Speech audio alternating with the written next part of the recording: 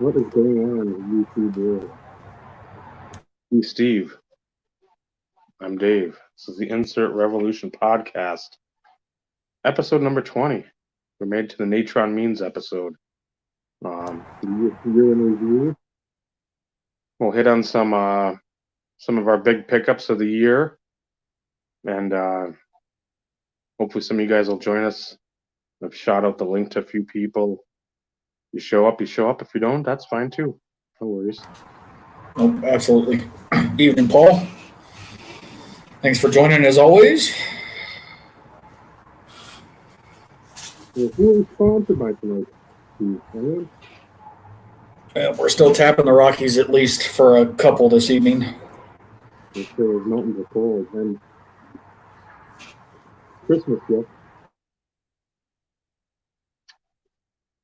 The Chick-fil-A sauce, which again, if you're anywhere over the age of probably 30, maybe 35, that bottle looks like something else, and that's what I thought it was. I was like, kale pectate? Really?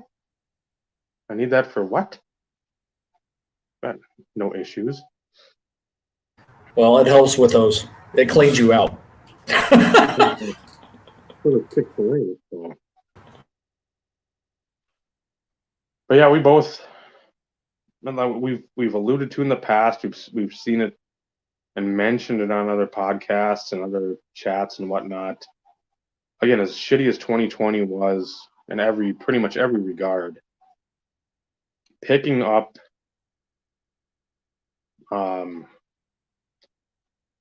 even from the low end to the cornerstone cards, and then I don't want to say acquiring friendships, but those are the two main things that came out of this year that, again, I still sit in amazement where you look back at February, you're starting to hear of it, like COVID starting. It's like a tsunami wave. You're looking out there like, that don't look good.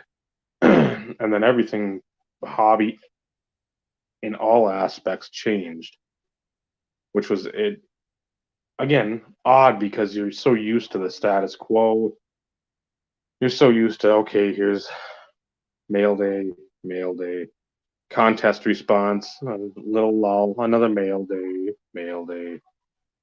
Now it's like everybody is doing live streams. Everybody's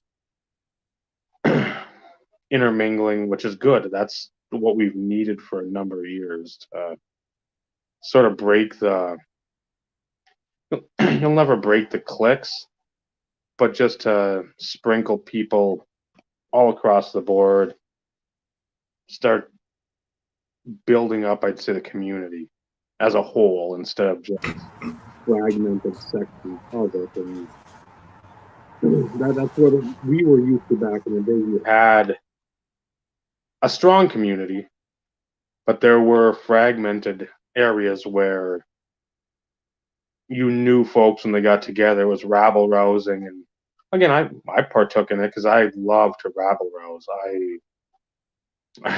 I love to needle people and get under the skin, but at the time, there's a lot of it. Poking the bear, so to speak. Yeah. But that's basically all they did, and that was the problem. I mean, when that's all you're doing is trying to start shit, it's like, man, at some point in time, you got to add to the community. You can't be just throwing a grenade in the beehive and running and watching whatever transpires. So I'm glad it seems like this year's been more of that, even with all the bullshit going on. What's up, Vinny? What's going on, man? Hey, Vinny.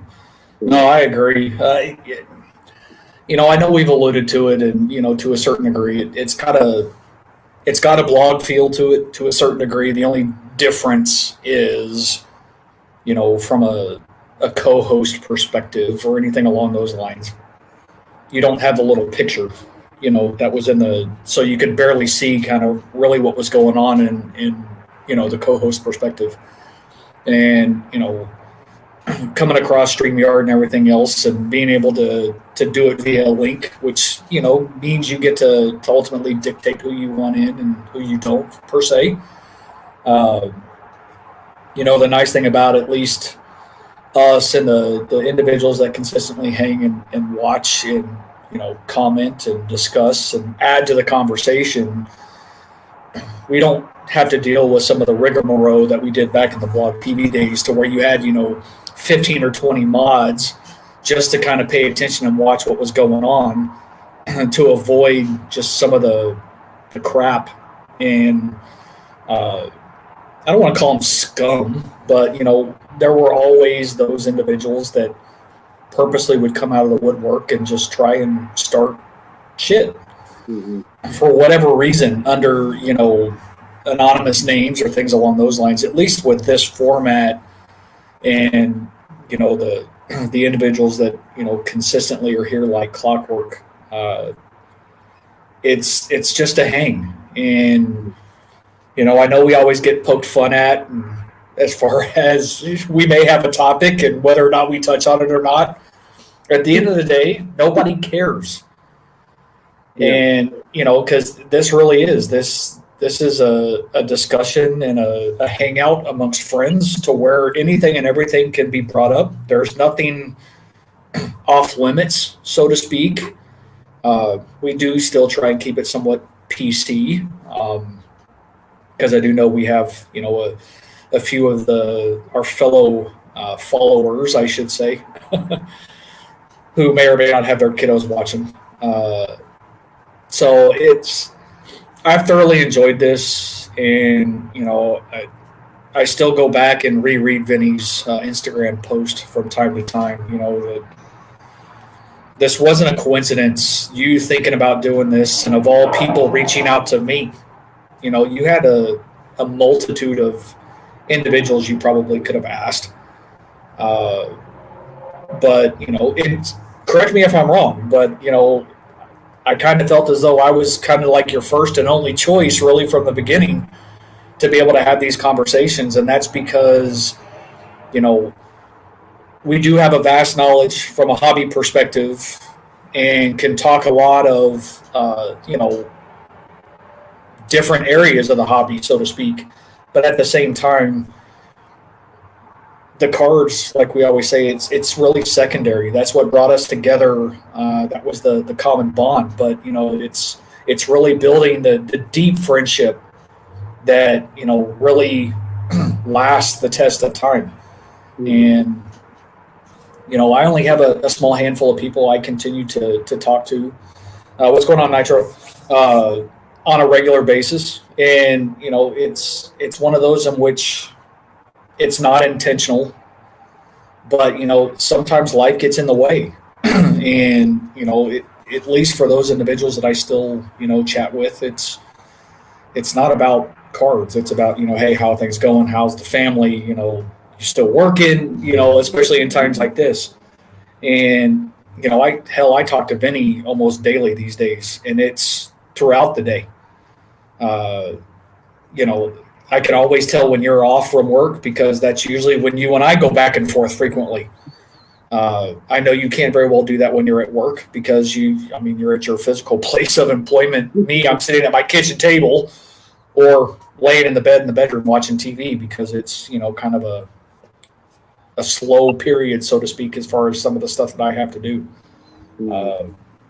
But, even like you say, even with all the crap, the negativity and the depressive aspect of 2020, this podcast has given me something to look forward to, hanging out with you, hanging out with those that are always here, meeting new people and engaging in those conversations, and having that foundation to build the friendships.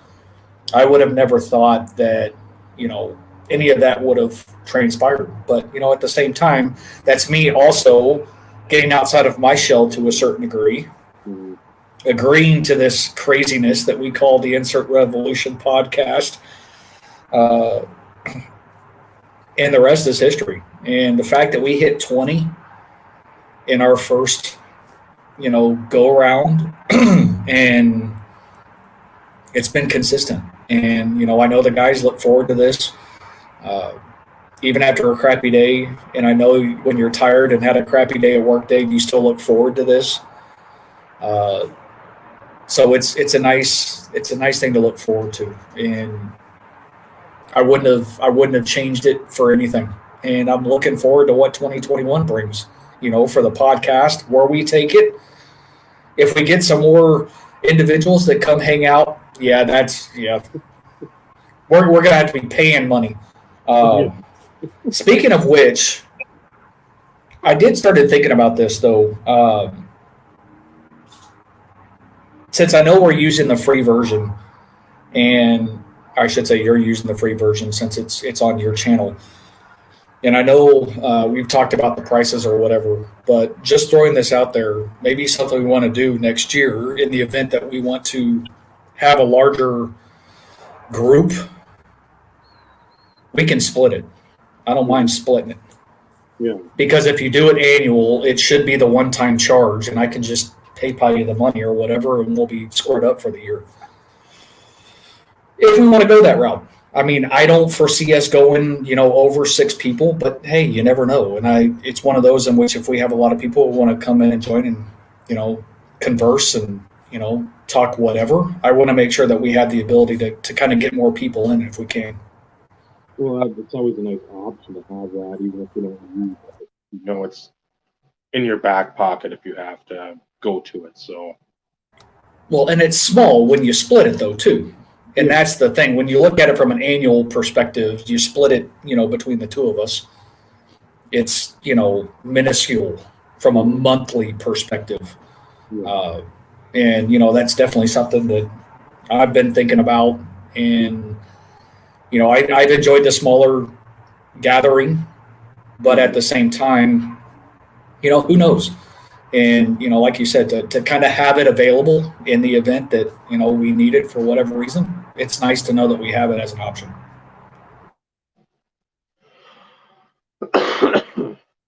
Yeah, there's a couple things we'll discuss at some point that it rattles around in my head at work because, again, I don't want to think about work all the time at work. There's times if you'll text me like in the morning, like, oh shit, I see this. Or Michael, he sent me that message, I think the other day. I don't know if that was at work or not. It might have been at work and I got to it after. And Joey's done that too with a couple cards recently. He sent them like 8:30 in the morning or whatever, but I'm like, I'll look, because again, it's somebody's sending that. That needs my immediate attention because I don't know if you guys or whoever's texting has picked something up or it's something I look at it in a quick amount of time and make a decision, because it could be some grail card or something that just is awesome and is super cheap. So as much as I want to sit and text all day, I just can't. I can, because I'm working from home. I have that option, but not everybody has that option. So I get it. It was no different when what was that? Was that yesterday or was that this morning? You sent me the text message about the other thing you wanted me to think about for this episode. And it was early. I hadn't even gotten up yet because, school's out. So I have a tendency to sleep in a little bit more. I don't have to get up as early. And I was like, what the hell is Dave texting me freaking first thing in the morning? I was like, oh, okay. Yep. Makes sense. Yeah. And there's been times when it's been like super late and I'll be up or I'll get up and I've got that thought right on my mind. And I'm like, let me just type it in. And just when I wake up, when I'm at work, when it's about 7 o'clock, I'm like, okay, this is probably about the time I can do it comfortably without being like, oh, it's 5, I'll text him now. And no, it's 7, I'll text you now. And you should be sort of jostling about. And I don't hear it. Even if you sent it at 5 o'clock, Dave, I wouldn't hear it. I'm a heavy sleeper. And yes, I use my phone as my alarm clock, but it's not going to wake me up unless I'm already starting to wake up for whatever reason. Then I would happen to notice it. But for the most part, ain't happening. The only way that I'm going to wake up is if you were to call me, and you better be like dying or something. No offense. There'll be some like TD a lot that's like insanely cheap. That one you sent me probably 2 months ago, that was a bunch of 101s and stuff in there, and was his number times what 100 for the price or best offer, and I'm like, yeah, if that came down to like 500, I'd be like, you better jump on this now. That's probably the best you're gonna see. And Yeah, because that one, I think the average for the number of cards, not taking into consideration the ones that I already had or had picked up throughout 2020, was roughly $100 a card, and there was no way to justify some of those cards at that price. no, but I mean, if that came down to what would that be, from 100 to what, 30, so like what, 20, 50, 25? No, it'd be less than that. Like 15 to 20. Then you're like, okay, that's different conversation. Yeah, different conversation. I don't even type up the banner for that question. I'd forgotten about it myself until you said it, because again, just work. You know, running around and work, and your mind just goes blank. Yeah, I know the feeling. It's the end of year for us, so of course, sales is pushing for everything. Wow, Vinny. I know I've said it before, we should be paying you guys, right? Isn't that what it is?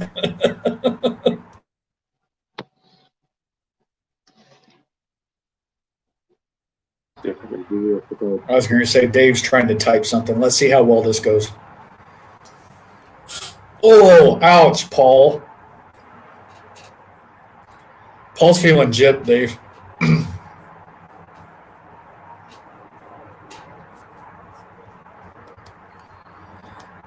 Obviously, he can't multitask.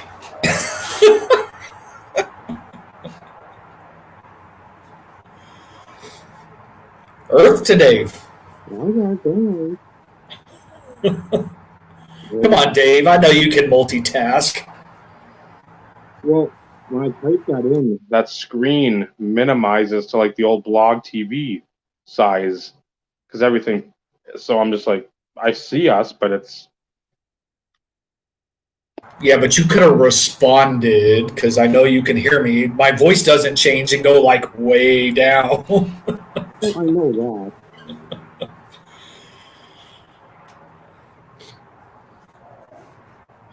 Anybody care to comment? Yeah, it's literally the Cro-Magnon man or the caveman trying to like hit the rock against the rock and get a spark. Ooh, ooh, ooh, ooh, ooh. That's basically all it looks like.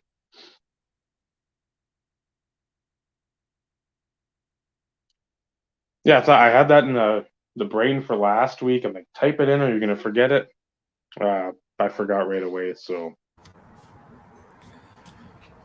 because my store continues to play Christmas music, and the horrendous excuse is because the families that owns it basically is Catholic, and whatever Catholic, I don't know. It's like after into January, the 12 days of Christmas or whatever it is.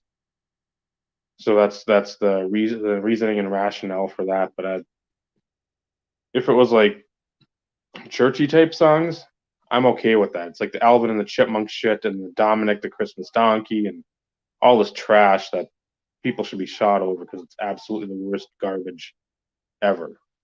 The Hippopotamus for Christmas one, that's one that I hear that all the time, and people need 2x4s over the head because it's horrible.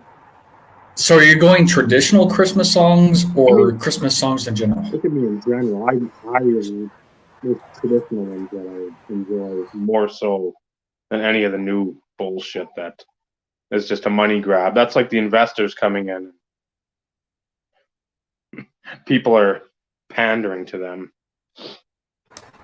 So if I had to guess, or if I had to provide some of mine are not traditional. Gonna have to go with the Grinch because I am the mean one, and I can be a Grinch during this time. And I've alluded to reasons as to why. Grandmother got ran over by a reindeer is also by far one of my favorites.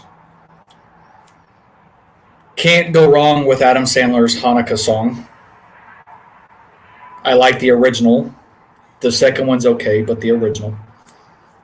And a more recent one, and I don't know if I've ever mentioned this. One of my favorite comedians is Jeff Dunham. I love him. My wife loves him. My kid loves him. Is Jingle Bombs, which is one that Ahmed did in one of the Christmas specials. So I'm really not a traditional Christmas song person. It drives me nuts, to be brutally honest. So I stick to the non-traditional ones, I guess. I can listen to them, but, it's small doses. Yeah, most of mine are. Yeah, I mean, I don't mind if the Santa or Grandma got run over by a reindeer comes on. There's stuff from like the Muppet Family Christmas that isn't like traditional, or it's traditional, but it's not like. And again, this is like the only time I love churchy stuff is those. And again, we've said it before, nostalgia, and it brings you back to good times or whatever, memories. But like the Hallelujah song, that one, there, I don't know how many years ago, Jordan Smith was on The Voice, a bigger dude, glasses. He sang that, and Trista had a poll or like a pool for work.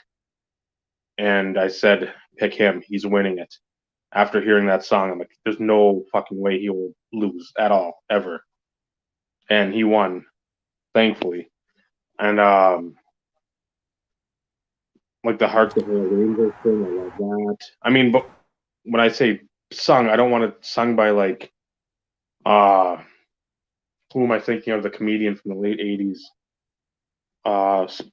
Andrew Dice Clay. I don't want his like Christmas album with that. I don't need bada bing, bada boom, hey. Like Santa's coming down your chimney, that lady. Ooh, it's like, yeah, nobody wants to hear the special remixes. I think The end is near. Yeah. But she's not here. She's not commenting. But then again, if you have it on in the living room and she's watching, hi, better half. And just FYI for the record, it's bad luck to take your tree down before New Year's. Oh, well. My wife has already started taking down all the other Christmas stuff, but the tree is supposed to stay up till New Year's.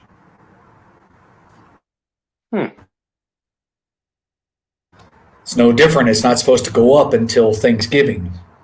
My wife put it up early this year because she had the time.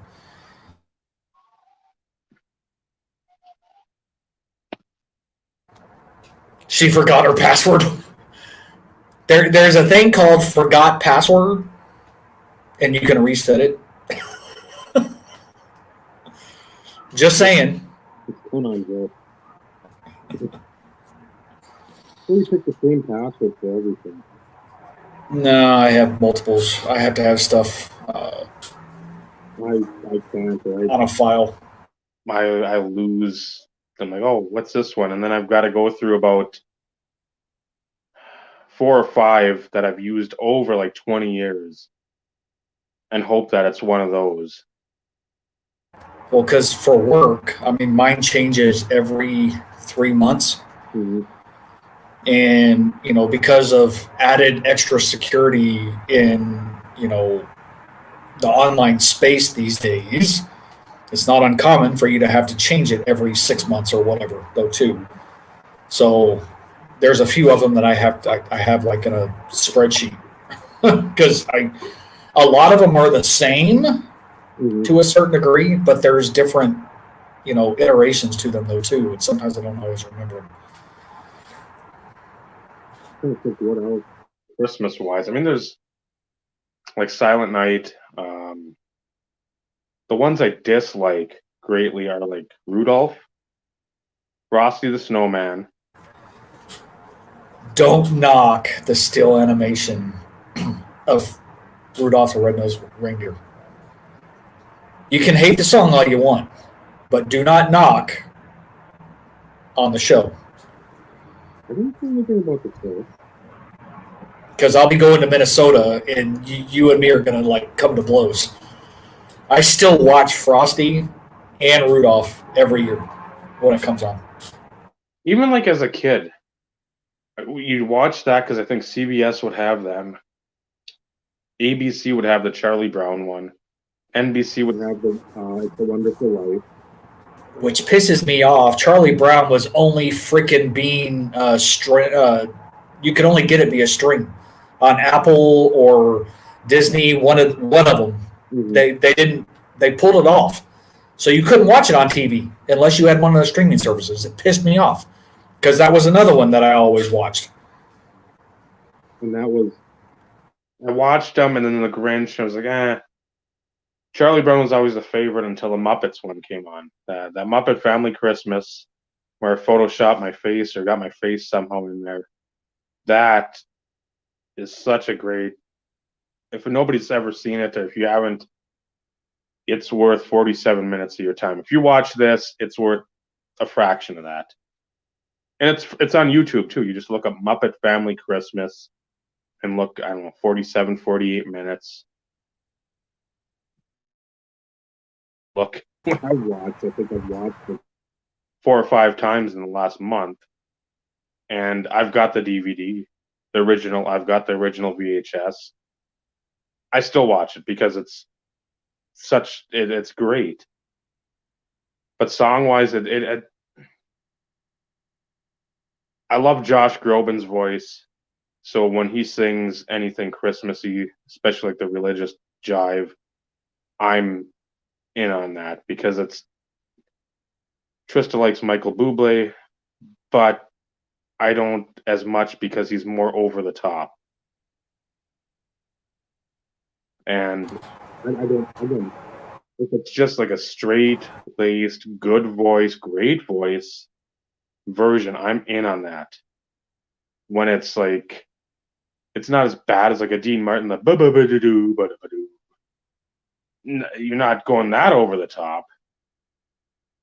It takes away from, I just want to hear a nice song. I don't want to hear your interpretation and then added.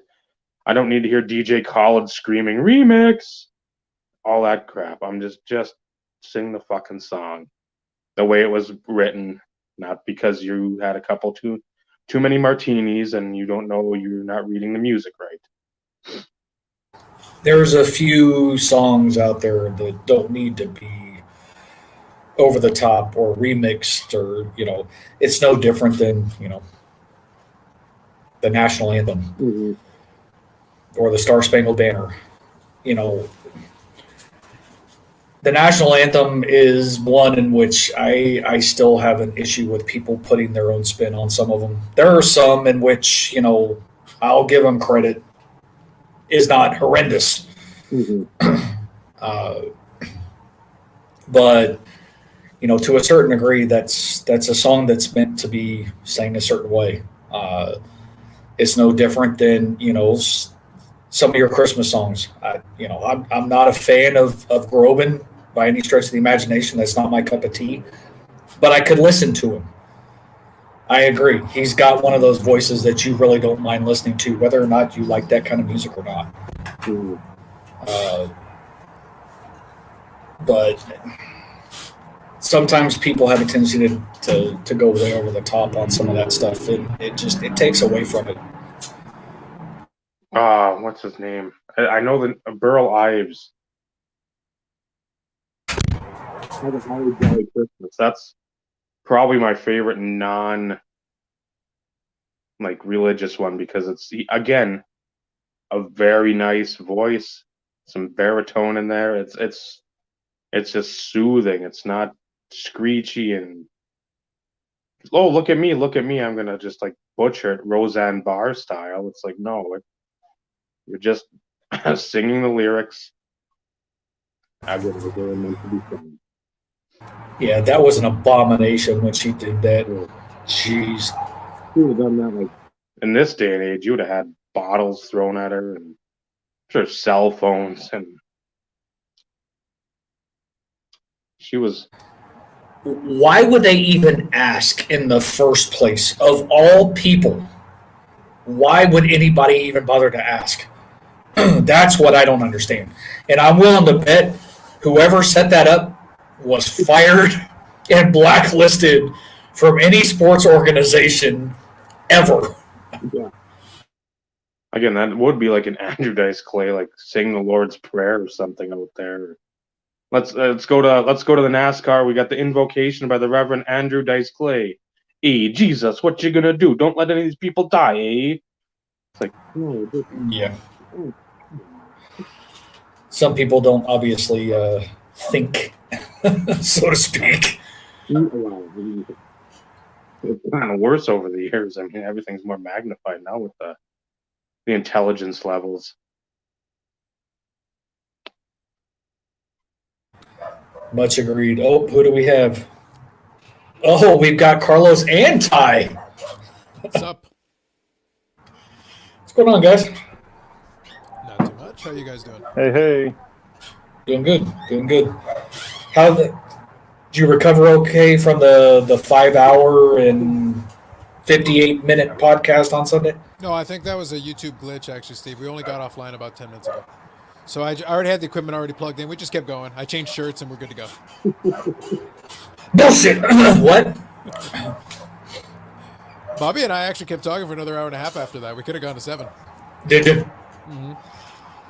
Well, that's not uncommon, though. I mean, you always say after you guys end up doing the shows or whatever, you kind of stay on a little bit afterwards, though, too. Well, Bobby's got a lot of things to say, and some of the stuff he knows he can't say when it's being recorded. So I'm like, all right. It's like, what do you want to talk about, Bobby? And that's where you get the fun stuff. We'll never make the air, but no, he has opinions. Don't we all? Yeah, exactly. Exactly. It tells you something when the amount of opinions that do actually make air. It's like, no, the opinions that don't make air. That's really interesting. Fair statement. Fair statement. Yeah. So Ty actually has a product to break. Was that 2011? Ty? 2014 Topps Finest. And Dave, 2014. you know what can be pulled out of here? A Jason Jordan Amaro. Amaro. Yep. But if you pull that, I don't think you'll be too happy.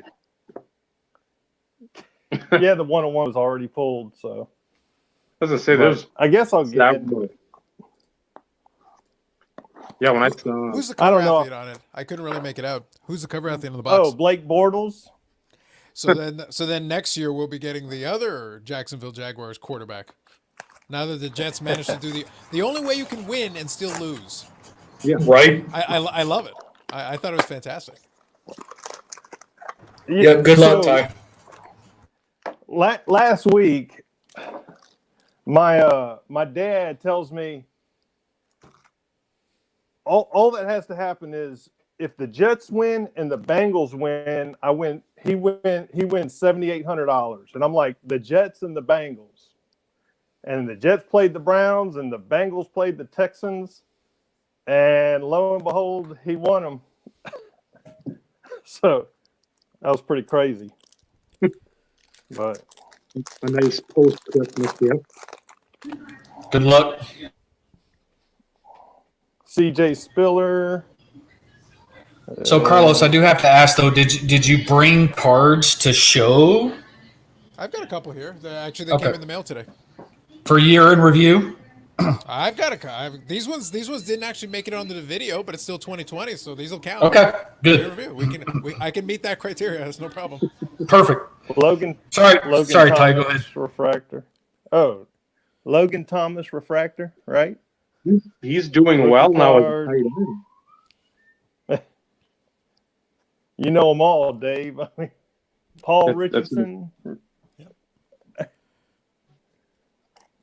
As you can imagine, Steve, I couldn't trust the postal service, so I had to put a cutoff on the video. I go, if I'm going to do this here, pick a video, I can't trust that I'm going to get any mail this week necessarily. I had to make a cutoff.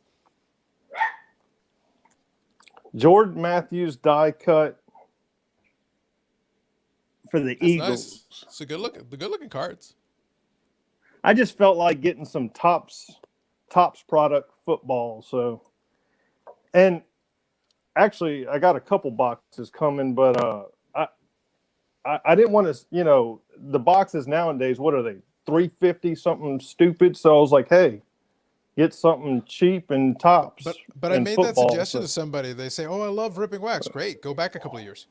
Yeah. You just go get something from a couple of years ago. Exactly. You can have some fun stuff, have some fun. It'll be cheaper. Enjoy yourself.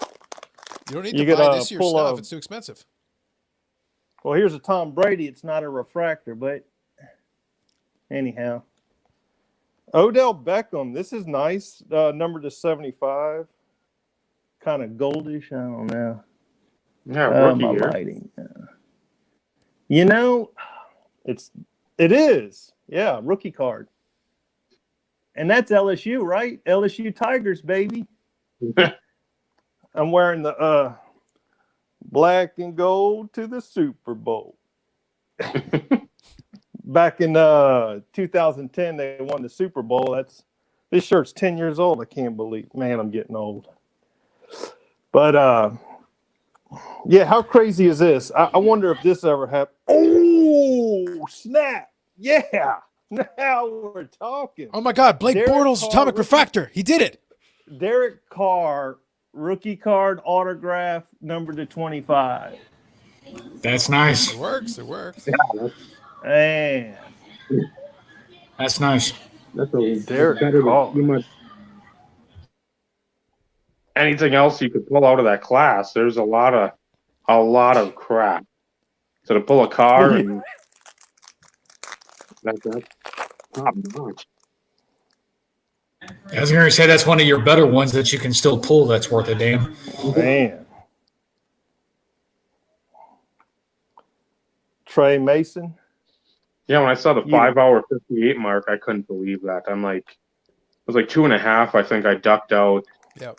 Because of meats, it's like, oh god. Oh no! If it had been just me and a meat at like 2.5 or 2, I would have just cut it off. There was no way he was getting. He hung around for about 3 hours and then gave up. And I was like, yeah.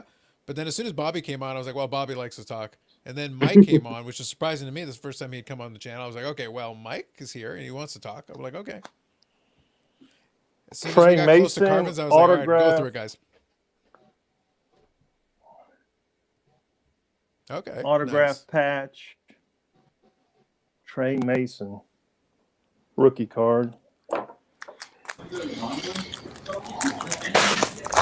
So, 2014, they still did mini boxes though, didn't they? So you got 2 mini boxes? yeah, 2 mini boxes. I got the first one, and it says 1 autograph patch card or 1 jumbo auto relic card per mini box. But I already pulled 2 autos in 1 mini box. I want to say all those like on card ones are bonus ones. Because there's a bunch of like. Because I don't think Amoro's got them, but there's some other top rookies that were in there. So getting a car. Yeah. And a 25. If nothing else, you can sell it to Vegas Dave because he's all about Yeah, tell them $1,500. yeah. Well, $1,500. Yeah, like I put a picture of this, and somebody goes, "Oh, I wanted a PC," and I said, "Okay, $1,500. I'm a charlatan now, right?" Josh Allen, 1. Well, Rookie yeah, his card. stuff. If they can, I don't even know what Super Bowl 125. that this year, but if they can make it I done. don't think it's even necessary. I think if they win around, like being this good and winning around, the people in Buffalo will rally around some of his car. There'll be thousands of Josh Allen PC. Like, we must have all the Josh Allens. That's all it would take, man. That's all it would take. That kid's good, man. He's shown a lot of good things. I like him. I'm sitting Eddie on one Prism Lacy rookie. It's the only good refractor. card I pulled from that box. Nothing wrong with that, though, Yeah. Carlos. For now, it works. I wanted so to it's- get one, and it just kept going up and up and up and up. And I was like, if I don't get it today, I'll never get it. Like, it's just going to go where I can't touch it. It is now, yeah. You can see it. I don't know if you PC'd this guy, Dave Austin, Savary Jenkins, got the hash. Safarius Jenkins. I had it one time. Is he a But player he- that has a pulse? Then Dave PCs him. Also, if he had a pulse at one time, it still counts. Jimmy Graham's still playing, Saints uniform. But yeah, I'll never forget this as long as I live. So I like the Yankees and I like the Saints. Back in November '09, the Yankees win the World Series. 3 months later, the Saints win the Super Bowl. It's like, I was like, man, am I in a dream or something? Devon Adams, die cut. That's rookie year too. So Bonte, nice. Yeah, Rookie year, yeah. that kid's a stud. Let's see. I'm almost like 3-pack, 4-packs. I got a handful of cards to show, and that's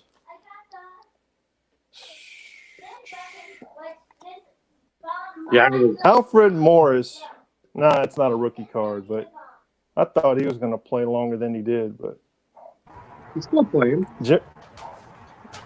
He lived 2 miles up the road from me. Jeremy Hill.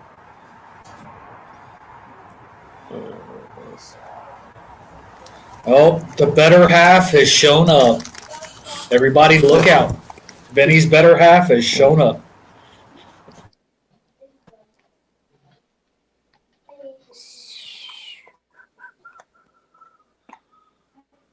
I was down by 44 in fantasy football because we have up on transactions, so we only have 20 transactions. Of course, my team started off 1-5. I had won 7 of 8, I think. 8 of 9. Whatever it was. Josh Allen, I couldn't pick up any receivers because they were out and I'm capped out. Down by 44 last night. I lost by 2 points. He got me 42 points. And I'm just like, It's almost worse though because he did about as well as he could have done, and it was almost enough, but not quite. But for me, it wasn't for the championship because we just did straight through the week 16. Okay. So I was like, whatever. I mean, if it was for the championship, I'd be a little more crestfallen. But I'm like, I was down by a ton, and that was because I had to play either McLaurin or Keenan Allen, and they were both out. And then Brandon Ayuk went out right away. So it's like, well, okay, now what do I do? There's nobody. I'm like, Josh Allen had to have like the second best game of his life, and he did. So I'm like, well, I was glad as Jordan a Matthews autograph rookie card. And then the same pack. That kid had potential too. Blake Bortles rookie card. And in the same pack, Allen Robinson Jags rookie card. Yeah, who at that time would have thought Robinson 6 years later be like 10 times more valuable than Bortles at least, because he's had a hell of a year too. Oh, man. Clowney, X-Fractor rookie card. Nice. So, and Devontae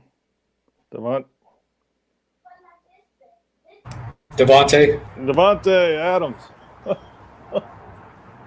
Rookie Okay, so the card. regular version So, is nice. and then I don't know. I picked up some Gridiron Gear 3-color patch. This is actually Don Ross made in the USA. It's his Chargers, the Drew Brees.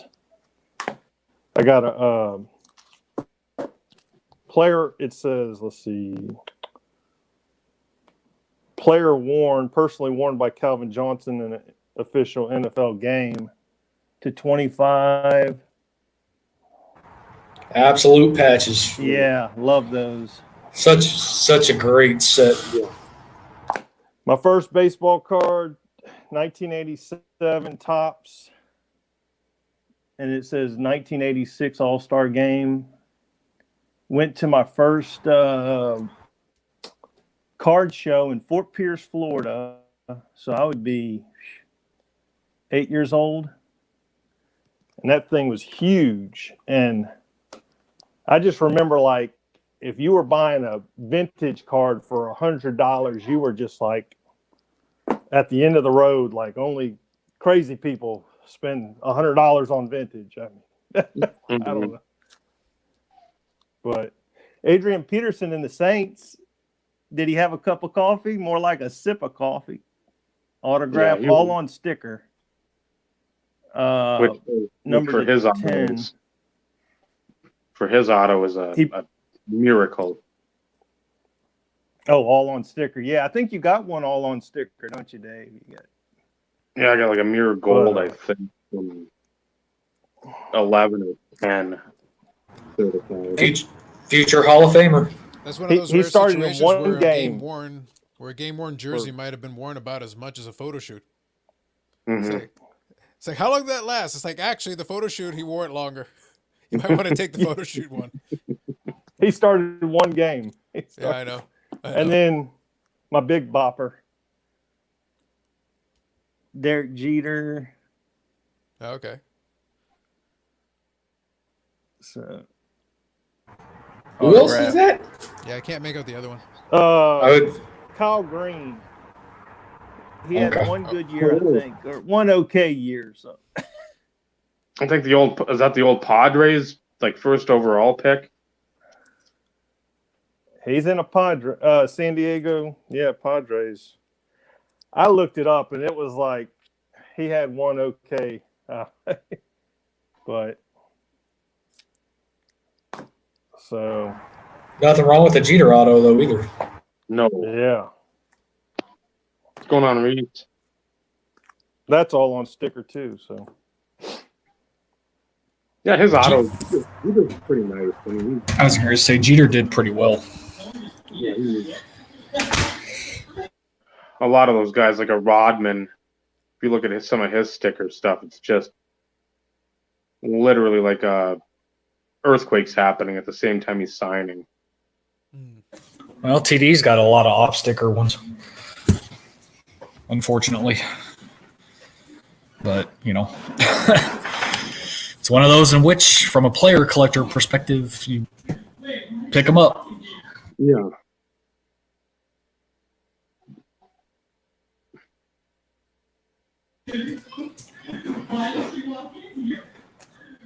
Anything else, Ty, or is that? yeah, that's it. I don't know. Let's see. I'm looking at my notes. Right, got my notes. No. I guess it's two stories I told before, but some people may have heard it, some people haven't. Back in 2004, 2005, because I just got out of the Navy. I don't know. This might be on my second YouTube video, but I was broker than broke. I mean, just got out of the Navy, looking for a job, whatnot, and like I was like, okay, I have enough money for my bills, okay, for water bill, rent, electricity, groceries. I don't know where that's going to come from, but it was bad off. I don't know what I was thinking, but I bought the SP Legendary Cut sealed box, and off of eBay, some random person on eBay, and I pulled the Eddie Collins. Only 6 of them were made cut autograph. I didn't know what I had. Sold it on eBay. Didn't have a camera, and it sold for $1,400.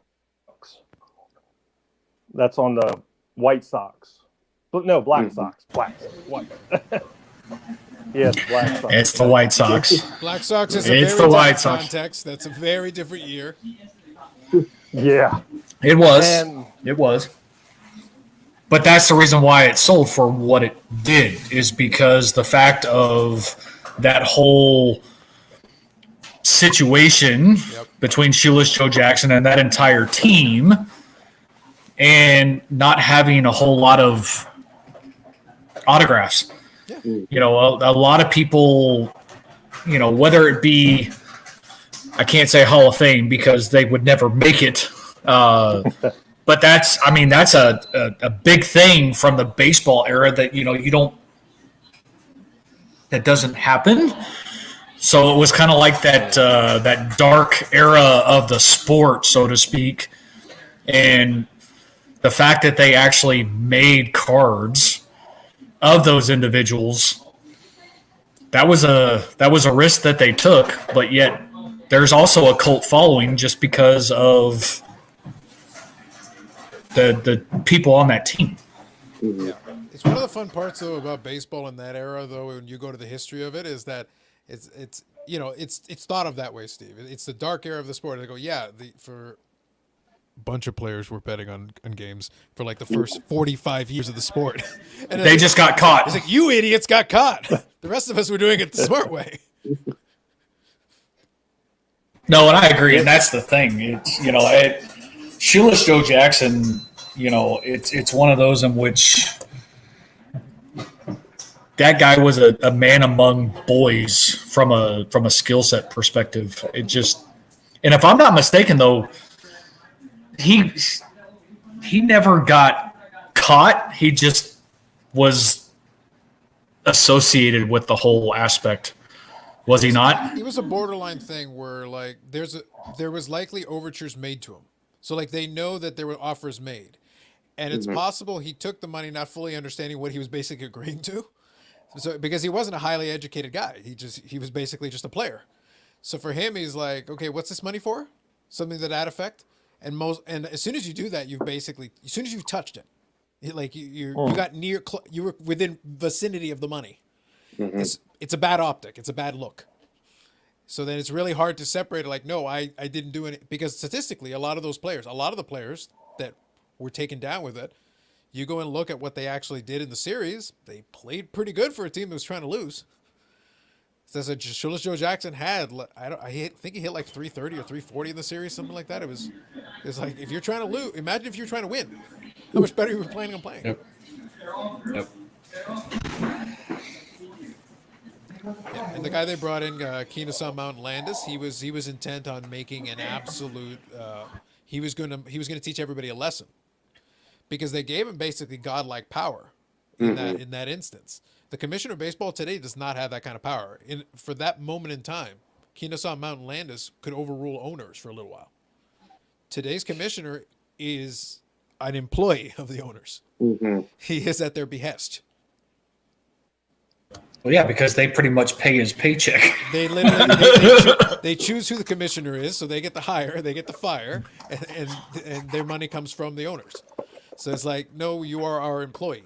You are a representative. So if people don't like you, that's great. You take all the heat, and we, the owners, are the actual power behind the crown.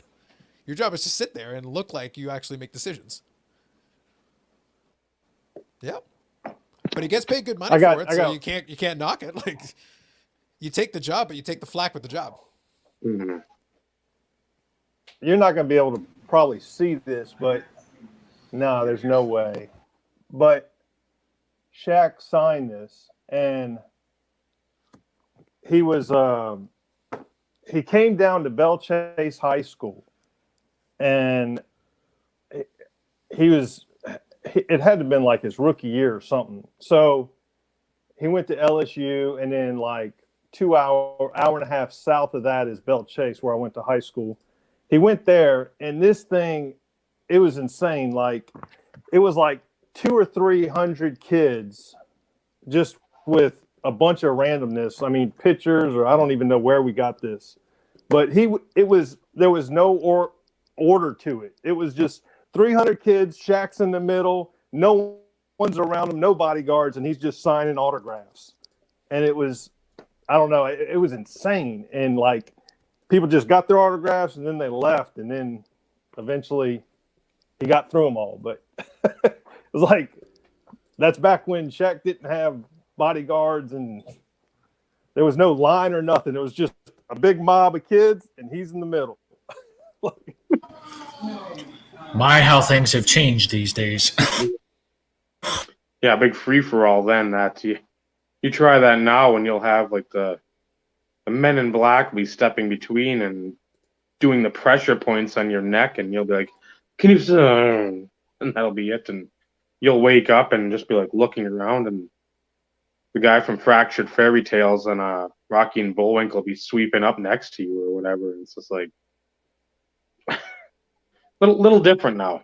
The thing is, even if he wanted to try to pull a stunt like that off, and let's say security decided to be somewhat nice, he'd get almost as many selfie requests as autograph requests. Mm-hmm. So he'd be spending half his time taking selfies because people want it for the gram, as opposed to people wanting autograph. Is it, oh, do you want me to sign anything? No. Can you take a selfie? Yeah, that's The selfie's almost like worth more to them than the actual autograph. It's like, well, I don't collect cards, I don't have this, but let's take a selfie. I'll add it to my picture profile.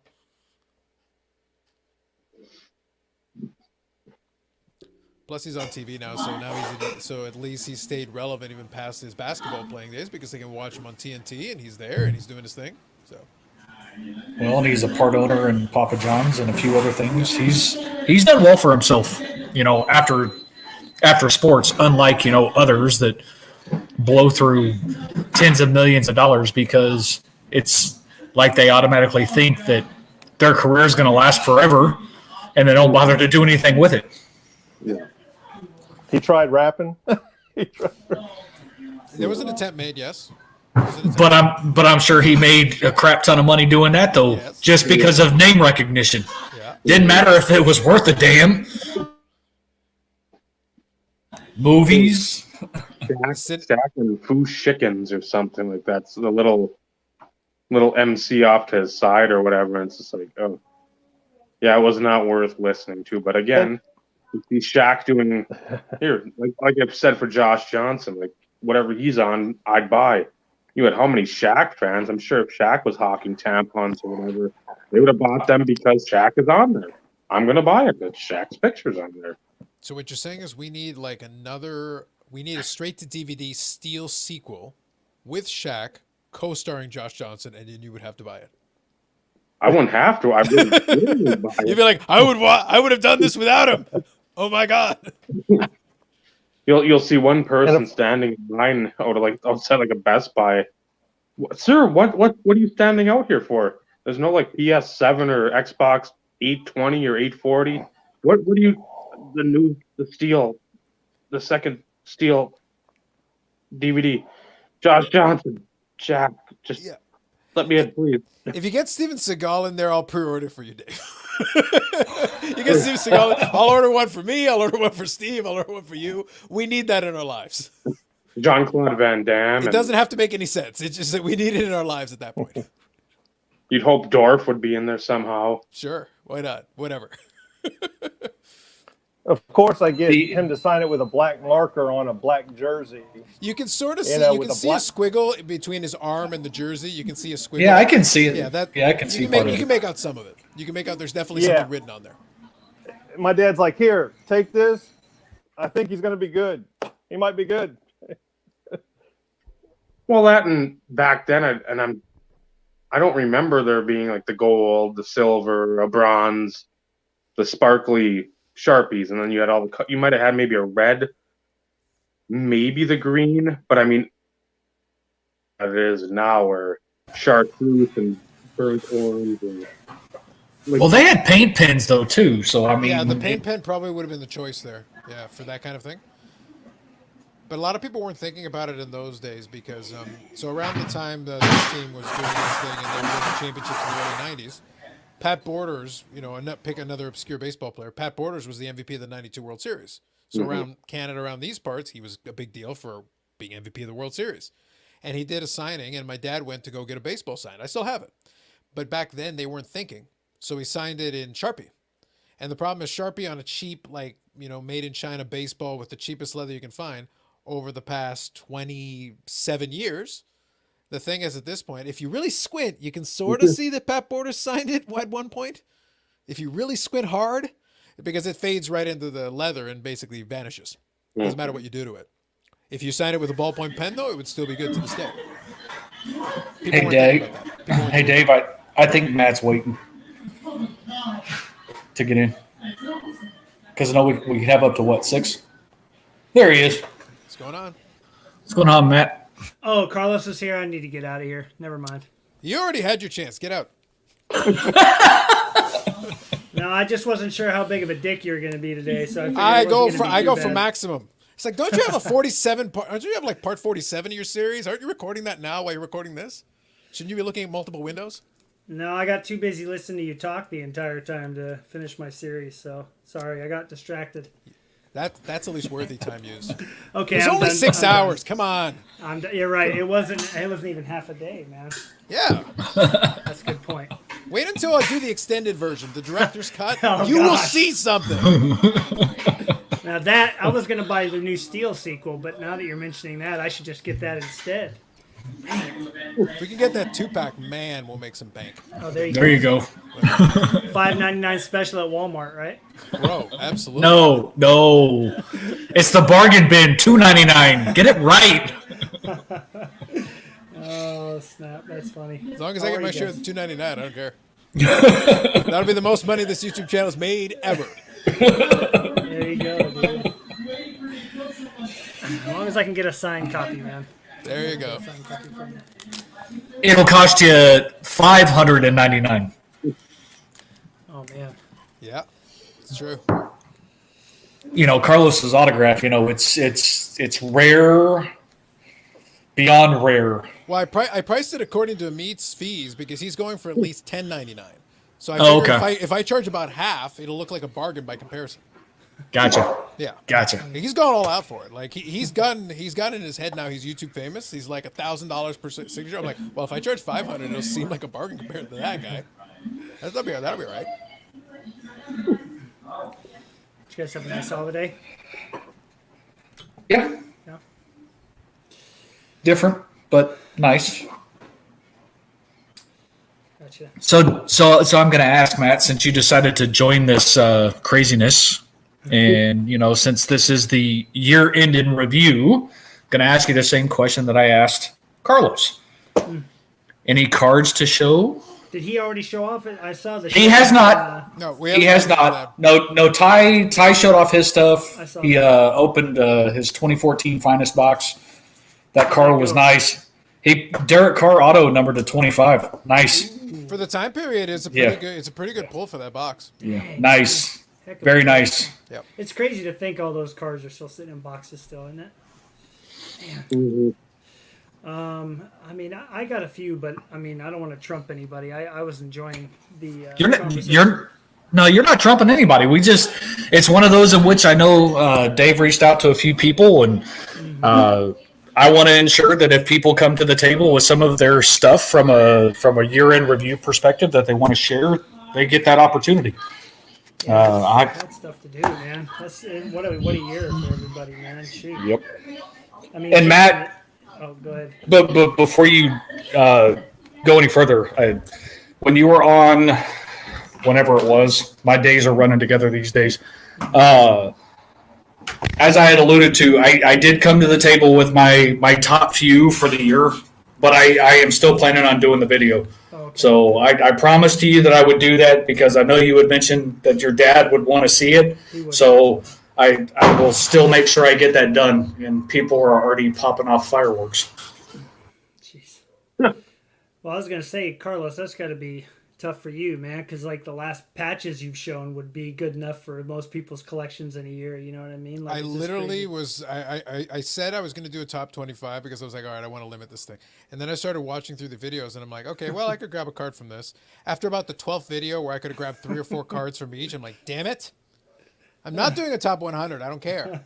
Not happening. I don't have that kind of time. And I make 6-hour live streams. I don't have that kind of time. That's right. That's Hell right. no. Hell no. Are you gonna break it up like Dave? I was thinking you do the same thing because you've got ridiculous amounts of cool stuff. I think like breaking it into chunks. Like I did Tebow, and then I'm gonna do like non-Tebow. Like at least try I and did break one it up. video. I did a top 25. I picked my top 25 favorites, and then I picked 10 that were non-Medano for other stuff Okay. I picked up. And I'm like, that's Yeah. it. We're doing one video. Really? 28 minutes. Very succinct and to the point comparatively. That's true. That's the best I can do. That I wanted to keep it under 30 minutes. I'm like, we're done.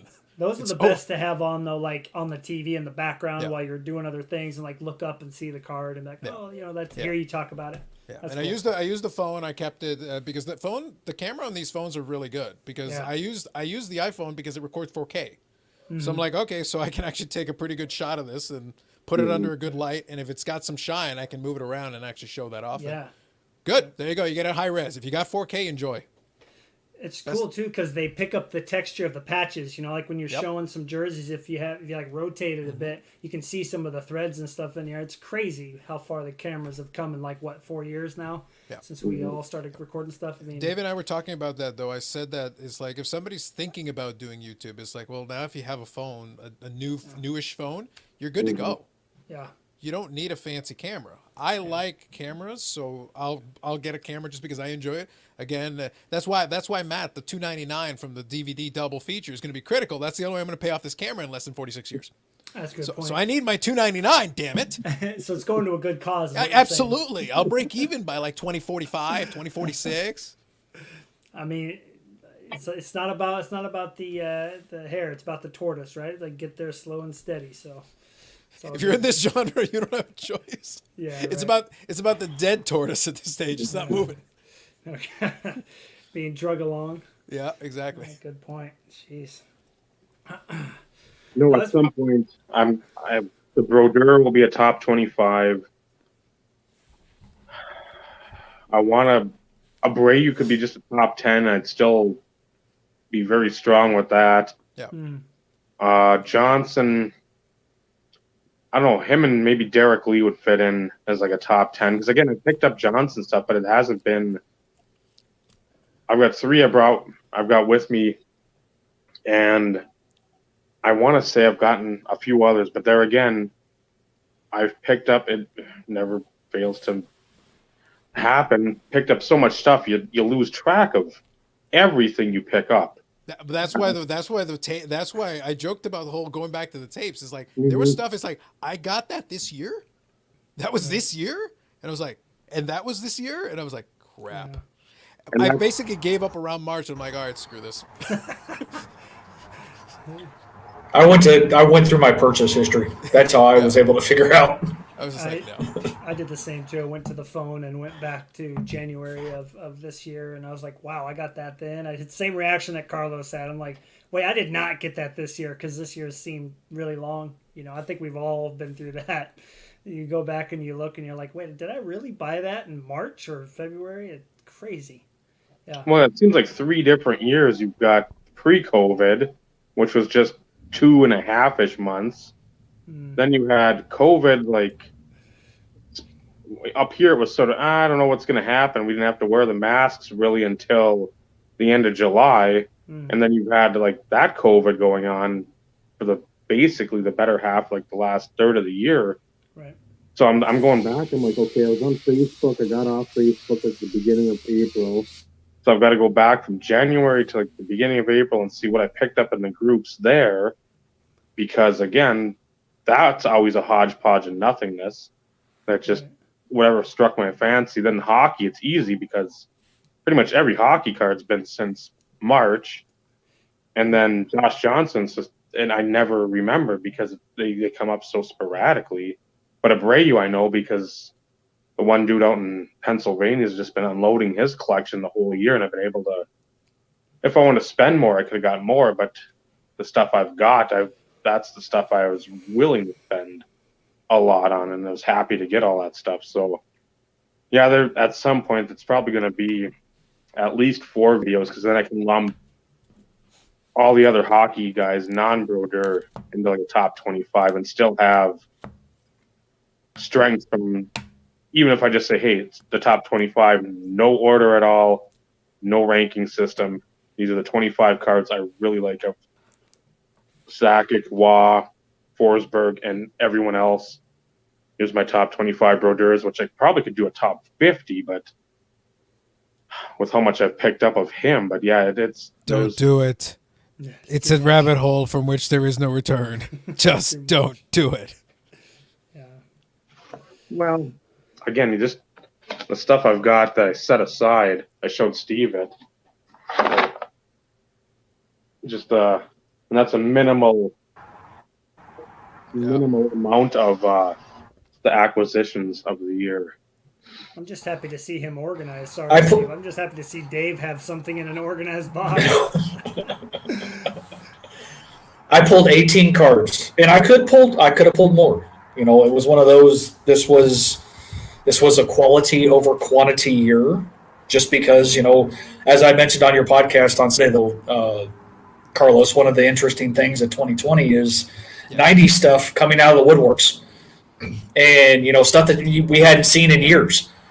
And, you know, although from a hockey perspective, there's more of a market for a lot of the 90 stuff as it pertains to higher prices than on the football market. But even then, you know, cards that you've seen in years prior, you know, 5-6 years and further back, are selling for, you know, 10 times what they did back in those days, just because for whatever reason, it's that hindsight. You didn't pick them up then. You're paying somewhat current market prices because of where the hobby is. Yep. So I stuck to 18. Like I said, I could have pulled more. And, you know, as I started pulling stuff out, I'm like, yeah, I probably should have pulled that one out. Yeah, I probably should have pulled that one out. But, you know, at the same time, you get to the point, unlike Dave, you know, with his 75 cards or whatever that he's got, give or take. We could do a whole podcast, especially with, you know, the individuals that are here, and we could spend 6 hours showing cards of everything that was picked up in 2020. But that was basically the point I made earlier, because I was running that number, and it turned out it was the one card that came in for that collection was number 1700 unique. And then I went back and looked, okay, where did I start in the year? That's the only part where, like, doing the videos is good, because in there I would put the number so that I could go back and be like, okay, so what the heck was I doing in January? I went in January, it was like 1100. And now it is 1700. And that is this year. Just And that one collection. But that doesn't include the ComC order, though, either. It does not. There's another 150 that are sitting over in ComC now that I haven't ordered, that I haven't come in, that will happen in January. So magically it'll jump to 1850 or so. So in essence, if you would have gotten that, though, I mean, 750 cards for one collection with In 1 year.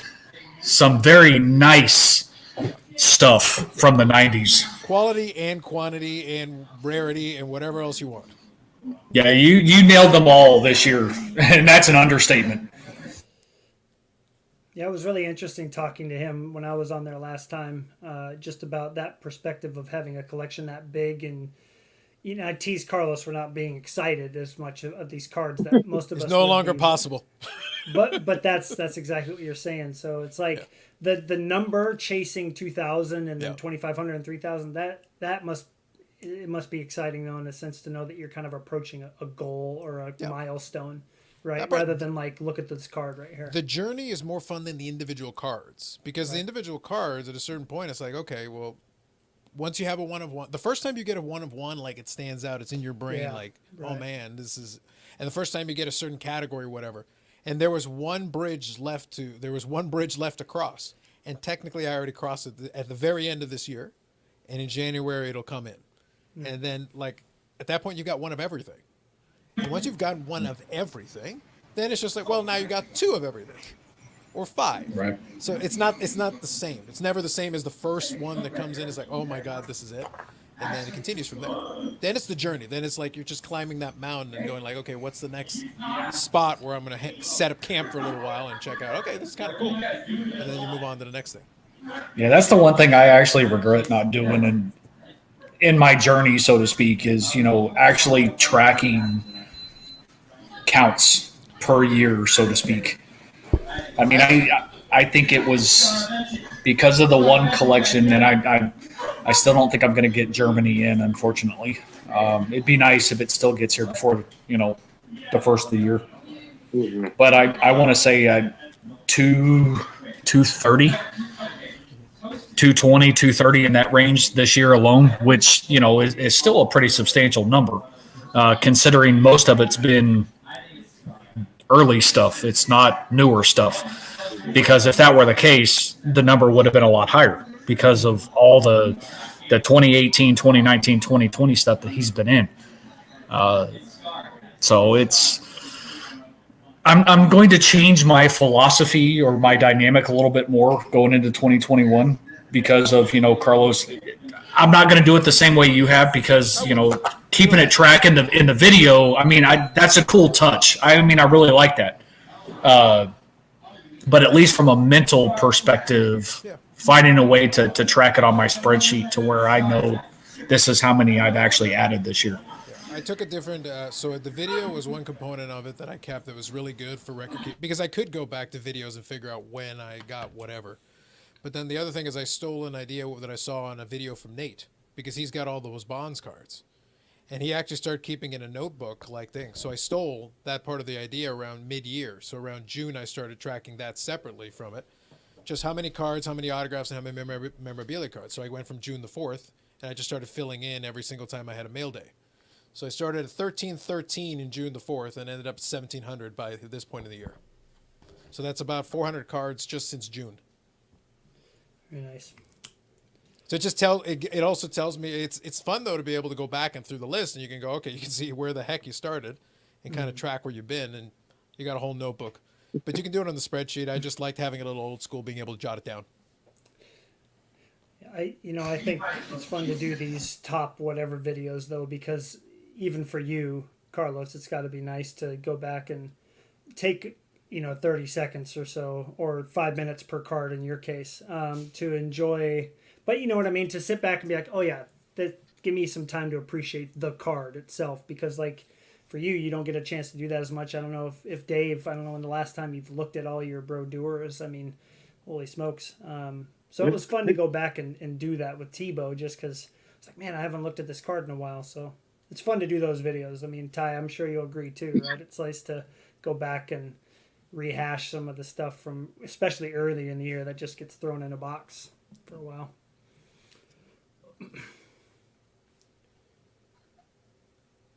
Yeah, I try to look through stuff.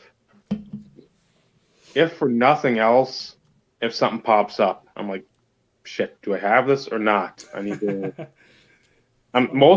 For most of the stuff that I've got, I know there might be something that's like, oh, I don't know, on like an artist proof in particular, something like that, where I'm like, okay, I know I've got the black ice of 95, 96 score, but do I have that 96, 97? I need to go in quick and check it out. And if I do purchase another one, for me, if I'm on the fence, I'm like, okay, I'll put a minimalist bid in there. I'll throw like $16 on one or 20. Just be like, okay, if I win it, it's not the end of the world. I'm not going to put like a $70 bid on something and then, oh shit, I've got it. That's freaking nuts. So, like with the Y I told you about, that's the thing. I lost that one too. I put like a $65 bid. It went for 66, and I don't know. I'm sure the guy went higher, but again, those are just. So now I've lost two, but that's fine. I mean, the price is coming down, I hope. This is like the Steve Urkel thing. You're wearing them down. You're wearing them all down. That's funny. Eventually, they'll only be me. They'll just be me. $5. That's all you're getting. But I've been able to pick up, and I've said it a multitude of times, it sucks having so many collections or like things tugging. Like, oh, I need money over here. I need money over there. But then if you lose something, you're like, shit, that's a big loss. Well, there's that, and there's those two over there. You look in the corner, there's 8 over there or something. And there's it doesn't matter. It's the big ones sting if it's something you really, really, really have your heart set on. But if it's something that's like, there's 1,000 of them, there's 500, there's like 100 of them, whatever. You're like, okay, it sucks, but let's try to pick it up because again, there's other stuff that'll be listed. It's not like that was the last Martin Birder ever to be listed. Good luck with whatever you go on to now. So, Right. Well, it was like that. I was talking to Dave about this, Carlos. I think you know too, and you guys know the set, the '98 Zenith Z Gold, the base that came out. Yep. I mean, I've never been so okay with losing a card that I wanted so badly because, I mean, in my mind, I'm thinking, well, A-Rod, I've seen this card a couple times. I already know what the market is for this card. $100, $120 should get the deal done. To see that Tebow go for over $200, I'm like, I guess I don't need it that bad, you know. And of course, here's Dave, Mr. Enabler. Bid that much, bid that much. I'm like, you're out of your effing mind. It just to bid that much for a card that's just going to go in the box that's out of 100. If it was out of 10, well then yeah, then or if it's the Holy Grail card, then yeah. But Well, I think what you're going to find, it's going to be interesting because we'll have to see. It's something I've been tracking for a long time. I don't know how many of those are actually out there. right, I know it's out of 100. I know that's the print run, but you had to take them out of the 5x7. So there could be one sitting there with a base card of a regular guy that somebody's like, nope, my set is uncut. I'm not opening it. And it literally just sits there for eternity because it's never going to get pulled out. yep. Because I went look, because that, at this point, I'll be honest, I'll probably get almost all the Grail Medanos and I'll be sitting there looking for the Z Gold. That stupid thing will be like the last one. And I'll probably have to pay $1,000 for it. I will end up paying more for that than the Shield. There's a really good chance this is going to happen. Should have listened. You should have told me that, Dave. You should have said what he just said, and I probably would have been like, okay, I'll sell this so I can buy it. I was shocked. I was there when the set was pulled, and I was shocked how rare it's become. Wow. when I say bid strong, don't. I mean, I bid I get my info. 226. I I get my info intel from Steve, so the cardboard hockey oracle says bid strong. That's a legit source. Yeah, you don't. I mean, I bid super high on it, but I just was like, I can't go. And I think it went for like 230, 240. I mean, I was like, I can't do it, you know, because there was other stuff that was coming up, and that's always tough. You're trying to like decide. Oh yeah, that's the worst. The pick and choose. Yeah. It's a blessing and a curse. Like It is. The red inks. That's another one I always tell people. You see it in football, if you're baseball. You have your red ink guy, get it. Because I've got, I think, three or four of the Johnson rip cards. I haven't ripped them. I don't know what could be in there, but I don't want to rip them either. But I've gotten 1 year, I don't know if it's 12 or 11, where he had I think 2 different years of red inks. I've got, I think, 6 of the red inks, 5 or 6 of them. Because every time one popped, I'm like, there's not going to be, I don't know if there's another chance to get one. I just want to get them all because they're cool. You know, people like me don't want to. I've seen sets out there of the full rip card set, fully unripped. So people are trying to put that together, and they're just keeping it. So, you know, you don't know how many plates are out there or whatever, how many of the wood ones, the one-of-ones, the red inks, whatever. The high number SPs are, I wouldn't say irrelevant, but I mean, there's enough of them floating around. You can pick them up, but at the same time, just like the Z Gold, the red ink, if you see one, even if it's like Carlos Beltran or Joey Cora or somebody of that nature, If only. If only, yeah.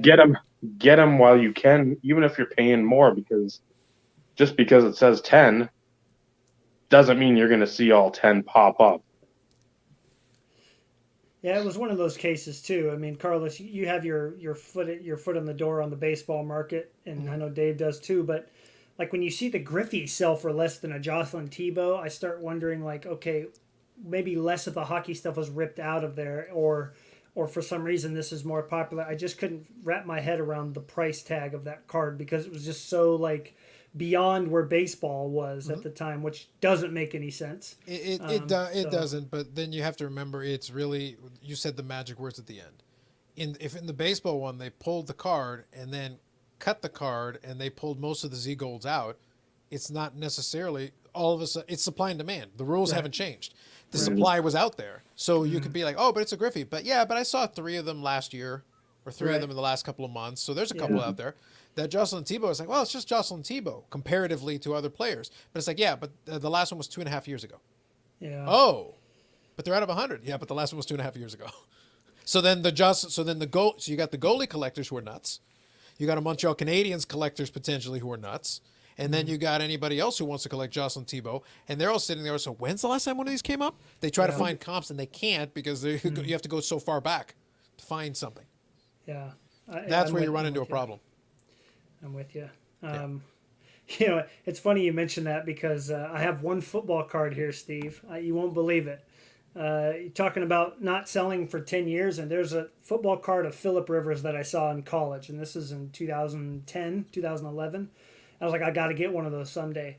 I think the last one that sold on eBay was 7 years ago. But I've always loved the cards, and one finally popped up about a month ago, and it was only $30. So I was quite excited about that. But are you familiar with the SPX shadow boxes, the case hits that they do? I'm also happy to get this after waiting 10 years to get it. Just such a cool card. Didn't they do these in hockey too, Carlos? Right? The shadow boxes? I think later on they did. They definitely have had sets called shadow boxes. Anyway, They've definitely done that for sure. That's in the top pickups of the year, right? Sentimentally, I just love that card. Really cool. Yeah, they're like 300.2 or some god awful thickness. This year they were a lot smaller. This is in a 180 and it fits fine. Cool card though.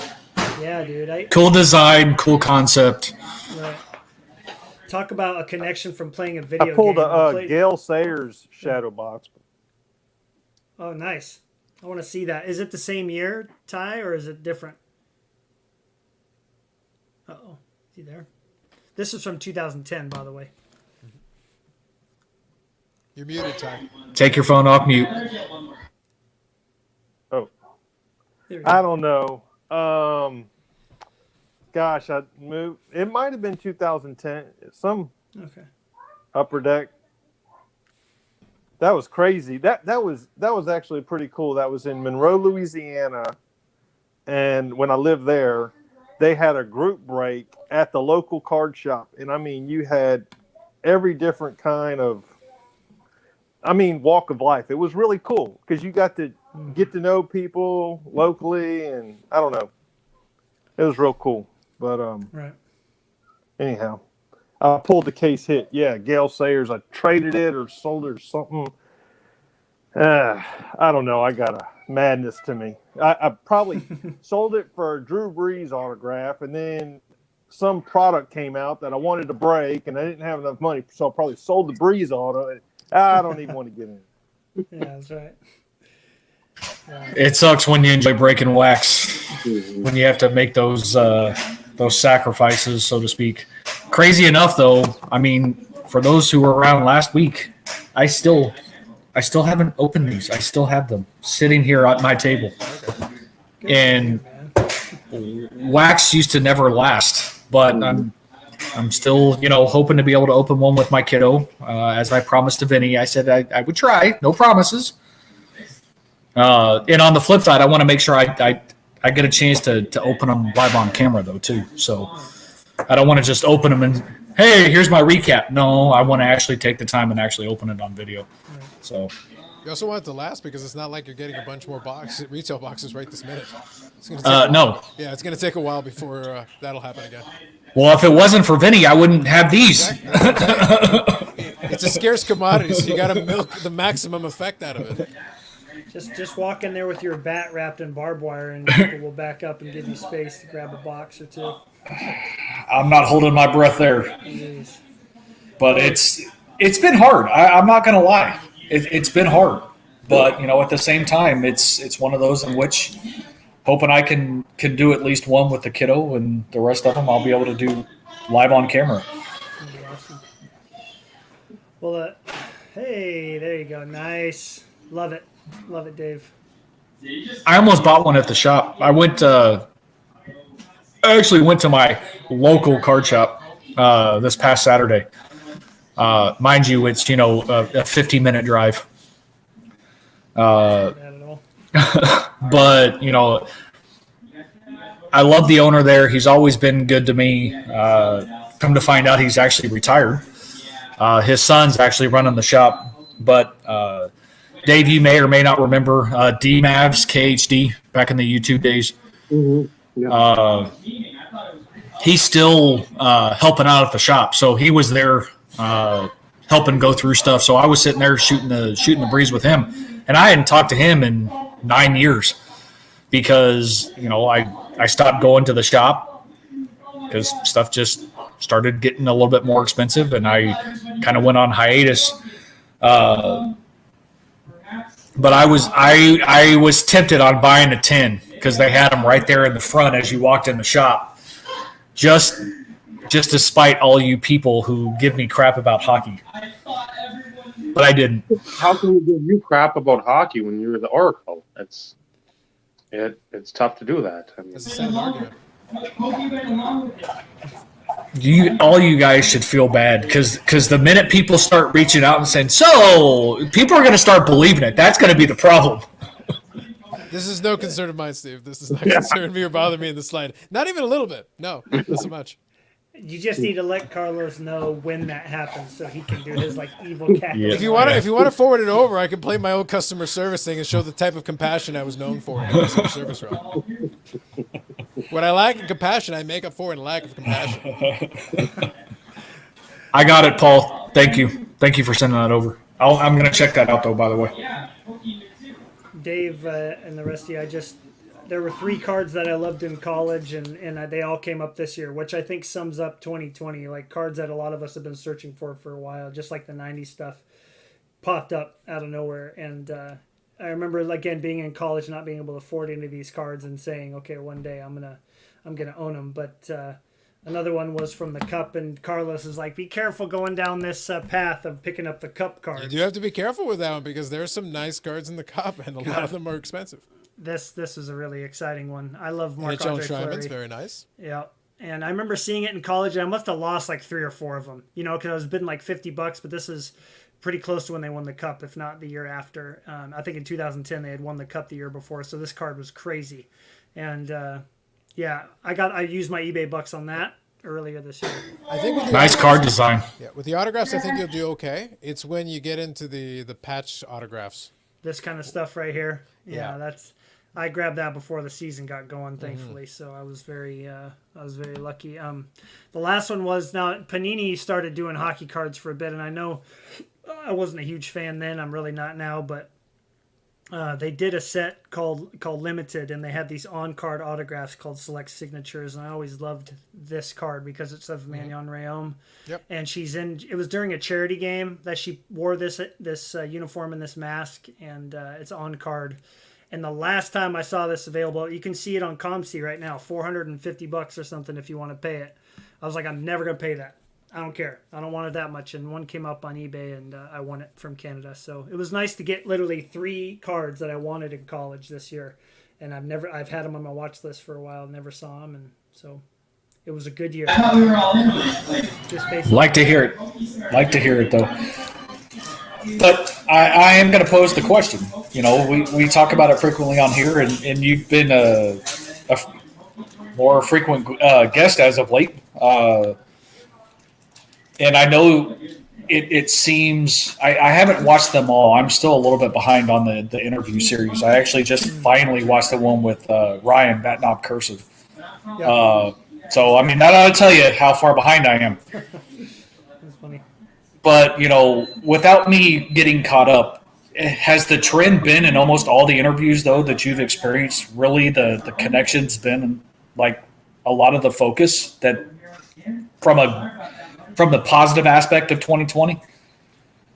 I feel most people have been really positive about it. Yeah. I mean, I bring up at the end of every interview with the rapid fire something negative or something that was disappointing. And it's often that many of the people don't say it was this card I didn't win. It was like an experience that is beyond winning or losing a card. And that was really good to hear in a sense because the community aspect was so important to everybody I brought on. And, I didn't bring guys like Carlos or Nate on because they've got such a big audience. And Carlos talks about all his thoughts on his channel. So that's why I didn't bring you on. But would you agree, though, Carlos?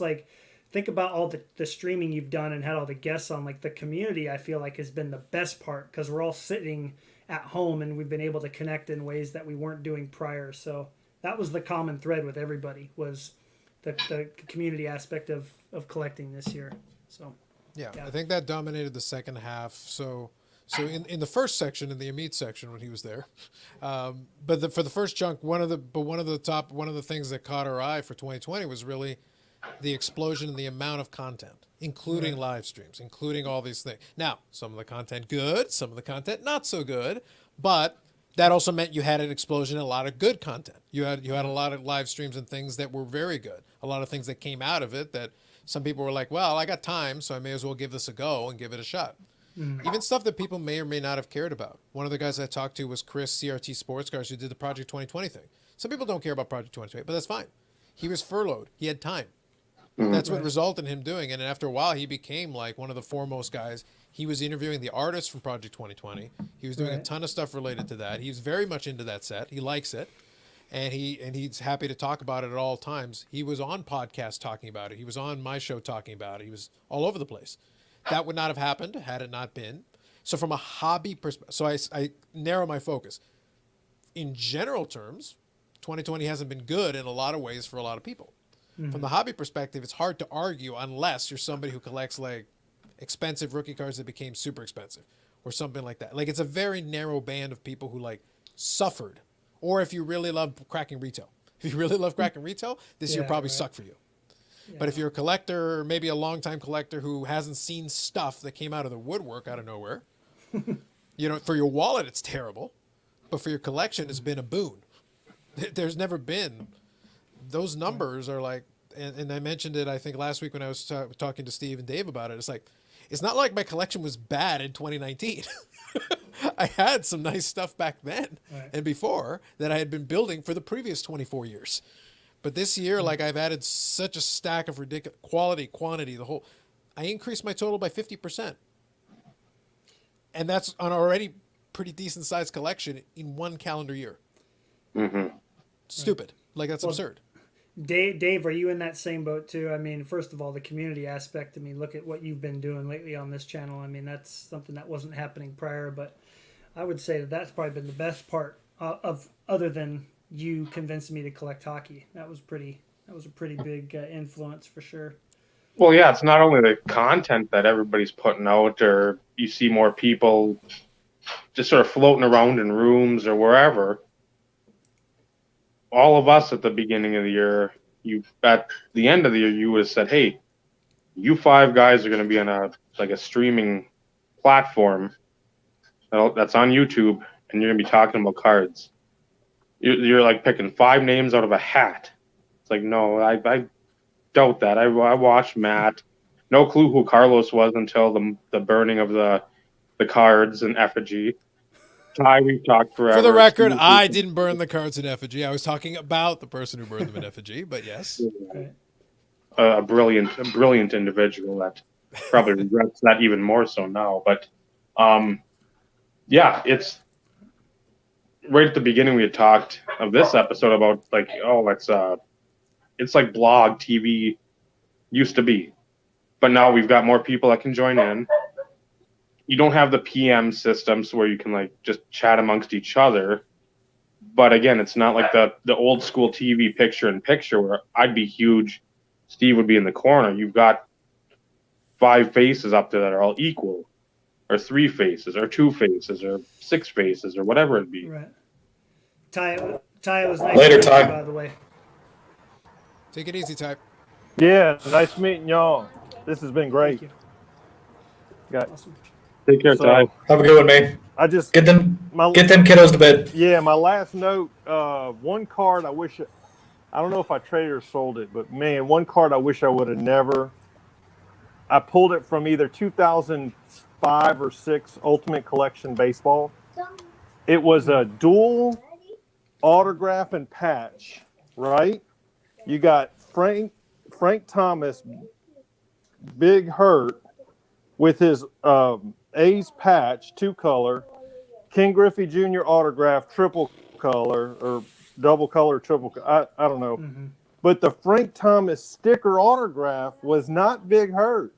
It was the previous, the 19 whatever, 50s Frank Thomas.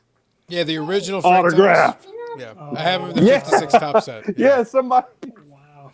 somebody just said, "Oh, Frank Thomas autograph, slap it on there." No, this is not Big Hurt. It's a picture of Big Hurt, probably game used jersey of Big Hurt patch, and then it had King Griffey Jr. autograph, but that's what would that be? An error card? I don't know. It's sort of. It is actually, yeah. Because I don't know if he still is, but as of a couple of years ago, he was still alive, and he actually was a card collector. Oh, that's cool. Yeah, the original Frank Thomas, he was a card collector. Not that I would know. Yeah, that was. I know for reasons. There you go. Just for you. They're always for reasons. But I actually have a reason why I know. But that'll be another story for another day. Cool. All right, Ty. Take it easy, man. All right, peace. Have a good one. Take it easy. Take care, Ty. It's always for reasons, Carlos. Always we know. Reasons. Always. Just like I'm always just saying, right? Correct. And again for Dave. And again. That's been the good part. I like where it seems like you have more of the community banding together, or at least, hey, somebody's over there streaming. Let's at least stop in, say something, take a peek, see what they're doing. If we like it, or if we can just put it on the TV in the background, whatever. Right.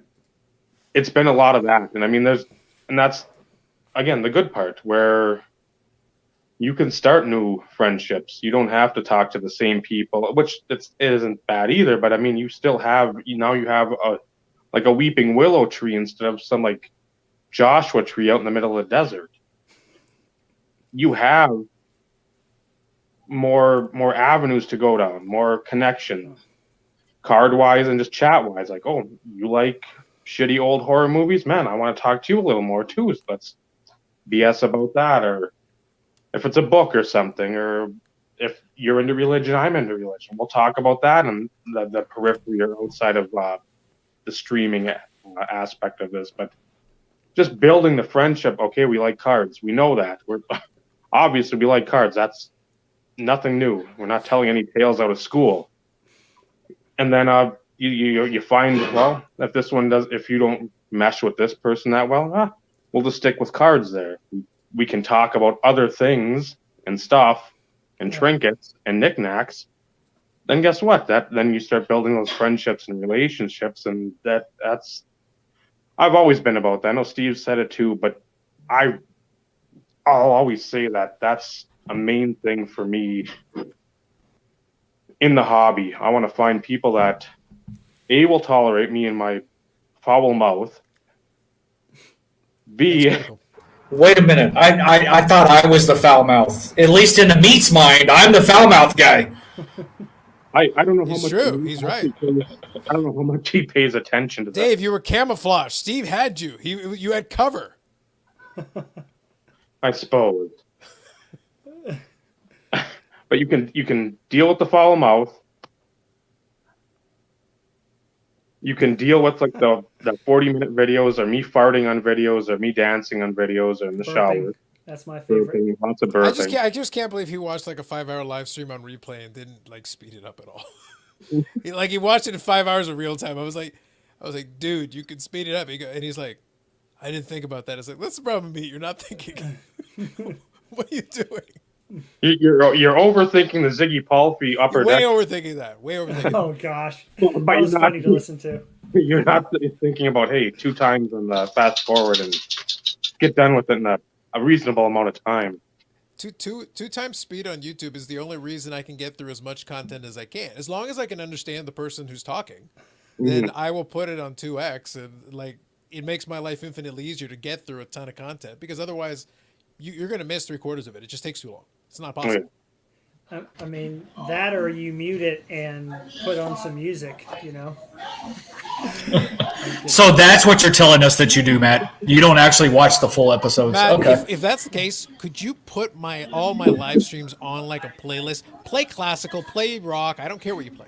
The watch time counts the same. I don't care. Yeah. No, it is funny to look at those, those analytics and see like in the top 25 video people left halfway through. I'm like, why would you leave halfway through? The better stuff's at the end. Like, what are you doing? You know, Well, but then mathematically, if they leave halfway through, it means they still committed to it after 3 hours. that's I was like, true. I had your attention for the length of a full feature movie. I can't complain. Valid point. Yeah, no, that's always exciting. I mean, when you make the shorter videos and people stay for most of those, you start figuring out like time wise, you know, what people's attention spans are. But the top card videos tend to do the best, you know. Yeah, Bob, if you do that for a whole video, I mean, you deserve some kind of medal, man, because that would. Well, Garrett, Card Cutter, has the same thing because he's like, Carlos, you talk so fast. It's like, well, I've been on your live stream. It's like, no, it's not that I talk fast, it's that you talk slow. We'll have to meet somewhere in the middle. I do talk a little fast, but not that fast that it should require that much slowdown. Yeah. It was funny because the only hockey content I was watching was Dave when I first started collecting it. So you were next because Brent recommended I watch your channel. Yep. And I will be the first to admit it took me 3 or 4 videos to get used to the speed of your narration while showing the cards because it was very much a lot to listen to, but in a very short amount of time. I mean, because you were just saying so much. But then I got Let's look used at to those that. runtimes again. Are you sure it was a short amount of time? What you said because Dave Yes. is very just like, okay, this was nice to get. Check this out. And you were like telling me where the patch was from, telling me when the card was made. I mean, you have all this information, yet the video is still 10 minutes. It was certainly an adjustment. Yeah. So after watching your guys's, I mean, it's always just good for a creator to figure out, okay, when I'm showing cards, I like that Carlos has a background. I like that Dave has just a plethora of different things. So I tried that approach. I tried having backgrounds. It's just fun to see how different people are doing it, what they're saying. Without the burps, I can't burp anyway. Don't know how to, but I would if I could just do the one video. Drink a Coke really fast. Yeah. That's a good point. Hey, I'm trying to help you out, Matt. Come on. I know, but that's Dave's signature video. Like, I'd be on like a YouTube playlist, and all of a sudden I'd hear, "But," like, oh, Dave's on TV. So this leads me down to 2 quick thoughts. The first one is I'm thinking now that I kind of want to make another YouTube channel that's because I'm Carlos Redux, where it's not actually me. I just get the transcript and I get Dave to do it and see how much longer it takes to do each video. So the 10-minute video becomes like a 35, 40-minute video. Just have a guest narrator. You know what I mean? Say like That's what I'm pick us of the thinking. week. I think this Guest would be narrator. very interesting. This would be very interesting. Write up the script to a certain degree and see what tangents they go on. I don't care. It's like, Dave, if you want to just go down the rabbit hole, it's like, what happens? Like, it's a 16-hour video. I like it. How much was the original? 8 minutes. Excellent. Excellent. This is going beautifully. This is exactly what I wanted. Yeah, that's fun. That's something I was kind of thinking of doing on the hockey channel, you know, which I'm slowly getting going, but is having a guest narrator for a second part of the video. That's going to be something different to do because I've never collaborated with somebody on like a mail day or a video on YouTube before beyond a podcast. Like, that'll be fun. I think it would be cool to see more people do that too, you know what I mean? Like, kind of weave each other into their That's a thought. Yeah, I mean that's interesting you bring that up. I've never really thought of that from a collaboration perspective of, you know, dueling mail days or, you know, something along those lines. With the, you know, the streaming platforms that we have, I mean, that could actually make for some interesting times. I know Bob and Mark Stoff have done like their dueling mail day. You know, Bob was opening the one addressed to Stoff and vice versa or whatever. But, you know, it'll be interesting to see, if the podcasts continue as we start getting on the backside of, you know, the pandemic and things along those lines, or if somehow, shape, form, or fashion, they're just going to dissipate. Me personally, I enjoy this. You know, I've said it multiple times. I look forward to this every Tuesday. You know, when it's not just staring at Dave's ugly face, because exactly. But you know, it's the camaraderie that's being built. It's the friendships that continue to you know, flourish out of these situations. And you know, I said it before. I text with Vinny every day, pretty much, and you know, to be honest, if I had Carlos's number, I'm sure he and I could frickin', share jabs from time to time. Oh, jabs, yes. The jabs, yes. 100%. Yes. That's what I'm getting at. Yeah. Oh, that 100%. I do that. That I can do. Yeah. I can't get to it. But it's different to say the least. But I think this is something that at least for us collectors, this was needed because back in the day, YouTube allowed you to do private messages and everything else to allow you opportunities to connect with people. They don't do it anymore. So you can put a comment, but it's like, okay, how many people are going to think I'm like some weirdo typing a comment? Hey, man, I'd like to chat about X or chat about this, and people are going to sit there and go, huh? I think that was a drop the ball situation because I really do think there was some value in being able to connect with somebody directly. Yeah, that's absolutely. where Instagram has kind of helped because it's bridged the gap a little bit. Because it's very easy for me to then quickly go on Instagram because I'm on it anyway to put pictures and stuff. But then I'll see in the corner because that's how Dave sent me the link for this. It makes it my life easy to just be able to open it up. And then if he sees a card or he picks up something, hey, congrats, good job on that pickup or whatever. It gives you an avenue to be able to do that instant messaging that you don't have on the other format. Oh, especially from a collector standpoint, man. I mean, it's been so nice in how quick you can say, hey, Carlos, I found this Madonna guy, this random dude from who knows where with the Madonna 101. Boom, send you the link. Now you're talking to him just like that. I mean, think about how much more of that has happened this year, and that's, if YouTube had that option, you could do that a lot more, but then you'd still be dealing with poor, like Chris Justice. He'd be opening a box for a guy who's getting the cards mailed to him. Hey, Chris, is that card for sale? So, thank God that you don't have to deal with that because you'd get a lot of that in your videos, too. Guys that aren't paying attention say, hey, I collect Madonna. Can I buy any of those from you? Be like, are you not listening to what I'm saying? They're not for sale. Some people don't. Yeah, I was going to say a lot of people don't pay attention to some of those comments. But, back in the early days, I was fairly good friends with Chris at the Hobby Box. Good dude. And very down to earth. Yeah. Well, his business has exploded, so it's a lot harder to try and build some of those friendships and things along those lines because it's nonstop. Yeah, it is nonstop. But you can go back and watch some of my older videos, and Chris would comment on my videos.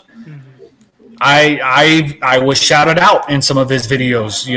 That's how I ended up getting 2 of my Trail Davis 101s because he was opening product for somebody, and they pulled a 101, and he's like, "Oh, if you're interested, reach out to Steve, the Bronco 79. He collects Trail Davis. If you're interested in moving it, you don't have to." Your name on one of his videos, not even put 2 and 2 together. But and that was years ago, and it's not that he's any different of a person, so to speak. It's just his business has expanded so much that I know he doesn't remember me.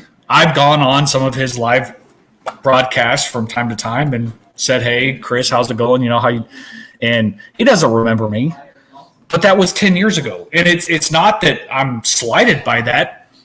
Things change. You build new friendships, So Right. It's one of those things. I still have a lot of respect for that guy. A lot of respect for that guy. First guy I ever watched break boxes. He was the original guy to get me thinking about cards after I got out in high school. And that was in college. I was like, hey, this is kind of cool. And I bought some stuff that was fun to open, and he had a lot to do with that. And he was nice and personable back then because he just didn't have thousands of people watching his videos. So. Yeah, and that's the difference. And I hate to say that popularity changes people, and this is not a jab, but popularity can change people to a certain degree, whether it be good or bad or indifferent. It happens. I mean, it happens. Let's be realistic. Oh, Did you say? You want to send Joey that link on Insta? Yeah. He's got some questions, Carlos and Dave and Steve. I hope you guys are ready. It's all about the questions.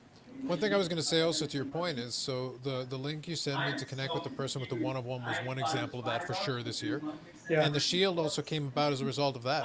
Really? Someone reached out. Now, they had never commented on a video. I hadn't seen them around. I knew of them. I had them on Instagram. They had seen my stuff and liked some of the pictures and stuff. But then I got a message out of the blue. Go, hey Carlos, there's there's a Medano shield on. Check this out. Here's the link. Right. And I was like, so when I get it in, I'll when I put the picture up and everything, I'll shut them out. But they're a very good collector of a lot of high-end patches. So they've got their eye on that kind of thing because I've seen their stuff and they've got a tremendous collection. But they came out of the woodwork, just out of the blue, and go, hey man, you know what? This Medano's up there. This probably be something you want to look into. And it was on the U.S. site. It didn't even come up in my searches. Well, and think about that too. Like you putting content out there, all of us putting content out there. If you see a sweet Brodeur, you let Dave know. If you see a sweet Terrell Davis, obviously you let Steve know. Tebow, me, Madonna, you. Like with us putting that content out there, we've all had plenty of people reach out because of that. So that's been really cool. Yep. What's going on? What's going on, Joey? If I could take the floor for a second, I gotta see what I did with it. I was $500, Joey. $500. I was digging through my Mojo closet of stuff. I come across 2005 Topps set, right? Football. Is it the Green Bay one? Yeah. I have that one. Which got me thinking, well, geez, what does the set sell for? And I think it's like a couple $100, maybe 150. But the Rogers itself right now, inside there, if it's potentially a good gradable card, is PSA 10s are like 750. BGS 95s, which I already have one. I have a BGS 95s, which I'm planning to maybe cross over at the National. But should I take this set, pull out the Rogers, and just see what it is? I mean, it could be garbage. It could be off center like bad, and then I'm really out because I don't have a set sealed. My personal opinion, I would keep it sealed. That's just me because mine is sealed. Yeah, it's been sitting. It's dusty from actually, and I've had it forever. Yeah. But at the same time, it's. And here's the reason why I say keep it sealed. Because not the same thing. I have a 96-97 Topps basketball set. I opened it. Oh. And I regret it. See, I don't think there's like the only really card is in there is the Rogers. And it's not protected any which way other than the light in there. It could be dinged up just being in the box. What, the Frank Gore rookie doesn't work for you? I'm pretty sure Frank Gore's on that side. If you research me. Frank Gore's in there. Yeah, Cadillac that's for Williams. Sure. That's for sure. 05 actually has a decent rookie class. Yeah. I'm inclined to agree with Steve, though. Like, just in principle, it doesn't matter what your thought process is. Your options are better if you keep it sealed. If I didn't already have one, yeah, it would make you open this box like yeah. And the thing is, you don't have that problem. You've got one. So for you, there's almost no scenario. Like I said, unless you happen to open it, it happens to be a gem mint one. Well, then great, congratulations. Almost every other scenario plays against you. Right. It's like having an unopened box of something that, at this point, some of the sealed stuff is worth more only because you could, if you wanted to move it, you could let somebody else have that dilemma. You could let them, you've already gotten the money from it, and then you let them sit there and stare at it for hours trying to decide if they want to open it. Then it's their issue. I asked the same question to a couple different people before, just this evening, and I've gotten varying answers. So I just don't But you're always going to have varying answers because some people like to gamble. Yeah. I can see that. I'm not much of a gambler myself. Yeah. I didn't think this was worth anything. I just been sitting in my closet for as long as 2005, so 15 years. At this point, it's found money for you, basically, if you wanted it to be. Yep. Sorry, Carlos. Yeah, go ahead. Yeah. All I was going to say was, as long as that thing is sealed, it is basically found money. The moment you open it, the mystery is gone, and this can only go one of two ways. Still has a Yep. $9.99 sticker on it. Yeah. Well, I mean, he's already got one that he can cross over potentially Yeah, to so get it's a been PSA like- 10. One I So, have is yeah. Quad 95s, and I've never crossed over anything, but that has at least that has a legitimate chance. Yeah. Yeah. And it's something I'm just going to do at the national. I don't want to send that through the mail and have to write up. I'll just do it at the national, and I'll get it back that week. Mhm. Yeah, unless the Packers, and the thing is, I'm a Packer fan as well, but it's one of those things. Unless you really think this team has a chance to go on a run to the Super Bowl, coming out of the season, the way that they're playing, if they win a playoff round or two, that thing may not have another opportunity short of when Rodgers is up for the Hall of Fame to have value like that again, because he's playing at a high level. The stats look good. Whether the team has enough to be able to actually go a couple of rounds, we'll see.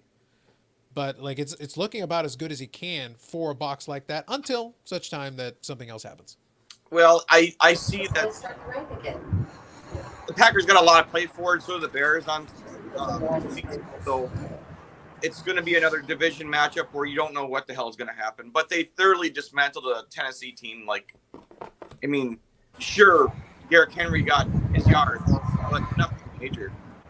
They weren't ready. I think the Packers are a well-coached team, and it's coming around. But it's, I think playing with Tampa Bay, when losing our ass to Tampa Bay, but we played. We showed most of our wins this year haven't been. It's been against like the Jacksonville Jaguars. Yeah, that's what I mean. Like right now, this is I the don't know. year. And Steve, I don't know if you think the same thing. I've been watching the games. I'm not. I am not the football oracle like you're the hockey oracle. But I'll watch my games, and when I'm watching the games, to me, there's a lot of good teams with great records that are very fraudulent. Like I look at them and like maybe the best way to put it is it feels like it's a rock paper scissors year. You can play against certain teams that play a certain style, and this will work out for you. You'll look good.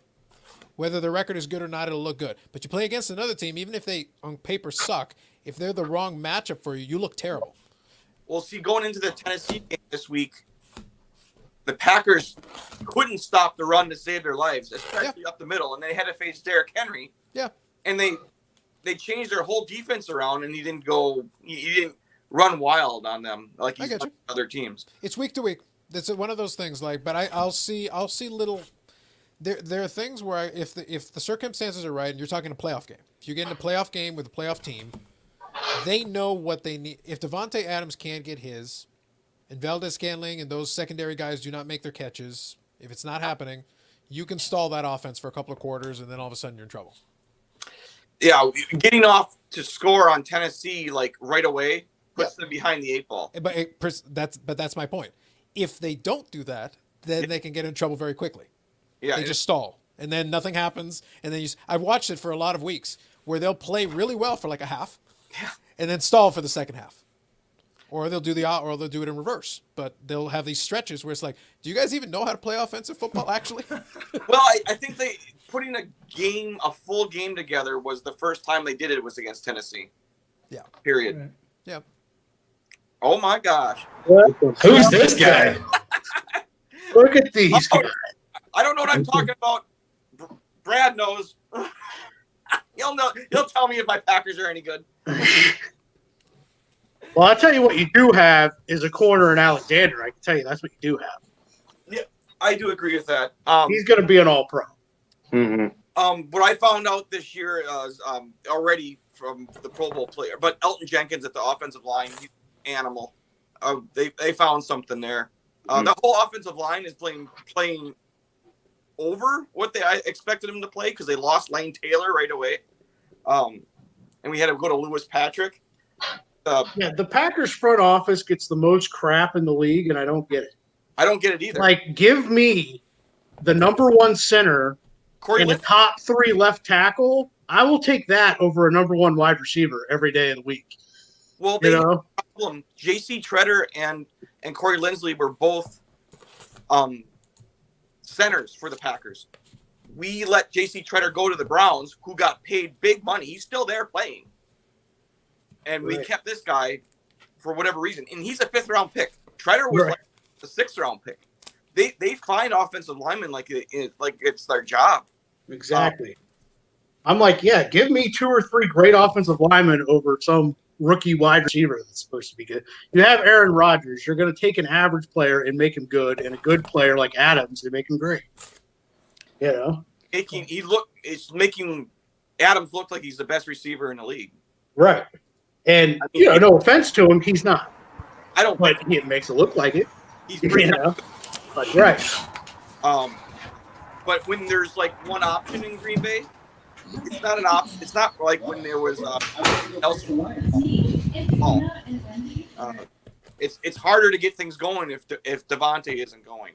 That's basically that was my only point about that, is that if he's playing well and he's catching balls and you get any secondary receiving support at all, then fine, great. The ball will move. You'll get it down the field. You can score, all that. The second the other team realizes, they're not catching balls. They're not getting open, and it's like, okay, it's just Devontae Adams. Okay, we'll double him. Watching the Packer game on Sunday night, I had the 2015 Ryan Tannehill feel. Yeah. Where, so you can't just dominate in the run game. Who are you now? And he threw 2 picks, but he should have had 3. Right. One. He just completely dropped one. That's the Tannehill I remember. Right, because I would put him in the same class as Jared Goff. Things are going well. You're on schedule. You're like, man, these guys are good. You get them off schedule. Yikes! They look like Dwayne Haskins out there. All right, He's not. He hasn't gotten cut. Settle down. Settle down. But Dwayne Haskins He was too cut. Yeah, he was. That's right. So to answer Wester's question here, who wins the NFC East? If Alex Smith plays, the Redskins will win the NFC East. You have no trust in Haskins at all, do you? No, because this is a classic example of what I always talk about. He's a guy that shows up Sunday, and he'll give his best. All right? But Monday through Saturday, he doesn't put the work in. You can tell he doesn't put the work in. Is it the same mistake every week? Because Stafford used to do this. Yeah. Matt Stafford used to be like this until Jim Caldwell got there. And then he changed and put the effort in, and you could see a totally different guy. Yeah, he always put up numbers, but he made the same dumb mistakes. He never fixed his mechanics. They never give him a line, though, either. Right. But you saw when Jim Caldwell took over, you saw a different quarterback. It's like he took it more seriously. He's like, hey, I actually trust that this guy knows what he's talking about. That was a problem, too. I felt so bad for that guy because I don't blame him for their struggles at all. But it was funny. Like, it took till year 5 or 6 till he took it seriously Monday through Saturday. And you can tell these guys that do and don't, man. If Stafford ever was on a team that put something around him for the offense, it'd be a lot better than I feel bad for him. He's in Detroit, which is like, it's like, here, where careers go to die. Here you go. Right, because you can see when he doesn't play, they're unwatchable. They're at least entertaining when he's out there. It's like, that's competitive. But, man, when he's not even there, you can't even watch it. No, they're bad. Stafford's that whole team. The doorman of the league, or at least of the Central. They're terrible. I can honestly say I haven't watched much football at all this year. There's just something different about it. Yeah. Not to mention my team sucks. I was going to say your team sucks. I was about to say, I feel like that's a major factor. That defense, if they can just stay healthy next season, that's a top 6-7 unit. Chubb is amazing. But they've been that way, and it's always been we need offensive line help. And they do it in free agency and not do it in the draft. Try and get some young guy and, put him into the system and make him work for the system. It's going to be the same thing. And as much as what I want Locke to do well, he's still not the answer. I think he's got a lot of potential, but he needs to get the chip off of his shoulder. Right, yeah. And, actually listen and, learn and get the fucking chip off your shoulder. Right. It's no different. Cutler was the same way. Yeah. Cutler had a chip on his shoulder. The only difference is Cutler was winning football games for a while too. But the minute he started having issues, granted, part of that was medical. I get it, But, the minute you start having a chip on your shoulder, sometimes it doesn't work in your favor. And he's too young of a kid to have that type of a chip. He hadn't proven anything yet. Right, yeah, he didn't even win in college. No. Losing. And now, is anyone else with me? I've almost taken the Bill Parcells approach with this. I don't know if you guys remember. He used to have the thing, if you didn't start 3 years in college, I wasn't drafting. And I'm telling you, it showed. Now, not every single time. Nothing's every single time. But you look at a lot of these quarterbacks, man, that just started 1 year. Mitch Trubisky, he's getting better as years go by. Ryan Tannehill. People forget he was a wide receiver and started one. Yeah. And quarterbacks, the one position, man, it takes 5 or 6 years, especially if you did not play 3 or 4 years in college. Well, that's the same with basketball too. College basketball. I don't like the one and dones like the freshmen. Right. You are not mature. You have not been through the battles. Right. You have not had ups and downs. You may have had some ups. If you don't know about losing, you are going to struggle at the next level because guess what? Nobody's going 82-0. Nobody's going 70-12 unless you're that Bulls team of 97, 98, or 96, 97. You have to learn. You have to be humble. And if you're not humbled, you come in thinking because, hey, I made myself on Madden and I'm a 99. Guess what? It's going to be in the pros. It's that big head syndrome, it really boils down to it. The Redskins we were talking about a second ago. They're scared because their defense is really good.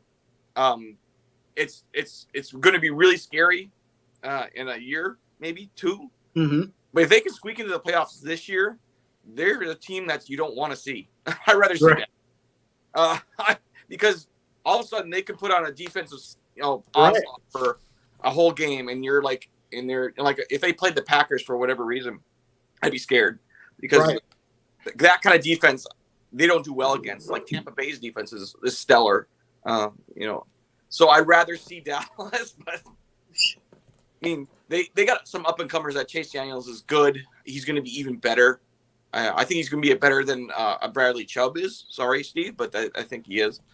But there's plenty of talent there. They just have to put together an offense, a little bit of an offense. Well, Chubb is not a number one anyways. He's no Von Miller. But if you have them both on the field, he's good. There's a big difference. Because count on your hand, how many teams have 2 good tackles? Not many. 10, maybe. If you're lucky. If you're lucky, that's being generous. Yep. But yeah, you double team Vaughn. You're focusing on where he is because he always moves. Then it's like, okay, where the hell's Chubb? Oh crap, we lost him. Oh damn, there's a 15-yard sack fumble for 6 points. Vaughn is he actually plays run defense too. Yep. A lot of people just assume that he's, you get 15 sacks and get bowled over in the run game. No, he sets that edge, man. You've seen it this year. The Raiders ran for about like 600 yards in one game.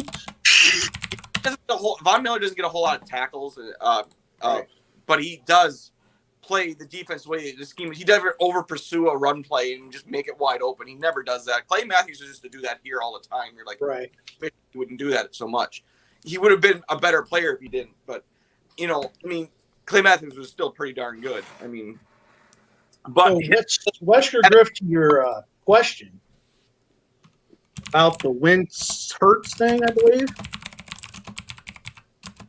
So first off, Wentz is not really tradable, I don't think.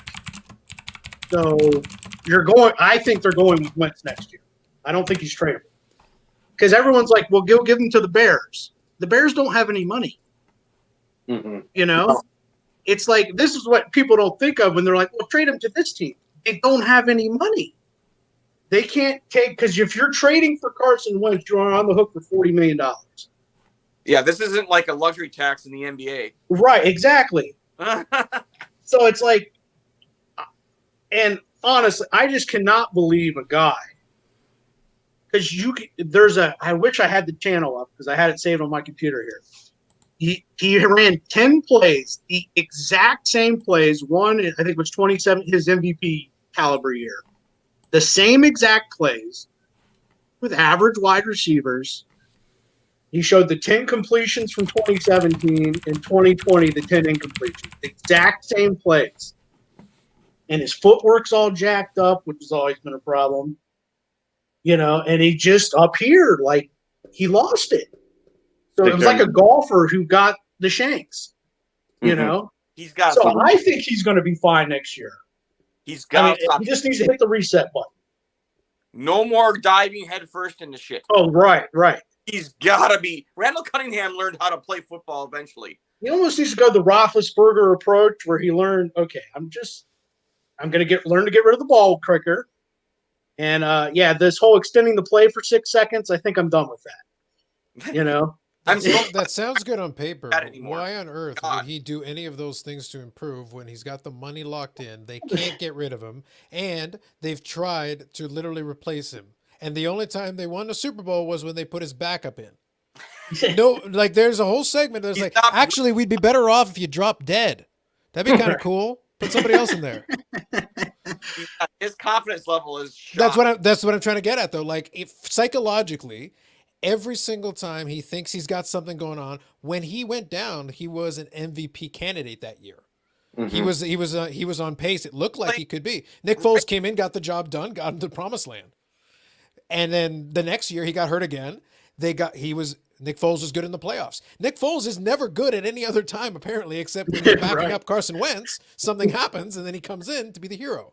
It works for him. It's the legend of Nick Foles. I mean, but in those specific moments, like it has to be, I'm backing up Carson Wentz. He goes down for injury, then I take over. Then it's fine.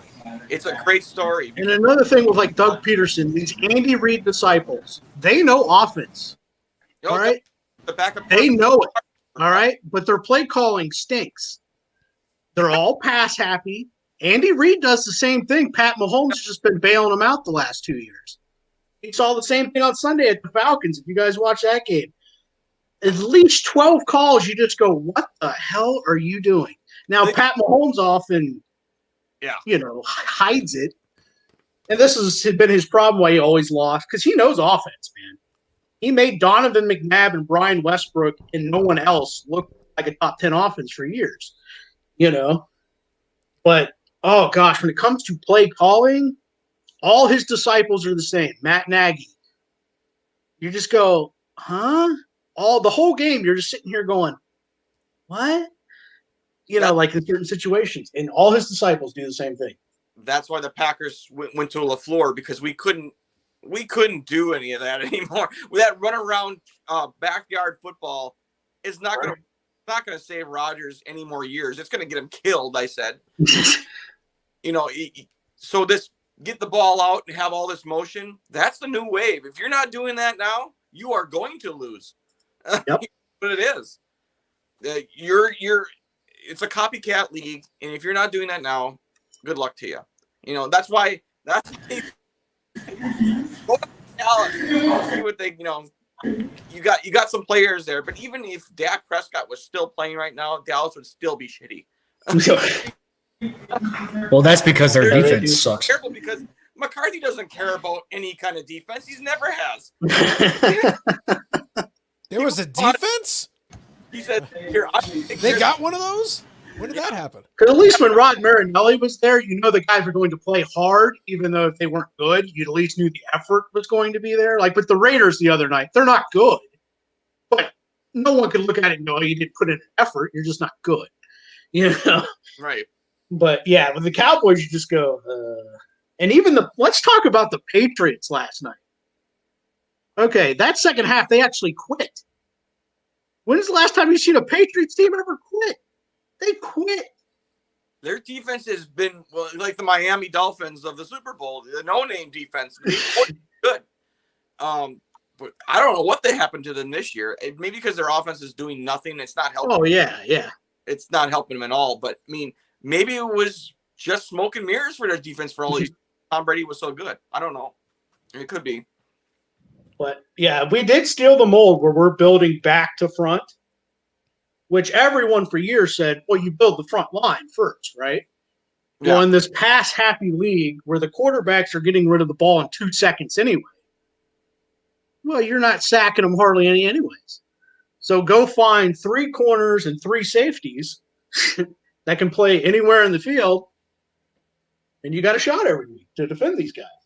Yeah, you got some. They're back in there with X, man. I mean, Yeah. So, like, if we ever do find a natural pass rusher, because Ogba's a good player, but he's not a natural pass rusher. He's not a freak athlete or anything. what's the guy they got from Wisconsin that's on Miami there? Oh, and Ginkle, he's a playmaker, man. That's all he does. Yep, he is. Same way. He just made plays. He just showed up at the big moments. You're like, oh, there he is. Right. But he's one of those guys, he's as good in 18 plays as he is if he played 50.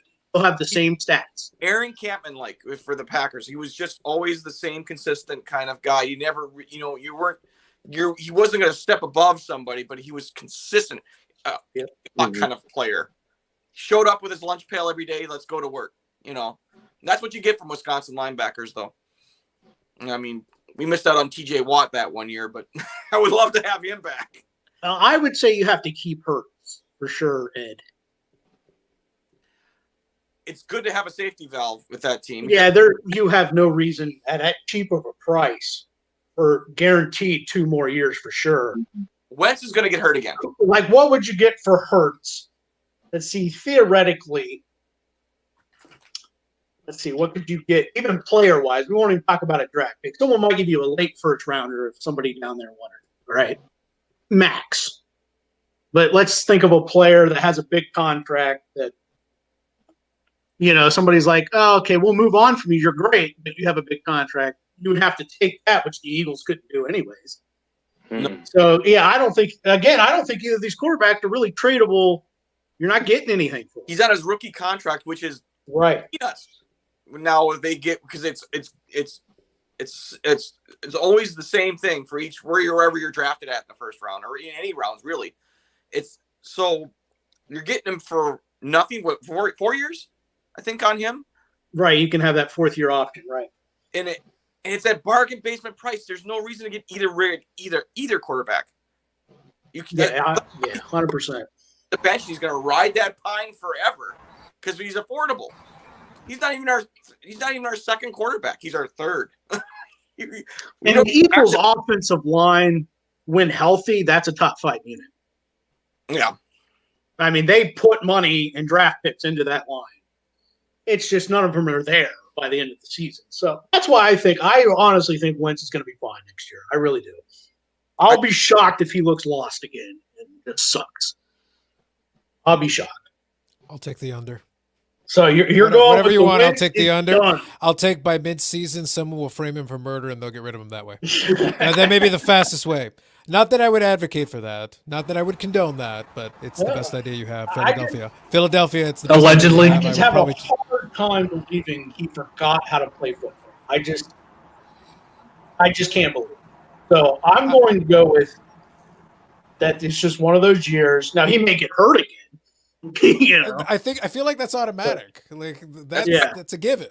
So you get to pay him to be hurt and not play. So that's why he's hurt well. He wants to feel like he's not made of glass. He wants to feel like a running back. But guess what?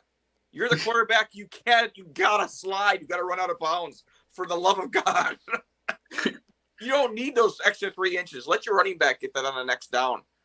That's why teams play 3 different running backs, sometimes 4, because people are going to get hurt. And it keeps those guys fresh. You are playing one. You're the only quarterback on the field for the most part for the game. See, so Ed, you better keep yourself healthy. You're getting it. Allegedly. I already said that. But I have to emphasize, Steve. I need to emphasize this. For legal reasons, it is extremely important that we make clear that the Insert Revolution podcast and the people there on it do not advocate or condone any of that. Any of it. Did they allegedly throw snowballs at Atlanta too? Those Philadelphia? No, that's cool. That's fine. That bastard had it coming anyway. What's his name made a good point about no training camps this year. The soft tissue injuries. They were rampant. Especially that first 2 months. It was. I mean, how many you go down the list? Hamstring growing, all this soft tissue thing. We're not talking, you tore your knee out type thing or shoulder. Oh, but there was a lot of that too. Yeah, there was a lot. But that I don't think had anything to do with the training camp thing. That's just. But 100%. Because even though these guys work out, it isn't like 25 years ago where they came in 20 pounds overweight. It took a month to get them at playing shape. These guys come in ripped. But there's still a difference between running on the treadmill or on the track and then having to get hit and torque this every The last point is the one I would make is that it's not the same as taking some hits. Exactly. Even some light hitting in practice just to get the contact, just to get the sense of it. 100%. Because the first couple of weeks of the NFL are usually bad anyway, and that's with preseason games. Right. And then you remove that, so like week 4 is basically like the last preseason game this year. And then you're up to week 5 and week 6, and that's the first couple of weeks of the regular season, which usually isn't great. So you're already like 6 or 7 weeks in, and the guys still aren't up to full speed, or they're just getting there. 100%. And the tackling, the season you had. The last about 10 years, people forgot how to tackle too. Yeah. I mean, isn't it funny, man? Like you see a guy who does tackle pretty well, and he just stands out like, man, I really like that guy. He knows how to wrap up. And you're like, is it sad that this is a rare thing now? Because no one wraps up anymore. Everyone's shoulder. Deion Sanders didn't tackle anybody. He covered him. It's so ridiculous. Watch Deion Sanders try to tackle. It's hilarious. Oh. it's like he doesn't know what to do. Push guys out of bounds, Yeah, stuff like that. He was trying to play outfield while he was doing it. He was confused which sport he was playing. Don't be old school, but geez, the whole shoulder. It's basically you tackle with your shoulder now. Yeah, everything is shoulder. Off his feet. Yeah, right. And it's like these wide receivers have the balance now, of, like a Stephon Diggs. You can't just put your shoulder into him. He's just, his balance and everything. You're not going to knock him down, as you saw last night. It's like, what are you doing? Yeah. It drives me nuts every week. And it's every team. It's not pretty much each team has 2 guys that actually do tackle, and they stand out. You're just like, oh, wow. He actually tackled around the legs, his knees. Look at that. This NFL that's being played now compared to 20 years ago when I absolutely fell in love with the game at that era, it's totally different. It's all about offense, and the NFL has made it that way. And it put everything you can do negative to the defense. All these calls. Back in the 60s, you could hit a guy downfield 30 yards if you wanted. Right. You earned everything you got in that time period. Now it's just like, well, there's 15 more yards or 60 yards on a pass play of just because of interference. Right. All right. It's winning this week against the Pats. It's everything is garnered towards the offense, and until the NFL starts making it even again, we're not going to have a 17-14 game anymore.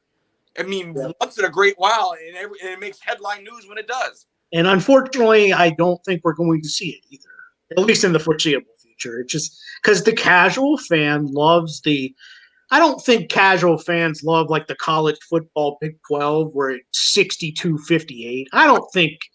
Not me. Yeah, I don't think even casual football fans love that. But I think they do love the 31-27. And for me, I'm just not an offense guy. I rather everything over Eric Rowe. I was like, I can't even be mad at Eric Rowe. He's on him. Yeah. Like, it's just like it's a perfect throw and catch. You can't stop it. Yeah. Well, Derek, he's a man among boys right now. I don't know if there's a tight end. I mean, there's Mark Andrews, but I don't think Mark Andrews is as good as. Yeah. Mark Andrews is he's a good player. He's not special. Kelsey's a lot better player than Andrews will ever be. Yeah. So, I mean, but this Waller, there's something else. George Kittle, man, give him back. Yeah, no, he does everything. He can block with the best of them. He just looks like he's gliding out there. Yeah, he's like, oh man, is he going to survive? He looks like he's slow and methodical, like more of a blocker. I don't know, but he gets in the ball. But they had Nick Boyle get hurt there too in Baltimore. I think it was Nick Boyle. He's out for the season. But they had like 3 tight ends there, and now they're only down to Mark Andrews. everyone else got hurt. We found out how nice it is to get a tight end to actually start playing for us. Cripes, we have to draft like 3 of them, and undrafted is going to be the guy for the Green Bay for whatever reason. Oh, but I know in camp, I was reading all the beat writer people. They were all on the Robert Tonyan thing. This did not surprise them. He's a developmental player, and finally it got up here. And the offense is better suited. This kind of offense is better suited for him than it was with the old Mike McCarthy offense, which was. Well, I think almost every offense is better suited than the Mike McCarthy offense. I hated that offense so much. I mean, and it's not that he's an idiot, or it's just very there. With your chicken with your head cut off offense, very mid-90s. The hold the ball for 8 seconds does not work in this league anymore. Right. For me to pray to God that Rodgers would throw the ball away and not take a hit or a sack, that's not the kind of football I want to watch. Yeah, right.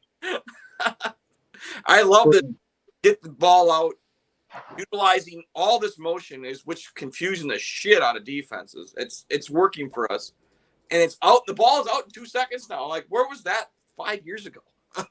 So I think there was a Jets fan in the chat talking about the Jets, and Ed was talking about the Jets. So what do you guys think? Should the Jets take a quarterback at number 2, or should you take the Oregon tackle? I like Darnold.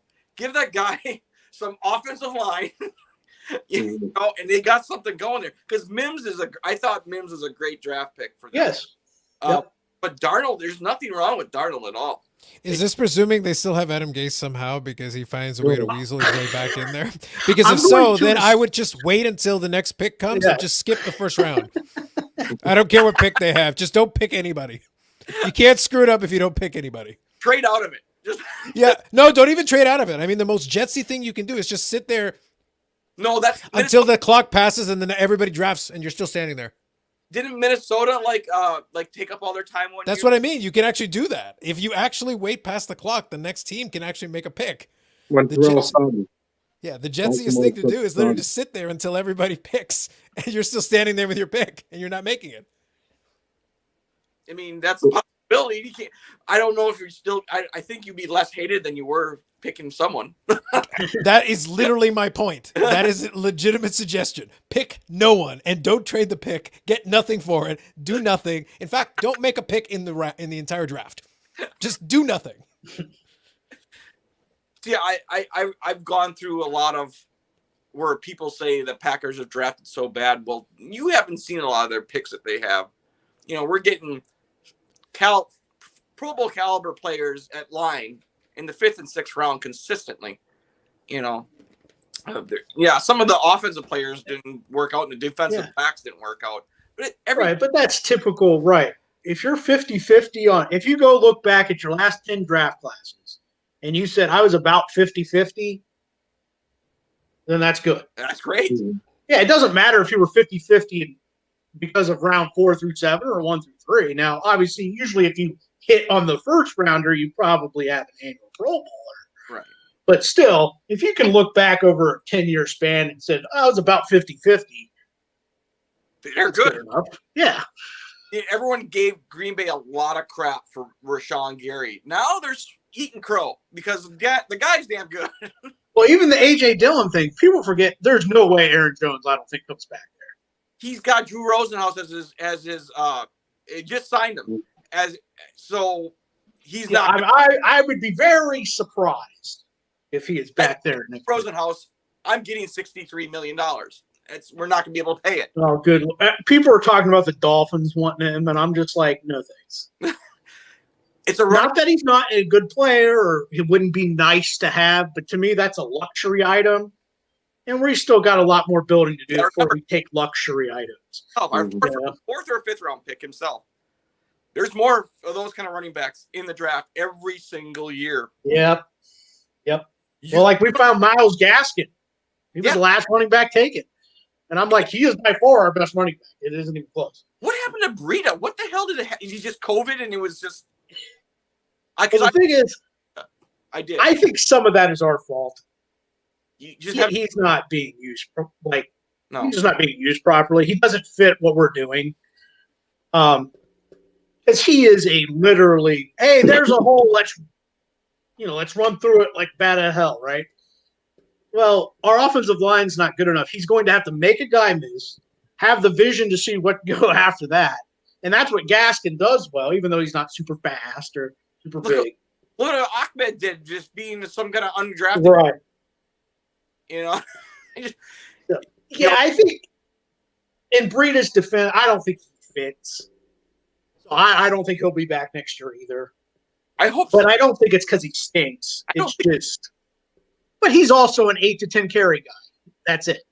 I could see him like going to like, I don't know, Pittsburgh and being their third round back there. If he had a role that he could play consistently every game, maybe. I don't know. He just Pittsburgh's another team, man. and you're just like, I don't know. They got so pass happy where they forgot when they go to run the football, they forgot how to do it.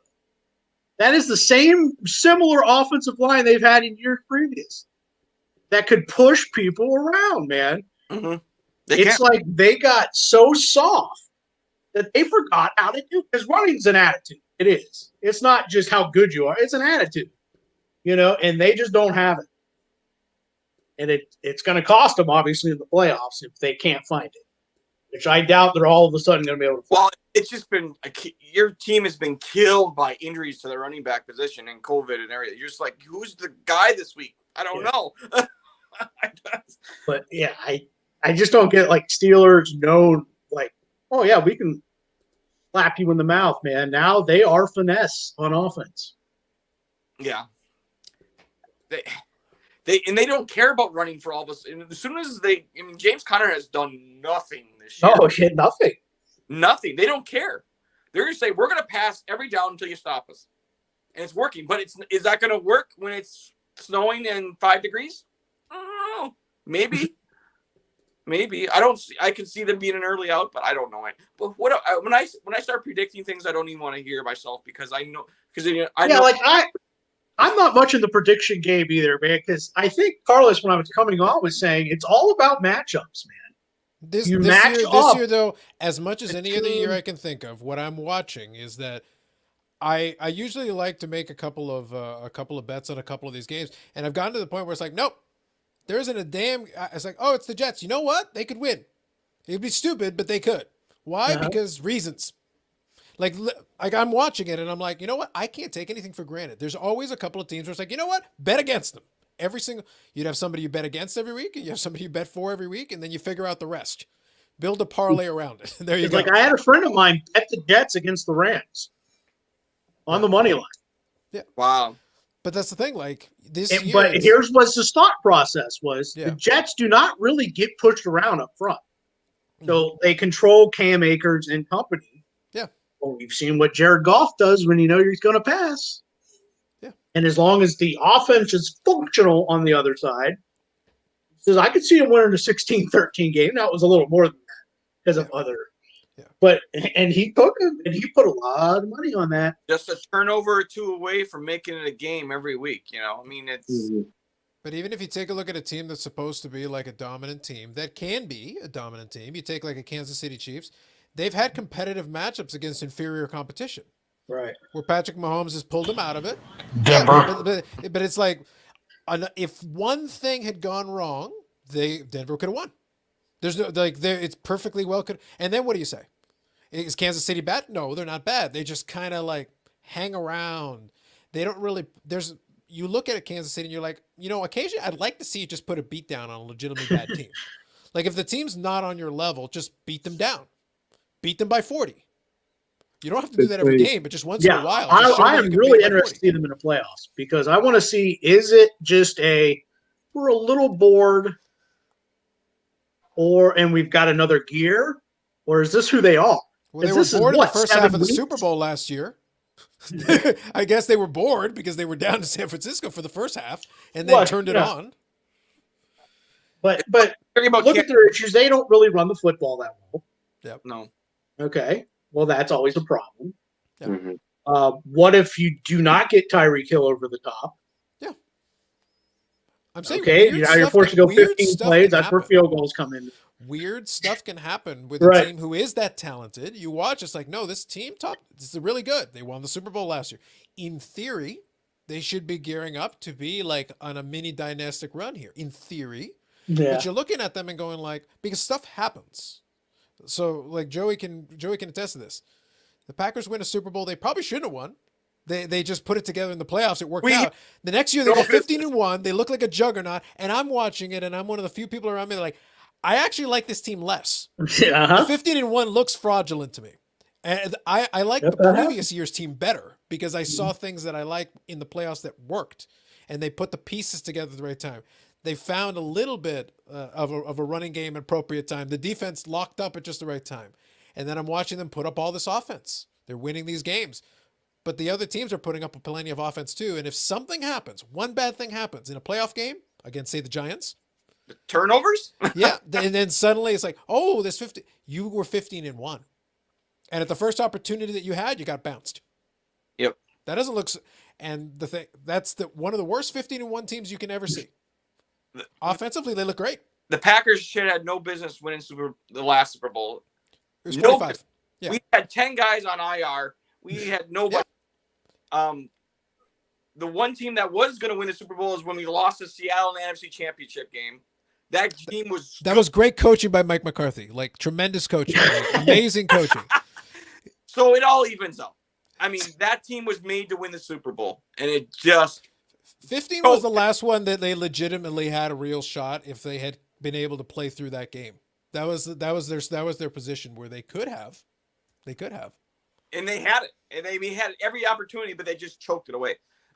Could we have, if we would have beat the Giants with Favre in the NFC Championship game? I don't know. We would play a Patriots team with Randy Moss. I don't know. Well, that's funny that both the Packer quarterbacks of the last like 30 years narrowly avoided a matchup with Tom Brady, which would have been interesting. Favre Brady would have been a ratings bonanza. That would have been a lot of people would have tuned into that game. Or Rodgers Brady in 2015, that would have been a big one. Like a lot of people would have been very interested to see that matchup in Super Bowl stage. Both those guys, they just narrowly missed both times. So who is on the? What do you guys think about the Bucks? Tampa Bay? Yeah. Do you think this is actually a good team, or is it almost like a fantasy team put together? And this, what do you guys think? this is the Yankees trying to pay for a championship team that is not going to happen. I like their defense, though. I do. If Brady stand in the pocket. Over. Mike Evans, good foot. They have some good offensive players. Don't get me wrong, but you're sticking Antonio Brown on the field, and you're like, when Godwin is actually a better way player. Whoa, absolutely. Yep. Brown there, just to make drama in the locker room. Well, that will happen soon. It's not going to take long. The guy is just it's drama. I don't like Gronk. I think he's just there to show. The Cameron Brate, I think, is a better tight end, and they won't play him. So, whatever. I will say Gronk did surprise me. When he first started, it was what I thought. Like, this guy just doesn't have it. But he did get in football shape, and he has surprised me. I'll be honest. I didn't think that would work. It's almost but like that actually has worked. It to forcing plays to Gronk when they should. Oh, for sure. They do the same thing with Antonio Brown. They force it to him, too. As you said, Chris Godwin is twice the player now as Antonio Brown is. Yeah. But they force it to him. Farce. And I never said I bet against Brady. I never said that. Yeah, it's not even really about Tom Brady. I was more, I don't even think it's really about Tom Brady. It's just more like, but I a bunch of individuals. I think they pulled the Yankees because look at the years in which the Yankees paid for a championship caliber team, paid all the luxury taxes, and you look at up and down the lineup and you're like, man, holy shit. There should be no reason why they don't win the pennant for the entire decade. I mean, you look at the superstars. You look at their bench. But, at the flip side, all it takes is one of your starters or your bullpen to blow it, or, heaven forbid, Mariano Rivera blow a save. It does happen, not often, but it's the same scenario. It's like they paid for a championship team, and Brady's a fantastic quarterback, but Brady was also a product of the Patriots system. And, I'm not a fan of Belichick. I still call him Bill Belichick. It's proven they've cheated. Yep. Not saying that it's happened all the time, but they have been caught a few times. I won't disagree with that. I'll call it out, Carlos, because I know where you're going with that. It's but like Cam Newton isn't as good at this cheating. It's like we can't. It's like we get caught and we still win, Cam. This is the way this is supposed to work. You're not following the program.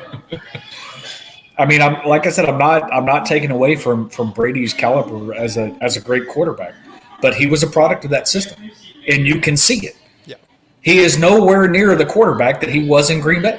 Green Bay, jeez, sorry, Joey.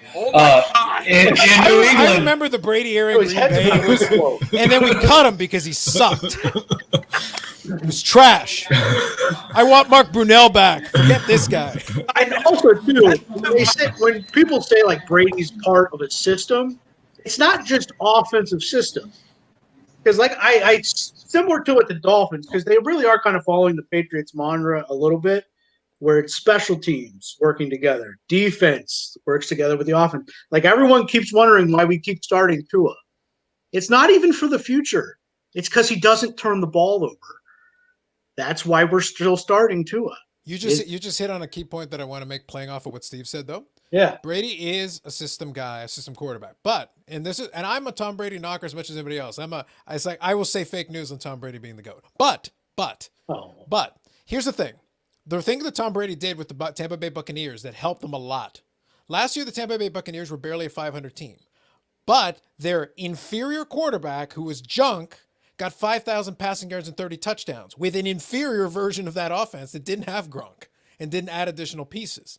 But the interesting thing is he turned the ball over all the time. A billion interceptions. So what does Tom Brady do? It's like, well, I'm not going to give you 5,000 yards. I can give you 30 touchdowns with this talent I have around me. But what I won't do for you is I won't throw 30 interceptions. How about that? Good enough. That'll work. And it gives you an adult in the room too. That's literally his job is to be like, I'm not going to throw 30 interceptions. Okay, we're better already. Good. We're done. That'll work. Good enough. Good enough. But like he was never going to throw for 5,000 yards, but that offensive talent is huge anyway. So it's like his job is like, well, there'll be an open receiver, hit him. And don't throw a bunch of interceptions. I can do that. Okay, great. We're good to go, guys. Jameis Winston didn't even get a chance to play as New Orleans quarterback. That's what I'm trying to get at. It's like he's but he threw for 5,000 yards with virtually that team last year. We'll play Taysom Hill instead. We don't want to play you, Jameis. Sorry. But what does that tell you though about the offensive talent they have though, that they were able to get? What if the turnovers hadn't happened, what would those numbers look like? Like if he did throw 30 interceptions, he threw 20 instead of 30. Yeah. They probably would have made the playoffs last year with Jameis Winston. So that team was already kind of decent to begin with. Yeah, the defense is the same as it was year before. Yeah. And kiss my ass, Ed. Just throwing that out there. Now I'm getting a chance to respond. Yeah. But I mean, yeah, guys that don't turn the ball over. This is not the same league as we were in with when Favre was here. We knew he was the gunslinger. We knew he was going to throw picks. But he was. There was more good to the bad back then. All quarterbacks back. Most of the time, but towards the end, he got in this bad habit of throwing a lot of them in championship games. Yeah. I can live with the interceptions and say week 6 of the regular season. My problem is when you get to the NFC Championship, say in overtime and do it. Yes, and not throw it to the wide open Ryan Grant in the flat for the first down. Yeah, and he also did it for Minnesota too. It's not like Green Bay was the only one. It's like, how about we go to the NFC Championship? I'm going to throw an interception now. But no, don't do that. he tried to force it in a Donald Driver who wasn't even open. Ryan Grant just praying for the ball 5 yards down the field and there's no one around him. Yeah. I was like, Favre had terrible decision making. He actually was really bad coming out of college. He didn't know what a nickel defense was until he got to the NFL. He didn't. I mean, and that's a fact. He already had said so. You can give him credit for entertainment. You can give him credit for entertainment. If nothing else, you watch a Favre game, it's like, okay, this could be incredibly fun or incredibly disastrous. People are lighting themselves on fire in the stands. There is a playoff game. I think it was a playoff game against the Rams where they just destroyed us because Favre was just making interception after interception. And you're like, what the hell just happened? That's the kind of roller. See, Favre was the roller coaster. Rodgers is more steady. Sure. But they were both great. Don't get me wrong. If you loved to be on the edge of your seat, then you were a Favre guy. But this is what always made this era interesting. You have 2 Hall of Fame quarterbacks back to back. What are the odds that you can get that for that long? 2 guys that play a long time. You've got 2 Super Bowls to show for it, 3 appearances out of 30 years of quarterback play with 2 Hall of Fame quarterbacks. One of them couldn't get out of their own way and threw inconvenient interceptions at the wrong time. The other one was more steady, but had Mike McCarthy. It's showing what the quarterback can do with out of Mike McCarthy's offense. The problem is Aaron Rodgers is 35. This would have been good to do like 5 years ago. But we're like, oh, okay, let's change because in Green Bay, I don't know if a lot of your team, I don't know if anyone else has the same problem with their teams or whatever. When you're the coach of Green Bay or the quarterback of Green Bay, people bow down to you. There is no, we're getting rid of this guy. There's been like people say it, but it just never happens. People have the consistency. We want to keep the same people. It works so far. We had Ted Thompson who loved to draft guys and loved not to give them up when they didn't pan out. That was the downfall for our team for a long time. If they didn't pan out, he kept them anyway because I drafted them. Now, if you don't make the team, you don't make the team. Go. We'll find somebody. Like Quentin Rollins was a Ted Thompson guy, and he ended up. Where the hell did he end up? I think he went to the Arizona for a year and in San Francisco's practice squad. He was a 2nd-round pick. We just finally said no more after, that Thompson was gone. See you later. That's what it needed to be done here. The turnover in talent, you can't hang on to guys for no reason. You just can't. I don't know if any other team has that kind of problem, but we had that problem here. I just think it was a squandered opportunity, like I said, with the amount of talent you had at quarterback. Like, Steve knows what happens when you've got a Hall of Fame quarterback and then you struggle to find somebody after to try to get, like, at this point, he would take a competent quarterback for a good chunk of it. Peyton Manning fell out of the sky. It was good time, right place. It worked for them. Plus, that defense was good. And the team that won the Super Bowl, Peyton Manning was a shell. He had that 50 touchdown year where actually Peyton Manning was still really good. And then that Super Bowl team is like, they were doing it with smoke and mirrors and duct tape and a great defense. He was Trent Dilfer. He did just enough. Because Peyton Manning he still did had just this. enough. This was working about as well as it could. It was working beautifully. He maximized whatever he could out of it. But that's what happens though as soon as you get that drop off at quarterback and you don't have anybody that can help you. He was told to go in there. Don't turn the ball over. Trent Dilfer did the same thing. Your defense will win the game. You got to score a couple of field goals and you'll be fine. That's about it. That defense was phenomenal. Same with the Broncos that year. Give me that defense out every year, all year. Oh my gosh, you're going to win a lot of games. Well, and that always goes back though. Defense wins championships. You look at the year. Denver had number 1 offense going against Seattle with the number 1 defense. Denver looked like a fucking high school team. I mean, they couldn't do anything right. Seattle was sniffing it out all over the place. So it's no different when they won Super Bowl 50. Like you said, Carlos, Peyton came in and did just enough. He was there to basically be the clock guy, keep the offense on the field long enough to score enough points and let the defense do their job.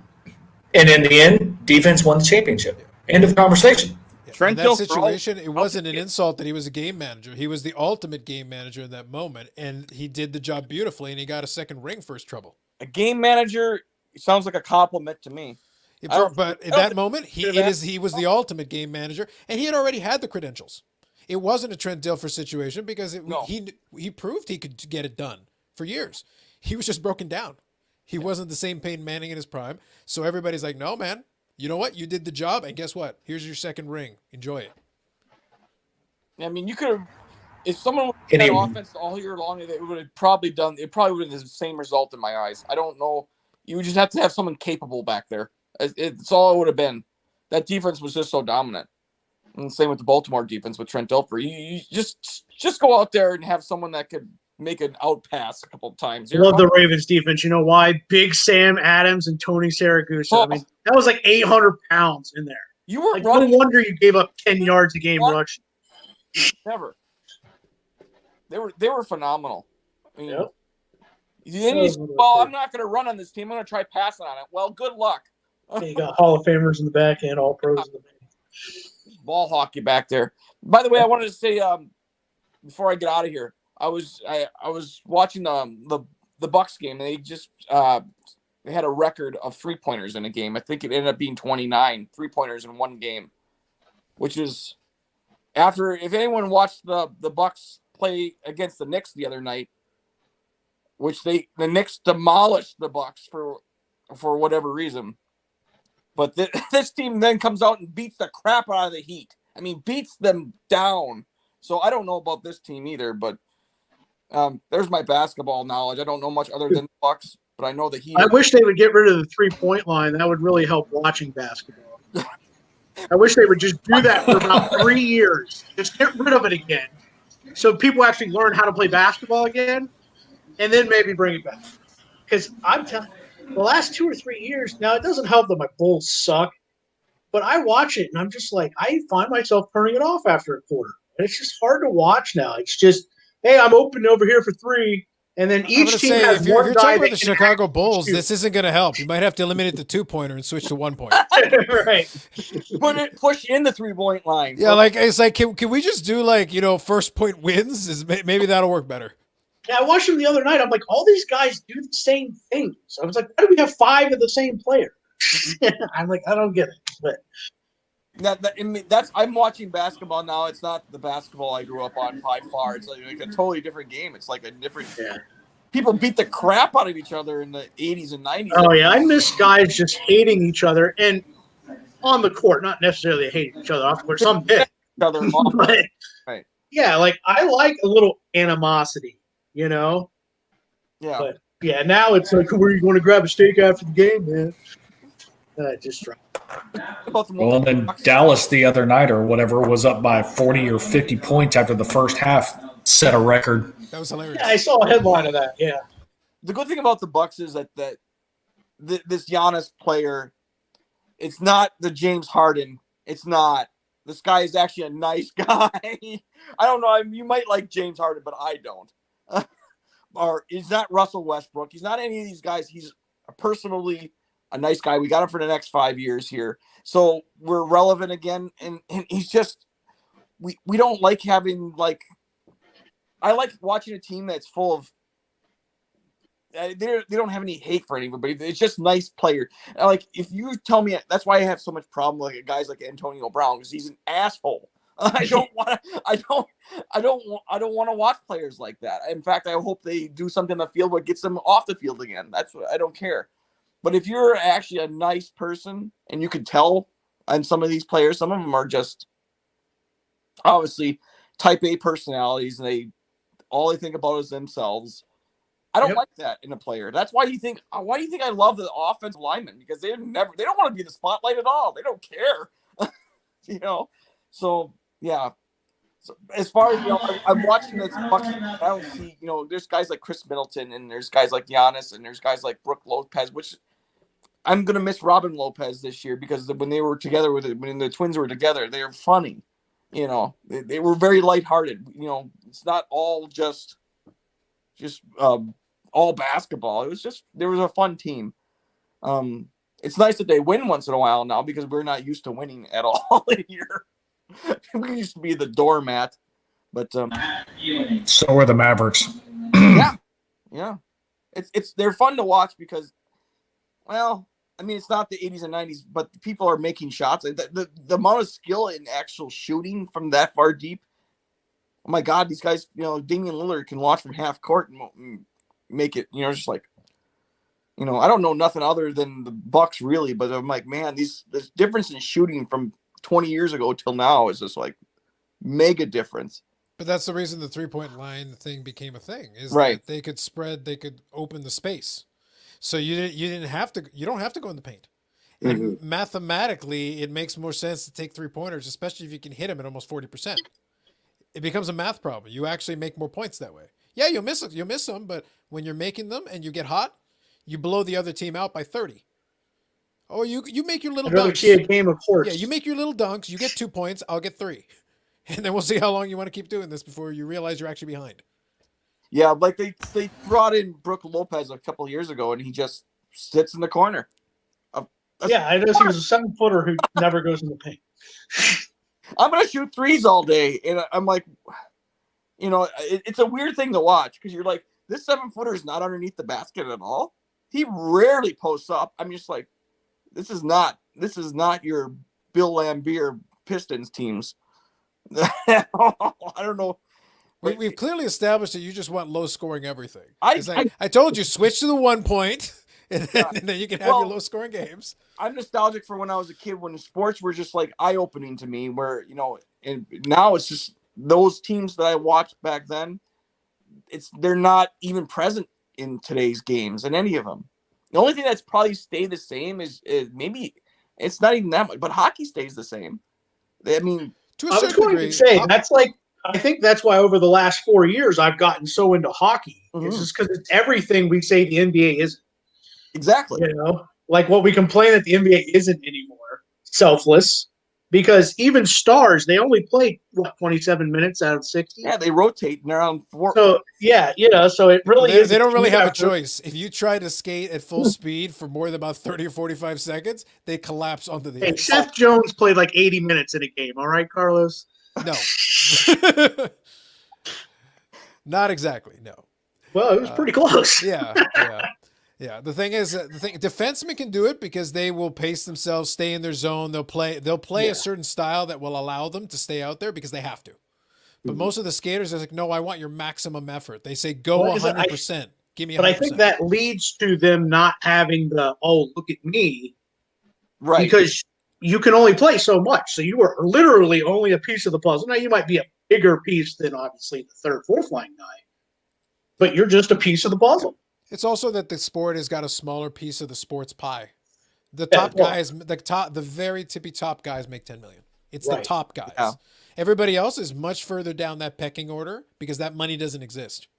Mm-hmm. It's not a lack of passion. The places where it's passionate, the fans are super passionate. They fill the arenas when they can. Yeah. Right. They'll fill the arenas and they'll be loud, and the live hockey experience is great, but you're not making a lot of money in Winnipeg. You're not making a lot of money in Calgary, Alberta, in a lot of these huge markets. That's what it is. And they do the worst job of promoting their sport here in the United States. Oh, yeah. I mean, how often do you watch a football game and see a commercial for hockey? Yeah. Ever? Yeah. I don't get it. The money is smaller. The players do not. Some players will still have ego, but there's like, okay, you're the biggest player in this sport, and Giannis makes 5 times as much as you do. Yeah. Congratulations. But like, does anyone know when the hockey season starts? A casual person? That should be on TV every single day. January 13th, season starts. So much, like, you will start seeing commercials for the NFL draft in 3 weeks. Oh, shut up. You're going to know the date of the NFL draft. You're going to memorize the commercial. You aren't going to miss it. You aren't going to be like, oh, the draft's tonight? But you're going to maybe go on your Fox Sports Ohio channel and see your hockey team. Oh, hockey started? Yeah. But they do the worst job. About hockey. I don't know. I learned hockey in the last, I don't know, 5 or 6 years, and I'm still learning like some of the. I miss a lot of the penalties that go on in hockey because it happens fast. But what I learned in hockey, there is nothing else like playoff hockey. That it gets so exciting, even to the casual fan. I mean, I'm the probably more casual part of it. I mean, I like the Red Wings, but as far as fan, I'll turn into playoff hockey when it's teams I've never watched before, or whoever's in the playoffs. I'll tune into that every single time because it's so exciting. I don't know why it is so exciting in my eyes, but it's just the way I feel. I'm just like, this team can. The seeding makes no difference to me. You know, I mean, there will be teams better than each other, but their teams are so close, and there's so many players that like someone's fourth line can step up and score goals, and you're like, it's over. You know? There are no teams. Upsets happen in the playoff rounds all the time. Yes. A number 8 can knock off a number 1 all day long. The best team in the regular season can get bounced in the first round. It happens all the time. Yeah. Because the other team, now there was a joke that they had on a show one time where they talk about the thing about hockey is that there is strategy. There is, position coaches, and they'll work on all this stuff. But sometimes when it comes to playoff hockey, the coach will literally just yell, "Try harder!" And that's the entire strategy. It's like, skate harder, hit harder. And that's literally their entire game plan. It's like, okay, now you're just going to hit them harder. I'm going to need you to skate faster. It's like, I'm trying as hard as I can. More. And that's it. That's what you're watching. You're watching the guys just crank up the intensity just a little more than even regular season because they're like, nope, this is it.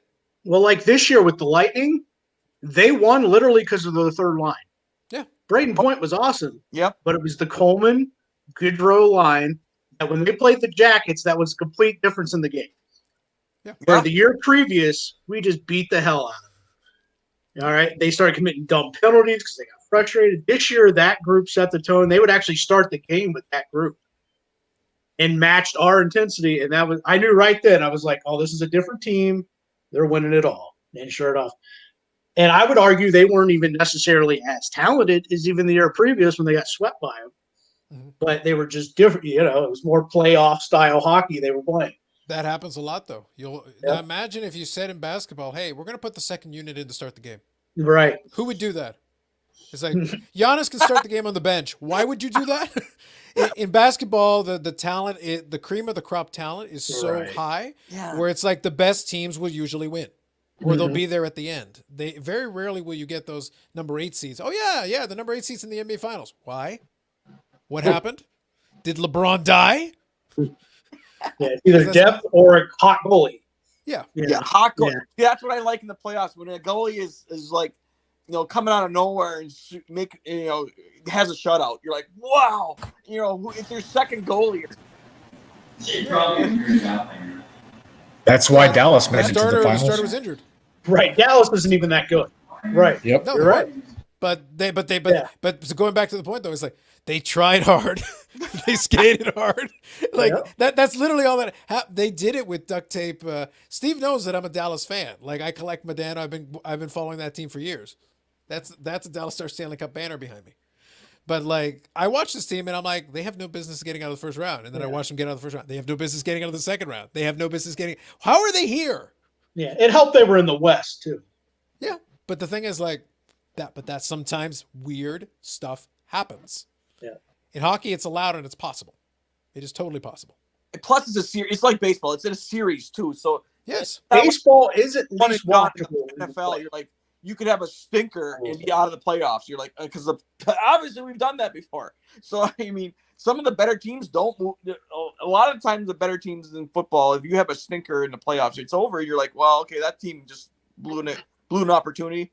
At least it's a series. You can come back in a series and stuff like that. That's why I like baseball playoffs too, because that's not over in one day. You get a couple of kicks at the can. You can screw up a little bit and still come back and win the series. That Boston's World Series coming back from 3-0. I don't even like Boston at all. But that was the most exciting World Series I've ever watched. It was drama every night. After the first win, you're like, okay, I'm going to tune into this to Game 5. You're like, oh. Yeah, I did too. You're right. Oh my In god! retrospect, though, that was bad for all of us. Those Boston fans are insufferable. Literally, like, I was like, no, you know what? It should have been like 180 years for you guys. Like, we should have just kept why it did we going. root for this again? Yeah. It's like, could we retroactively take that back? I was happy for them in 2004. Now I'm like, all right, enough of you idiots. Yeah, You're worse than Yankee fans because you don't have the history to back this up. I want my Tigers to actually win. We're not going to be winning anytime soon, but you know, I've seen a couple World Series, but I've always been on the losing end. And the last time the Tigers won the World Series, I was 5. I didn't get a chance to really enjoy it. Right. Come on, it was 1984. What else were you doing? You should have been enjoying it. I was 5. Yeah. I've never seen a World Series, so Every time my Tigers go to the World Series, they choke it away. Well, it's like Dolphins fans who are always Well- like, yeah, we're the only undefeated team. And I'm like, dude, you're my age. You never even watched that shit. I was like, you can't go around being like, now, if it was your grandpa saying it, okay, you at least lived through it. I don't go around going, oh, yeah, those 72 and 73 Dolphins back-to-back champs, man. But I tell you what, I've done a lot of research. I mean, I do a lot of watching of teams like that. Oh, for sure. Yeah, I do too. Their no-name defense, oh my God. They were so good. I mean, yes, they were called the no-name defense for a reason. But, man, there were some players on that team. You're just like, wow. Yeah. You know, was Joe Langer on that in that championship team? Uh-huh. Yeah, he's a Hall of Famer, obviously, too. But Right. there's a lot of guys on that team who are just like, yeah, they just kind of played as one. Yeah, the offensive line is pretty much in the Hall of Fame, the interior. Yeah. I think. Yeah. I mean, they were one of the defenses I've seen that played as one. Like, there was no, like, weak point in it. Everyone was not, like, stellar, but they were all solid, and they did their job. And that was like, if Mike, you get some of these defenses to play like that again, we maybe have an NFL. But, yeah. I mean, I do, like, watching old stuff like that. You get, like, I watch everything I can on players that I didn't get to see. I never got to see Walter Payton play, but I can watch him on video anytime I want. Right. You know, I'm not going to be a kind of and how can you be an NFL fan without not going back and watching some of this stuff? You can hear it from somebody else, but unless you know, there's stuff like people don't know about Don Hudson for the Packers. I mean, because he's played in the 20s. Yeah. But he was a dominant wide receiver when receptions and catches were not a part of the game, really. You know, people say he's better than Jerry Rice, and everyone will give me, what are you talking about? Well, you know, you put Don Hudson in today's NFL, that guy's going to get 200 catches. He was just that far above everybody else that he played against. He was just that good. You know, he didn't have. Or when people are like, we never seen anyone do like what Derrick Henry does. I'm like, ever watched Jim Brown video? Have you watched Jamal Lewis? Is Derrick Or even Jamal? Yes. And I did it before. We you know. Yeah, it just makes me laugh. Yeah. Alabama, they're the same running back. He plays himself out of the NFL. Yep. Christian Athletic. He was a man. How could you not go back and watch the Steve Atwater hit on Christian Troy? I love that sound. I mean, how could you not go back and watch that? I mean, I was little when it happened, but that's the stuff I will go back and watch every time because it's legendary stuff like that. Like I watched just the other night. Last night I watched the Browns versus the Lions, the game that nobody watched. It was 2009, Matt Stafford's rookie year. Yeah. Hurt his shoulder. I watched that where Mahad Massaquoi scored a couple of touchdowns for the Browns. Brady Quinn was starting it. You know, I'm just like, dude, I'm gonna watch this because at the time that game was like blacked out in the areas. Only people that seen it was like not in the area because there was no one was gonna watch 2 1-8 teams go at it. But it ended up being like a big seesaw game, and everyone and Brandon Pettigrew was a rookie with Stafford, and just like, yeah, that was a great game. Yeah, it was 2 sucky teams, but geez. That people make fun of me because I go back and the games I couldn't really keep track of on Sunday because, you know, I have the Sunday ticket thing and you can watch the game in 45 minutes, you know, where it's just play after play after play after play. Like I just got done watching Washington, Carolina, and somebody's like, "Why did you waste 45 minutes watching Washington, Carolina?" I was like, "Hey, Washington might be in the playoffs." Yeah. That's why, I'm like, that's also why I know a bunch of random shit about teams I should have no business knowing anything about. There's Because I just sit there and watch those for 45 minutes at a time. You can watch 2 or 3 a night. So by Wednesday, Thursday, I watched everything I learned to watch. I have been doing that less lately with this kind of NFL. Yeah. I'm sticking with my Packers, and then whatever comes across my screen, I might pick up on. And I know some stuff about football. There's no doubt about it. But right. But I was more diligent like 3 or 4 years ago of watching everything I could possibly watch. Yeah. It's just I kind of strayed away from that now because it's like a minor protest because that's good though, Joey. It's not good for you. I don't recommend it. I mean, when you're passionate about something, you always want to be a part of it, but you also. Yeah, I think that's the other thing. Hockey hadn't started yet. There's nothing on TV, so I'm like, nothing to watch. Let's watch one of the games I didn't get to see any of. I think that's what it is too. I didn't even watch New Orleans versus Minnesota. I just no.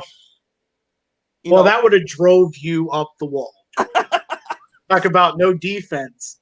I looked at the score, it was like 52 to something. I'm like, what? It's like, because all the linebackers were out for the Vikings, right?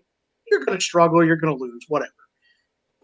But it's like you can't come up with a defense that doesn't allow 7 rushing touchdowns. Like you can't scheme something together for at least a half to slow them down somewhat, even if you're playing with lesser tier talent. Like to me, it was like you just threw in the towel somewhere because I don't get it. Like steal a playbook. Oh, I forgot that was the Patriots. But yeah, that stuff drives me nuts. I'm like, you couldn't come up with something for a half to semi slow them down. Like I'm just that stuff always bothers me. Well, guys, I gotta get to bed. I gotta go deliver some mail tomorrow. All right, you're our hero, Joey. I don't know if I'm a hero. You are. Don't let anyone tell you any different. Well, I get you sports cards I don't know. I have a couple people on my route that collect sports cards, so I make sure they get their stuff intact. The rest of it is like shredded and whatever. It's like there's like 5 envelopes that are like in pristine condition, carefully dropped. The rest of them are in the snow. No, I'm like, go get your own stuff. It's in the pile. It's in the pile. Go get it. I'm like, is it something worth you moving or what? I've actually, especially my old route, I had probably 2 or 3 more people that would collect cards, and they would just like show me everything they had, and I ended up buying things for them like that. I'm not on that route anymore, so I don't get as much, but yeah, they know who I am. I take care of them people real well. Make sure it gets daintily put into their mailbox, nice and easy. As long as it says that it's delivered when it's been delivered, and not, it's delivered, but it was never put in the mailbox. When my customers get something like that, especially my card customer, I mean, they have special places for me to put stuff. I'm a small town here. I'll do whatever I want my customers want. If they want to put it in a garage wrapped in 3 rubber bands and cellophane, I'll do that. I don't care. Right. I mean, I get paid by the hour regardless. I mean, I have a guy that collects records, lots of 45s and 33 1/3s, and he wants me put in a special area every single time, and I go right into his house every day. So he's not there, but he wants them inside his house. So all right.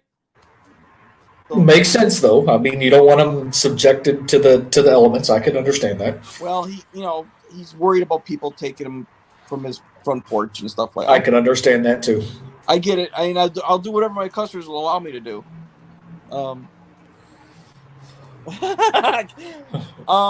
That would be the kicking of the package is considered what we call a Sawaski, because I'm Polish myself.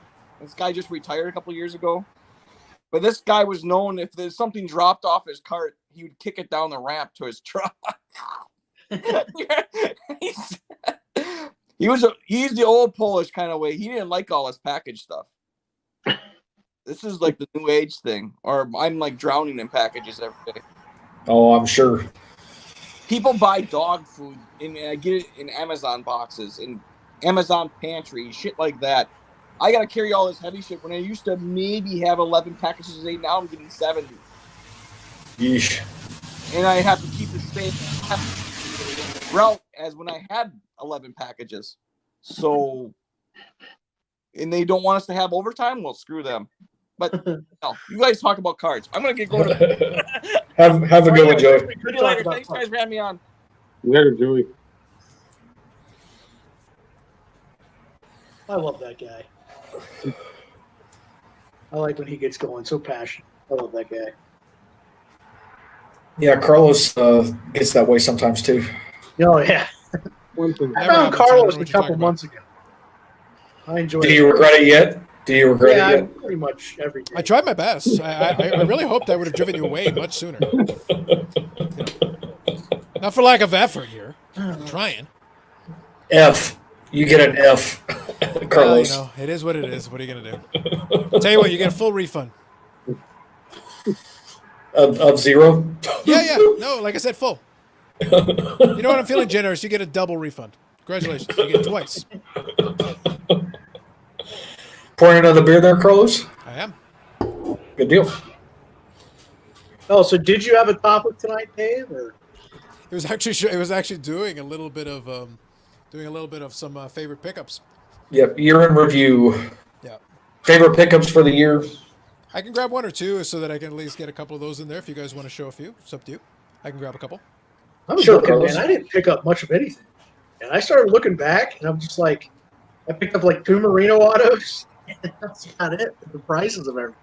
Well, you've done well from the brand perspective, though. Yeah, but that was still early on for pre-COVID. True. Is now, I don't know if you noticed, but I don't post any break stuff because I'm not getting in it. Because it's like a team that's supposed to be, let's say, $59 is now $109. There's no money. Gotcha. I'm like, why would I just literally piss it away? So that's the only thing I break at all now is pretty much hockey, because it stays close to retail, suggested retail value. Yeah, just because there's no specific, like, hockey's gone up, but not everything, and not across the board. There's certain players, certain teams that'll get a little bit of a premium, but it hasn't gone to that level. I would feel bad for the basketball guys, like the real basketball fans. Like, no shot. Like, even the cheapest product, like, no, you're going to get murdered. So this is one of the recent ones that got in there. This was the this is the game used Plate, the name. nameplate. Yeah. Yeah. So these That's ones cool are- color. Yeah, I like the fact that it is, in fact, they did get a full piece, and to your point from previous that we were talking about it. So, like, you can consider it more of a 1 of 6, but the individual letters are 1 of 1. Although I will say they did number them individually. So, like, this one's NP82, and the O is 83, 84, 85. So each one's got its own number for each letter. That's That cool. means it's separate on the checklist, which is great. Like, I'm like, okay, good. You didn't just treat it as a parallel and then have each letter be a thing. So Yeah, I appreciate that. I think there's a new football in. It's not immaculate. Maybe it is immaculate. They actually have a Terrell Davis nameplate, and they are numbered. They actually numbered them to 5, You could, yeah. It would be legit, yeah. but it's not game used. Okay, No, I so was that gonna one say. is game used, which I do appreciate a lot. No, and that's the thing. That's the big differentiator. But I find it interesting that sometimes, like in that case, they're all numbered 101. Yeah. Then you have other times in which they actually number them based on the number of letters in the nameplate. Which where's the consistency here, folks? But that's a different thing entirely. So Dave will appreciate this when he knows these guys. Oh, yep, superpower. Yeah, so that one I used to pick up the odd Keith DeChuck card. I'm not really going to do a collection of them, but if I see something cool like that, like Medano isn't in that checklist, so I'm like, you know what, great. I'll pick up something that he doesn't have a checklist card of that I still like the card. So I remember you showing that. When was that? it would have been The like, podcast. It was the week. It was a week ago Sunday. I I think that's right. Yeah. that you were showing some of the pickups that hadn't come in quite yet. Yeah. So those ones were ones where I was like, maybe it'll come in before the end of the year, maybe not. That's where the cutoff thing came in. So that one of one Yep. technically is a 2021 card, unofficially. Because Gotcha. it's like, I had no way of knowing if it was going to come in on time, so I was like, Right. I had to make a decision and cut it off so I could actually make the damn video. Nope. Makes perfect sense. Any other ones, Carlos? Since got you a said few. you had a few. I do. So this one was a fun one as well, and so that's another Chuck, but that's the 6 Sense Wizards. I remember you showing that one too. Yeah, it goes along with my favorite Medano of the year, which is the 6 Sense Wizards. So now I have 2 from that set, both out of 100. So the question is, Carlos, Absolutely any not. possible? Nope. Okay. 0%. Just thought I'd ask. The Gretzky's a hard no. The Okay. Gretzky's a hard. The Gretzky's basically like, nope. I've seen what the Gretzky's can go for. I was able to get the Keith Chuck for a really good price. The Medano was very reasonable, so I was like, great. I have a couple of cards from it. It's an awesome set. I would love to do it. But out of 100 back in 98 is very different than out of 100 today. No. Yeah. You're preaching to the choir there. Yeah, so it's like, could it be done? Yeah, but you're going to have to pull out the old pocketbook.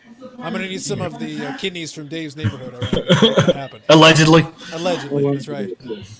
Yeah, I was like, I looked at the Gretzky and I was like, nah, man. No, straight no. Yep, Blades of Steel. Jack Adams, nice. I remember you posted that one on Instagram, didn't you, Dave? King Clancy. Who was it? Was it King Clancy or Jack Adams? It was a Vault one I posted. I don't remember seeing that one. Yeah, I will say, Dave, on the back of the card, it says who was the owner at the time. Was that not Brian Gray? It would have been Brian Price, right? So the thing with Brian Price is that Brian Price was the owner at that time, and a lot of those memorabilia pieces came from his personal collection. He was a big-time memorabilia guy who would buy a lot of real, because he would actually do a display at the card shows, and he would have it like in the game land or be a player land, and he would show off full jerseys and things of like Hall of Famers all over the place. That's from his personal collection. Oh, that's cool. So he was willing to put some of that into his product because he was like, I want my customers to be able to get the chance to get a piece of this, but it was straight from his personal collection. So when Brian Gray bought the company, he sold him a good chunk of the memorabilia from his personal collection, including in the game stock. So that's what Leaf is using today. Interesting.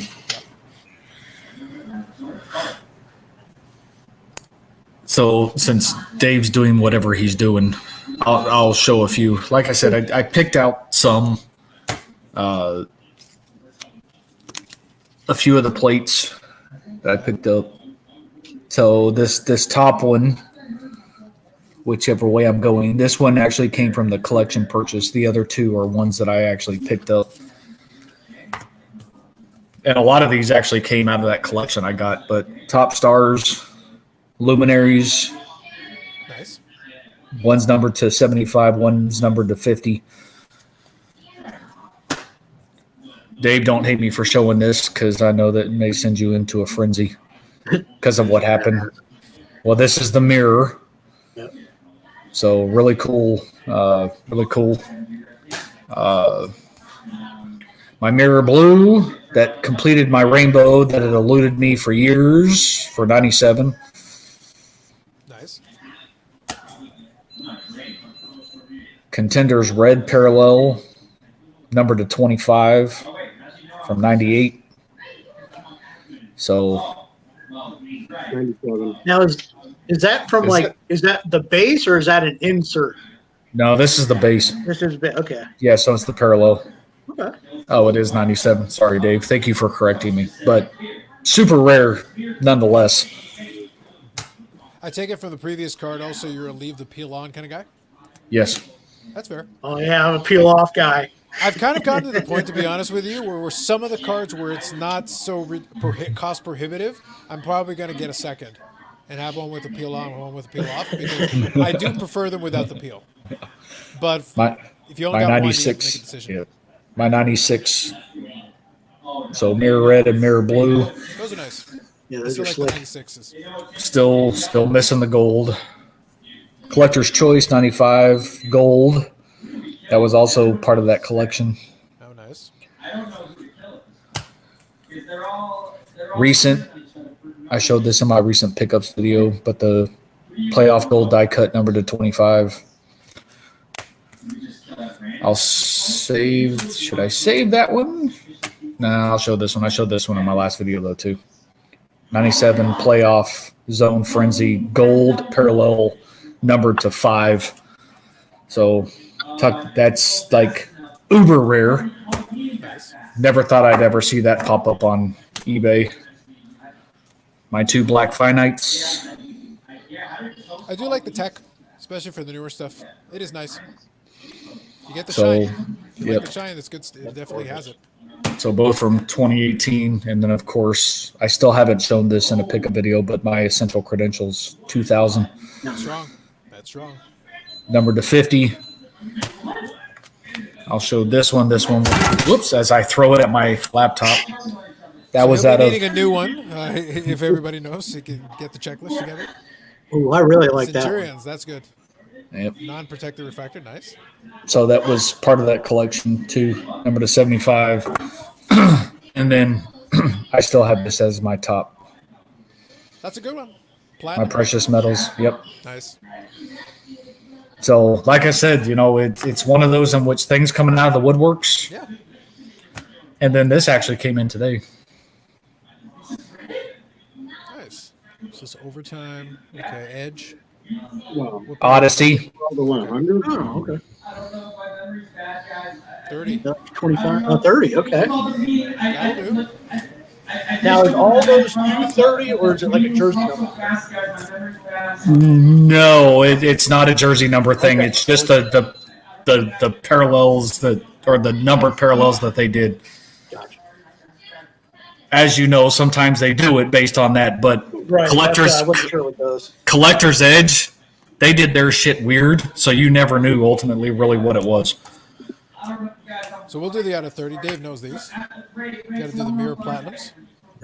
Beautiful card. So those ones are out of 30. That'll work. Beautiful. This is one of the ones, and the mirror gold also for the regular Pinnacle certified. It was also another one that came out of the woodwork this year. It didn't crack my top 25, which tells you something about how the year went. This Yeah, one Carlos, did because this one deserves it. That's a decent little card. It's a decent little card. It's adequate. Yeah, I dare say decent. adequate. Yeah, decent. I'll give you decent. I don't know if you've heard, Brad. It's one of my favorite things is that Matt gets on me because I've gotten so jaded that at this point it's like, yeah, it's a 1-1. It's a decent little card.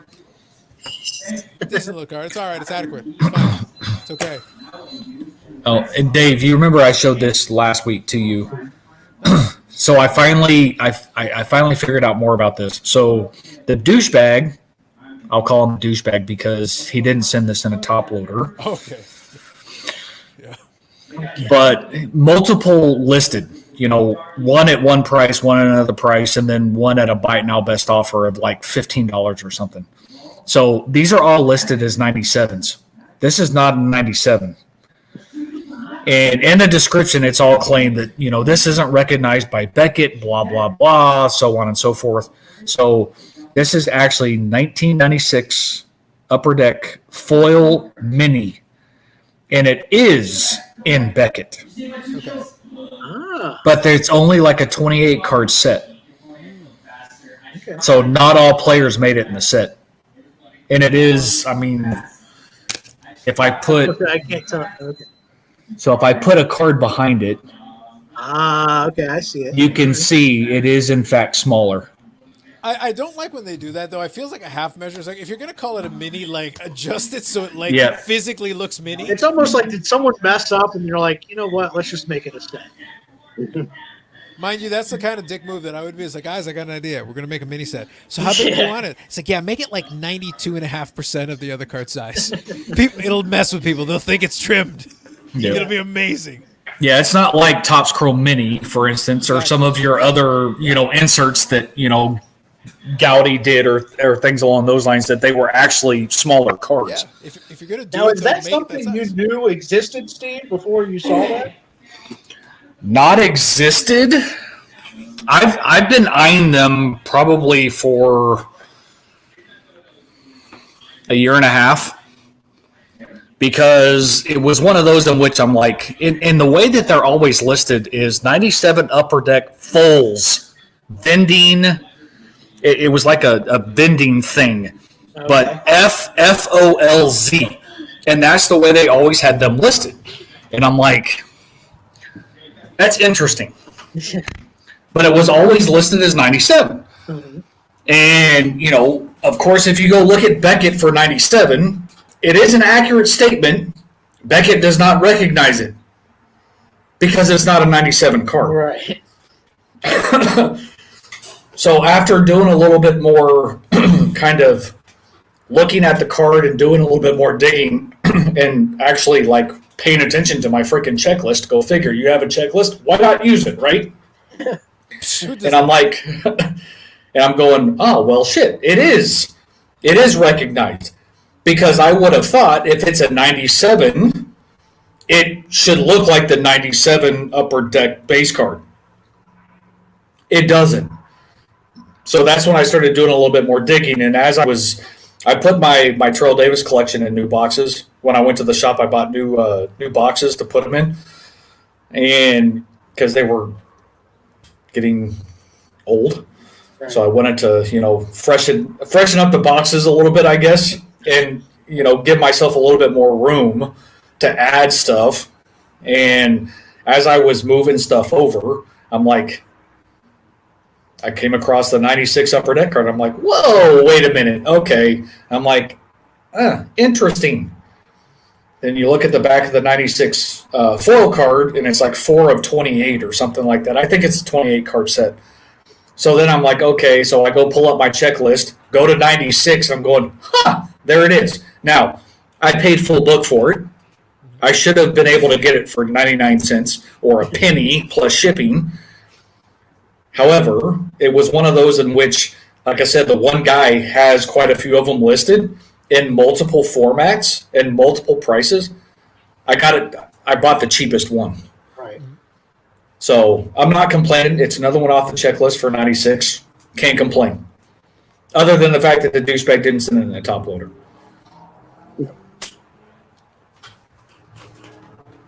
As bad as the mail has been this year, I only had one of those. Was that Ziggy? Of course. Of course, I figured. Yeah. I only had one that did that this year. Yep. The refractor. That's right, I like the that one. refractor. And the best part is that the guys sent it with no penny sleeve. They did do it on top loader, but no penny sleeve. It was just kind of free floating in there. And it wasn't an expensive card. I just picked up one of the Jamie Benn MVP cards, but it was the out of 5. It was the black script out of 5. I'm sitting there like, you couldn't penny sleeve. You couldn't, and it was in a plain white envelope. And I was like, okay, so you want to take all the chances. Right. On a card out of 5, and somehow it was intact and not damaged. I was like, okay, well, by the grace of the data you believe in. Love that precious metal though, Dave. And that's the platinum, isn't it? Mm-hmm. 101. Oh, I forgot you got that one. I don't think I've shown this yet. Oh, okay. Well, then there you go. See, I don't feel bad. I saw it. I was like, I don't ever see that. I knew about that one too. And he's got one more. And I remember that one. That one I remember. Yep. Yeah, that's the one you overpaid on. At least so you say. Steve, $25 is a lot of money. Come on, man. It was more than that. A lot more. I know. When you said overpaid, I was like, $25 is a lot of money. You got that this year, Dave? What's this? Yeah. That was the basketball money. Ah, okay. The basketball money helped tremendously. I didn't realize you got that this year. I thought you would have had that, Dave. I don't even know where to go. Nah, that's not that good.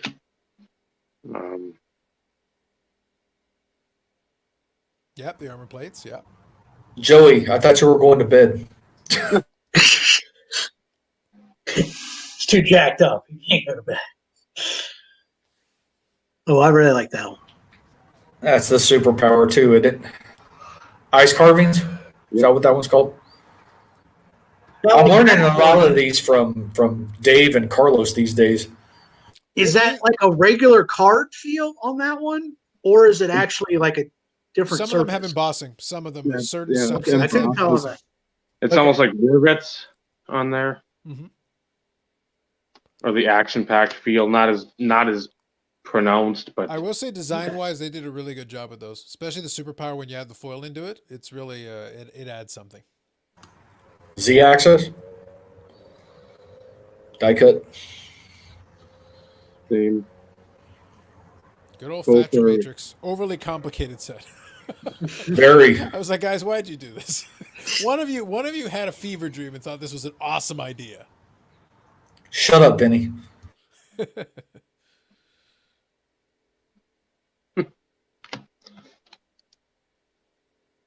Yeah, I still love that you're a finest. I don't need Topps to come back to hockey necessarily, but if they're willing to do finest and they go back to that style, I can accept it. I do love Finest Refractor. I think it's Yeah. my favorite. Of course, I just the like the rare, year where they did the silver, the gold, and the bronze, and they broke up the different components into it, and you could get these different interesting cards. The second superpower of the same card. Dave had to buy two. those ones, Dave, of yeah, course. that emblem over there. Oh, it's in. This You one- wouldn't mind Topps Chrome though either, though, would you, Carlos? No, not necessarily. I will say though, I did enjoy it when Finest broke up the set into those different colors. Though I did feel like they thought out the design better. I enjoyed that they came up with those little subsets, all those different little ones for different players, because the goalies got their own subset and things like that.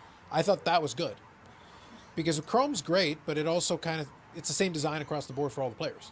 Right. That little extra piece just adds something. So, Dave, that the other one that you showed was that like a kind of like a platinum blue type parallel type situation, or is that just a? It's some sort of parallel. They had different foils for that year, and they were numbered to different amounts depending on the foil. Pacific has done a lot of good work, but certain years they would get a little lazy with the parallels. Some of them would just be like, yeah, it's a slightly different foil. It's like, well, guys, that's not super exciting. I don't mind it, but it's like, yeah, you could try a little harder. They did the same thing for football, and that's why, because something numbered to 10, platinum blue has always been their best parallel, at least historically. So that's why I was actually closing the question. That looks like silver. Yeah, it's just a hollow silver. And I got that for $50, which I think is stupid cheap. For that card, yeah. When the guy took the offer, I'm like, you're dumb. Thank you. Yeah. Neither, Ed. I'll answer Ed's question. Neither. For Chicago, yeah. Oh, by the way, I'm not Dave, stateside, but if anybody I have wants to already send made $2,000 plans stimulus to go my to way, I'll take it. Yeah, for you got to watch it, Ed. We got a Canadian on here. Yeah. So I think we might get like a $20 Tim Hortons gift card. Maybe that's about what we get for stimulus. That's about all that comes on.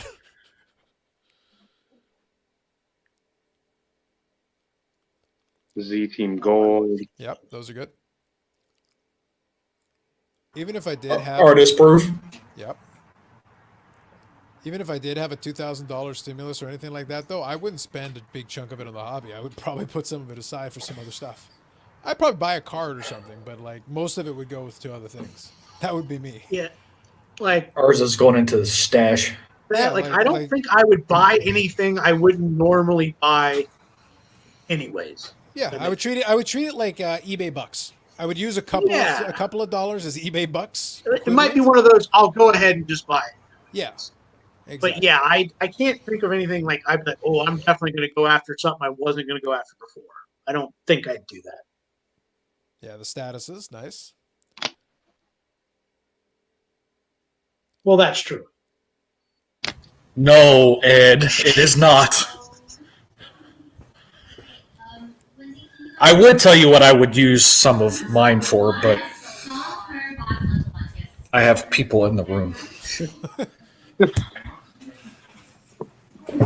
And it's not hobby related either. Actually, I can put it in the chat. Yeah, I like that one. The Centurions are good. Those are good. Yep. You noticed the brand new top load? Those are awesome. This is some more of the basketball money. Yep. When you say the basketball money, what did you sell basketball wise? You don't remember this. 25 cards. The main card I sold was a PSA 10 Siakam Prism. Oh, that's right. I remember you. Okay, the Prism one. Okay. And I there's some other stuff in there that was nice, but it's like a Luka Donruss rookie. They're going for they were for like 150. I'm like, what planet is everybody else on? Because this is, I thought it was like a $10 card. I'm like, huh. Yeah, I completely forgot about that Siakam. Yeah, that's right. But that's the thing where then. And didn't you buy that for like $15 or something like that? Less. Yeah, I knew it was something cheap. Yeah, but that's where that That's whole awesome. climbing prices and everything can actually work in your favor too. It's not one-sided. It can be like maybe you happen to have a card that suddenly went up, and hey, no complaints. That's why I mentioned the Josh Allen card. It's like the thing is when I pulled it in 2018, Josh Allen wasn't the guy. Mm-hmm. It got thrown into a 1600 count box, and it's been sitting there since 2018. I found it a little while ago. I was like, oh, okay, well, this is because I didn't pull the Lamar, I didn't pull a Baker, I didn't. The other one I got was Josh Rosen. If anybody wants Josh Rosen, you can have it. Oh, poor guy. Yeah, I pulled a bunch of Josh Rosen at that time. It was like the wrong Josh. We got the wrong Josh. Yep, Back to the Future. That Roberto Longo autograph looks terrible. Did he owe the mob money when he signed that? Like, what the heck happened there? He might have tried signing his name left-handed I guess. for the first time. That is Look at funny. that first Kinda name, looks like- Steve. yeah. You see that thing there? That's supposed to be Roberto. He looks like he owed the mob money and they hit his hand with a hammer. He goes, now write your name. So it was that one, this one, and the Ripken that I think I bought within like a week because I'm like, you know what? I'm not going to have that basketball money again. I better get Some stuff I really enjoy. That's basically a trade, man. You had something you didn't have a lot into. You traded it off for some cash and then got some cards you wanted. That's a good deal to me. Yeah, that I know you had wanted that Brodeur for a long time though too. Yeah. The minute you started doing hockey, that was like I'm pretty sure was the card. Yeah.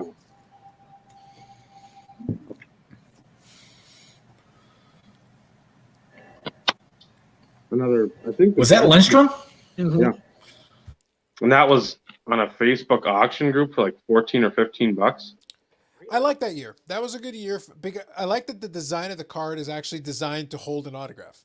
Yes. You can actually put it Right. on there, and there's a spot for it. It's actually in the card design. What an idea. With You the mean we can't just Gretzky. put the sticker randomly in the middle of the player? No. Find a spot for it and put it there. I think the Gretzky lot, because that's out of, 1,000? yep. Yep. And then the Leaf Limited Gold 2,500. That's a good one. So it's still a nice set. Now, That one- Gretzky stuff, does his stuff sell more in a certain uniform? Or is it about the same regardless? Like, does he sell more in a Rangers because it's New York? Oh, Or you're is it talking about somewhere- like Gretzky? Or is it Edmonton because it's Canada? Well, no, I would say here's the thing: Gretzky is kind of universal. But Okay, if you're that's like if you're a Rangers super fan, that brief time you had Gretzky is pretty good, you know, for you. Messier would probably be your bigger hero because he won the cup. Yeah. But the brief time of Gretzky was a star in New York. And when he was in LA for like LA folks, they're going to think of that most fondly because he had some good years in LA. But Yeah, the that's why I Edmonton wondered folk if will it always was be just- loyal. You had to pay a premium for a certain jersey or not. Yeah. Or But there's some about folks that the like same. Gretzky hardcores. They're like, dude, if it's Gretzky on it, I don't care what uniform he's wearing. Even the St. Louis for the cup of coffee, like 5 minutes, still Right. will sell. Yep, stubble. The best part is they stubble card. It's like, what stubble, Wayne? Exactly. Like if you look hard, you can probably find it. If they would have made should have those, picked a picture that was more appropriate. if they would have made them like 5 years ago with Brett Burns, that would have probably been more apropos. Yeah. And that still is the most that franchise year, Dave, is the one to this day. That's rarer than it should be. You wouldn't think. Like score, it's like, oh yeah, whatever. Those are actually harder to find than people would fathom. Well, it's no different. One of the what was it? I don't remember what year, but the score dream teams for football. Very plain, simple design, black background with a small little color photo. Those were freaking a beast to pull. Yeah. There's certain Also, cards Dave, that you look at do them you and you're like, think- oh, that's a cool card. Do you think of Curtis Martin as a Jet or a Patriot? I was spamming that report button. I like to Patriot. think of him more as a Patriot because that's what I try to focus on. Okay. I mean, I know the brunt of his bigger numbers, 'Cause, obviously. yeah, I think of Jets, but that's why I was wondering what was your immediate when you think Curtis Martin? Do you think of Patriot? Oh, that was what I was supposed to get at the Marino, right? Yes,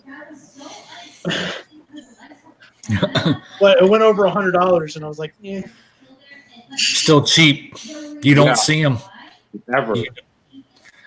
I sent a picture to Dave. There was a 3-card lot on Mercari, and it was the Title Quest. It was Craftsman numbered to 50 and something else, and I don't remember what it was.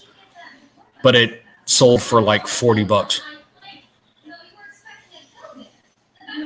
People. That hurt. That hurt. Bad.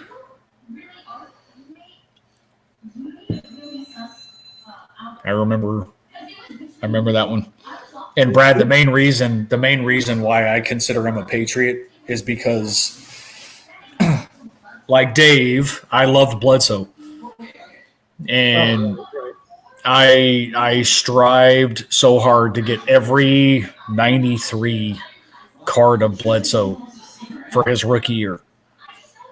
And then, of course, when they drafted Curtis Martin, it was like Bledsoe, Coates, Martin. It was just a phenomenal offensive packaging that, and that's what I'll always remember him for. As far as I'm concerned, he never played for the Jets. I know he did, Yeah, right. but that's what I remember him from. And I think I picked this up before the season. This is one I don't 100% remember, but I believe it was before the MLB season because I wanted to get one because I liked him, and it was a Facebook auction, and it was cheap. It was like $40. That'll do. It was not numbered, but against a 5-star and on card. And For that price, you have nothing to complain about. I have a couple of different Sotos that I very much enjoy. I haven't got an autograph yet. It's going to cost me a little bit more than that. Yeah. The Soto autographs are going for a decent amount. Now, Carlos, do you have a favorite football team? Packers. No, it is Packers. Okay. Yeah, I went back. I enjoyed watching. It was around the same time that I picked up the Stars. Around the mid-90s, I was because it was around here. I'm a baseball guy first. Baseball is the one that I was paying attention to mostly. Mid-90s, I started watching a little football. And what we talked about earlier, Favre was an exciting player to watch. A frightening player to watch, but a very exciting player to watch. Always entertained. Yeah. Yep. So and then when Rodgers came on board, it was like, this is pretty sweet. Run keeps going. Yep. And then after a while, you hang around long enough. It's like, I guess I'll keep watching this team. I don't know what their next succession plan is because I don't think they're going to be able to do better than the last two, but we'll see. They hit 3 times in a row. If they hit 3 times in a row, there will be other teams, general managers that will commit honorable suicide. They're like, we can't even get one? Right. How did these morons get 3 in a row? Because I'm full of family, full of Bears fans, so you can imagine how much it irritates them all the time. Yeah. All my family's Cowboys fans. Still live in the early 90s. Yep. Having some As are most of the fans. It is funny. Of all the groups, they really do live just in the past. Well, they don't really have a choice. What else are they going to think about? Yeah. They can think about that Bears team in the '80s, and then what? What else would you like to talk about?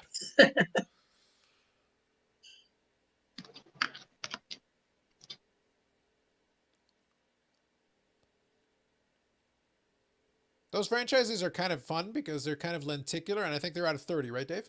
Mm-hmm. And that's got. It's so tough to see too. It's on the back, yeah, like right there, and It's like, you under can the barely card see it. number. Like you have to be squinting. It is there, but I think that's the reason why some of them sell cheap. Like I think I got the Medina for less than $20 because I think they didn't realize it. I flipped it onto the back just to make sure it wasn't something weird. It's like, no, that's out of 30. The number's right there. You just didn't see it. So the whole LCS, the guy just bought everything in it. Interesting. For $30K. That sounds cheap to me. Yeah, I was going to say. Or it's a most very small I shop. just put a follow-up comment I see there. It says not a big store. For not a big store, I can get that. Because it'd be interesting. It's one of those things where I joke about it. It's that I've been collecting the Medina collection for a long time. He's not the highest profile player. He's a star. He was a star player in his day. But you couldn't get my Medina collection for $30K. You couldn't get my TD collection for that cheap. Yeah, so that's what I mean. Like, and that's one player. And that's Right. one person's collection of one player. That's a cool one. Yeah, the gold, those look nice. I love And there's Dufex. texture on the back, like you see where his head is. The texture on the back and the writing there looks kind of cool too. Mm. It's a nice touch. That's where I think some of these card companies are missing out. You could use the Dufex. Use it sparingly. Use it not in every set, not in every card. A little bit here and there. Sprinkle it in. But you could use it and it'd be kind of a little special. Yep. Yeah, because they almost overdid it They did. back then. But that's what happens every time. They come up with a technology or something and they made Very it true. every set. Yep. It's no different than acetate. Yep. But if you sprinkle those technologies here and there in some of your series over the years, you could spread it out a little bit and be like, oh, this is the cool card this year. We're going to do Dufex. Next year we'll do acetate. Then we'll do a little refractor thing. You could do some stuff, but break it up. Yeah, acetate still is by far one of my all-time favorite. Yeah, those are good. You can see right through them there, and it's out of 100 those ones. What do they call those, Did Dave? you notice about the old days and the cards you're showing? Did you notice how it's a different picture on every single one of them? Imagine if I showed you stuff now, 14 through 20, 2014, 2020. How many pictures would be the same? You know, even if a different card, but how many times would it be the same picture? Yeah. Yeah. They So that's what I get into a appreciate rhythm with And the they just models, keep so. using it, yeah. That one, Heroes, that's right. that one with the slide, Dave. What do they actually call that in hockey?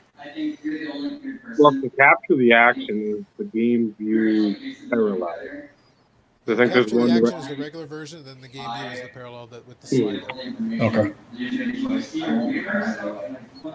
I love those. That's the executive collection.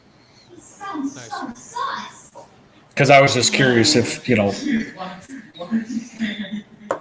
I was trying to think of what they call it in football now. I think, Dave, that's my favorite year of Z-Team. Yeah, by far. I think so. I think just the design was like bang on. He's trying to sound innocent, but he can't. Oh, the SPX ratings. Yes, yes. Like, I would have, if I was still, I would have killed you. Is that regular SPX or is that SPX rated rookies? SPX top prospects, I think. Yeah, because it's the regular. I've never seen that. Because they did 2 SPXs that year because it wasn't confusing enough. Well, and the only reason why I knew that there was multiple is because, I started sorting my stuff and happened to have almost a near complete set of that year. That's why I was asking. You know what's cool, though, is that I saw that Carvin put something up on Instagram today, and then he mentioned on there, like, something that came that I hadn't thought of to ask, but it was a good – he actually answered it in the post. It was actually kind of cool. He talked about SPX Finite. I don't know if you remember Finite. Mhm. And he basically said that set was basically one and done because of the cost to produce it. They just hated having to number every card. It was a pain to do it. Yeah. Makes sense because everything was serial numbered. That's right. So it's like just the logistic nightmare of having to print it on all the cards and do all that. But it makes logical sense when he says it, but then you remember, oh yeah, well, you worked at the card company. Yeah, okay, that makes sense. I'm with you. I get it.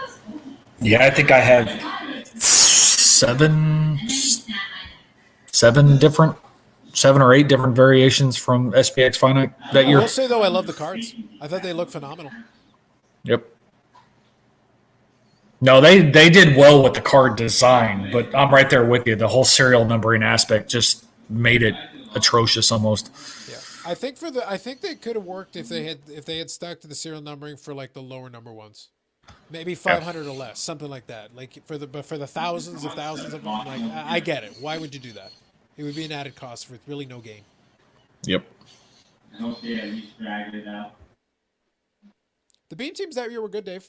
You still have the Medano, right? I got the Madonna. I've got the Valerie Beret. I've got. Yeah. Is that the one though? The Medano has the line through it that bugs you, right? Mm-hmm. Okay. When I get my ComC order, I'm going to order it for January. When I get my ComC order, I know you were looking at. I was talking to you about that Socket Prime Choice Reserve. Yes. Let's talk. I'll take the beam team off your hands and we'll put together a package. I'll get it sent your way. Because the line doesn't bother me that much. I just want the beam team because that's one of the few from that time I need. Okay. Because the line will drive you to madness, Dave. You don't What want the that. hell is that? Oh, okay. Now I see it. Okay. It's sort of like a boss card. I was like, what's that big plump of gold? Yeah. They embossed it. It was actually a really cool idea. Like they embossed it. It was called Hall of Fame bound. Yeah, I can see it. Is that from the McDonald's though? Or is that the regular version, Dave? It's the regular. Yeah. Which because were, they did something like that at McDonald's too. In Canada, they had the McDonald's cards, and they did a Hall of Fame bound like that. Yeah. And again, I don't think the McDonald's ones are nearly. No, they went kind of cheap on it. They were lazy about it. Yeah. Leaf and their texture. Mm-hmm.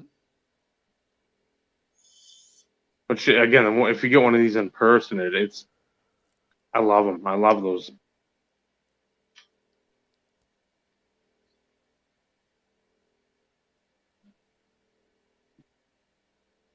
The 94 is you don't see pop up a ton. Yep. Now, if you had to guess, Dave, how many cards do you think you picked up this year? Like ballpark, within say 10 or 20,000. If you could stay within 5 figures of a guesstimate, that'd be good. God, I'd probably say like probably between 4,000 and 5,000, maybe. That I think it's like three. That doesn't shock me.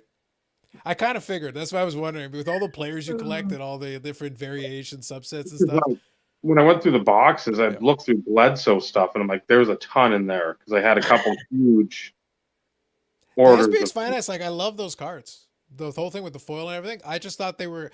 That's why Carvin's post was great because I totally understood what he was getting at. But I did love the set for the year they did it. I thought it was a great set. 12. Makes sense.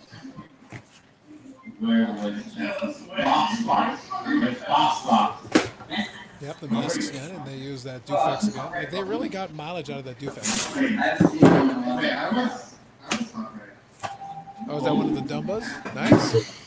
Oh, from the cup too. Look at you. Well, Tina, your death is gonna go unsolved. Sorry. You got clear, Dave. Is that 5 or 3? I think it's 2. Or 2. So Dumba, Suter, and Dubnik. So a few baseball here. The fractal matrix materials. Dear Lord.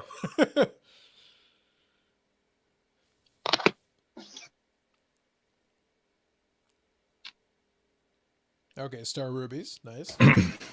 Can't go wrong with rubies. Well, that was the comparison I used, Steve, for that 6 Sense Wizards because they use the kind of tech with the stars in there, the shine. You need the right lighting to capture it, but it's the same Right. kind of the same tech. It's good stuff though. I like it. Almost like the pulsars though too, out of Flare Brilliance. Yep. Yeah, that was another one I didn't include in the list, but that's one that had been on my radar for a long time. Yep. The inverted refractor and atomics. All right. Beautiful cards, man. And so tough.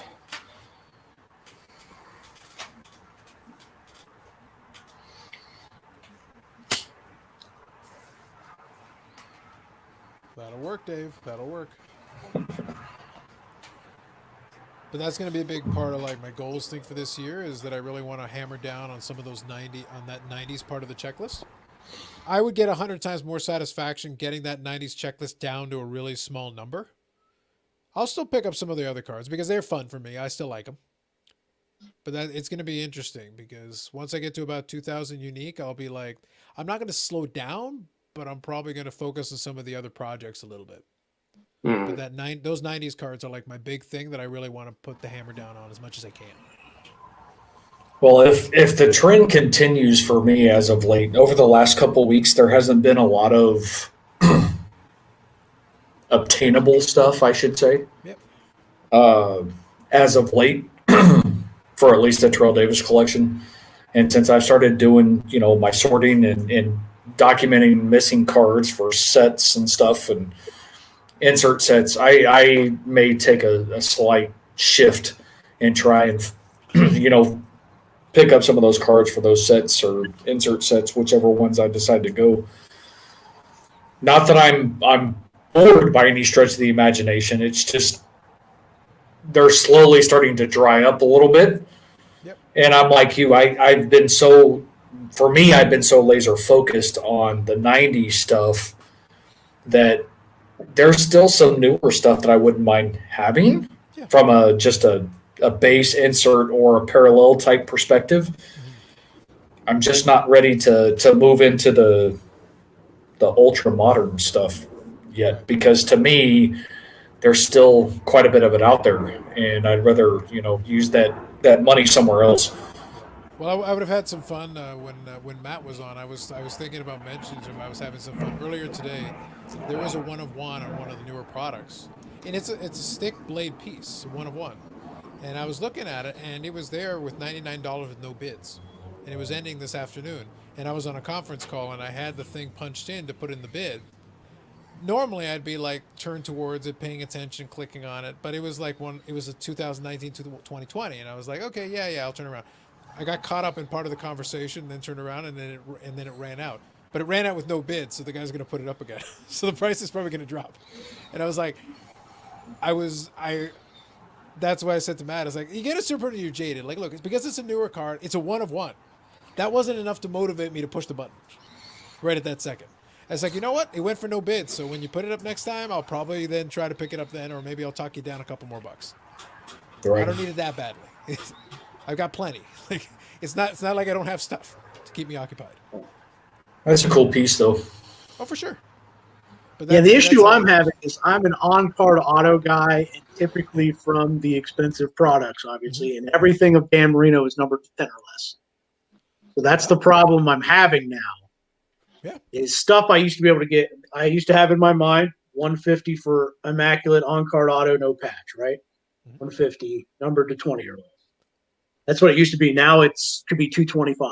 That's it hard, and I just can't bring myself to do it because I'm like, I don't know that it's going to stay there at 225. I feel like it's going to come down more close to at least the 150 to 170 range. But it is very much a card by card basis thing, though, because to the point that I was just for saying, sure. I couldn't be bothered to bid $100 on an auction with no bids on a 1 of 1.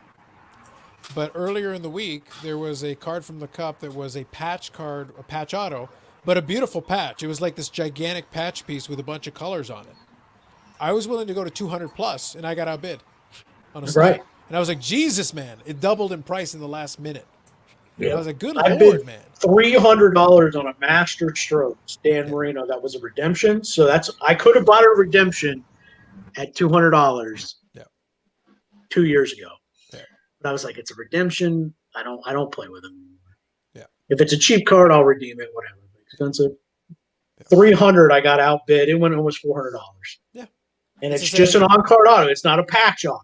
You know, it's just most beautiful cards in the world. But which is why I was willing to go 300. And I thought for sure, oh, I have this. I saved. You know, I was like, oh, this is one of the cards. You know, if it ever pops up. I thought I went aggressive at it. I guess not. But that's what. But that's why I say though, it's what we talked about last week when we were talking Steve and Dave. It's like it's not everything.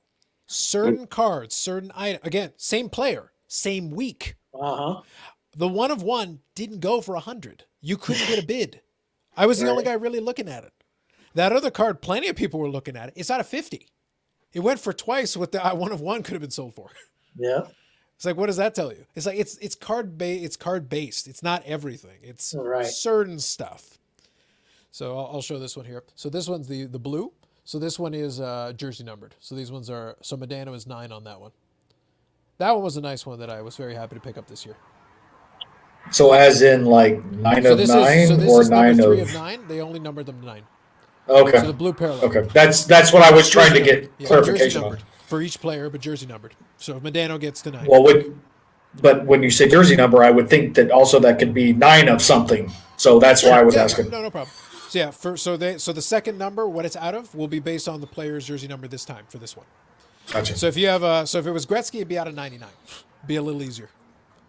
And then Dave knows this one. This is still probably one of my favorites of the year.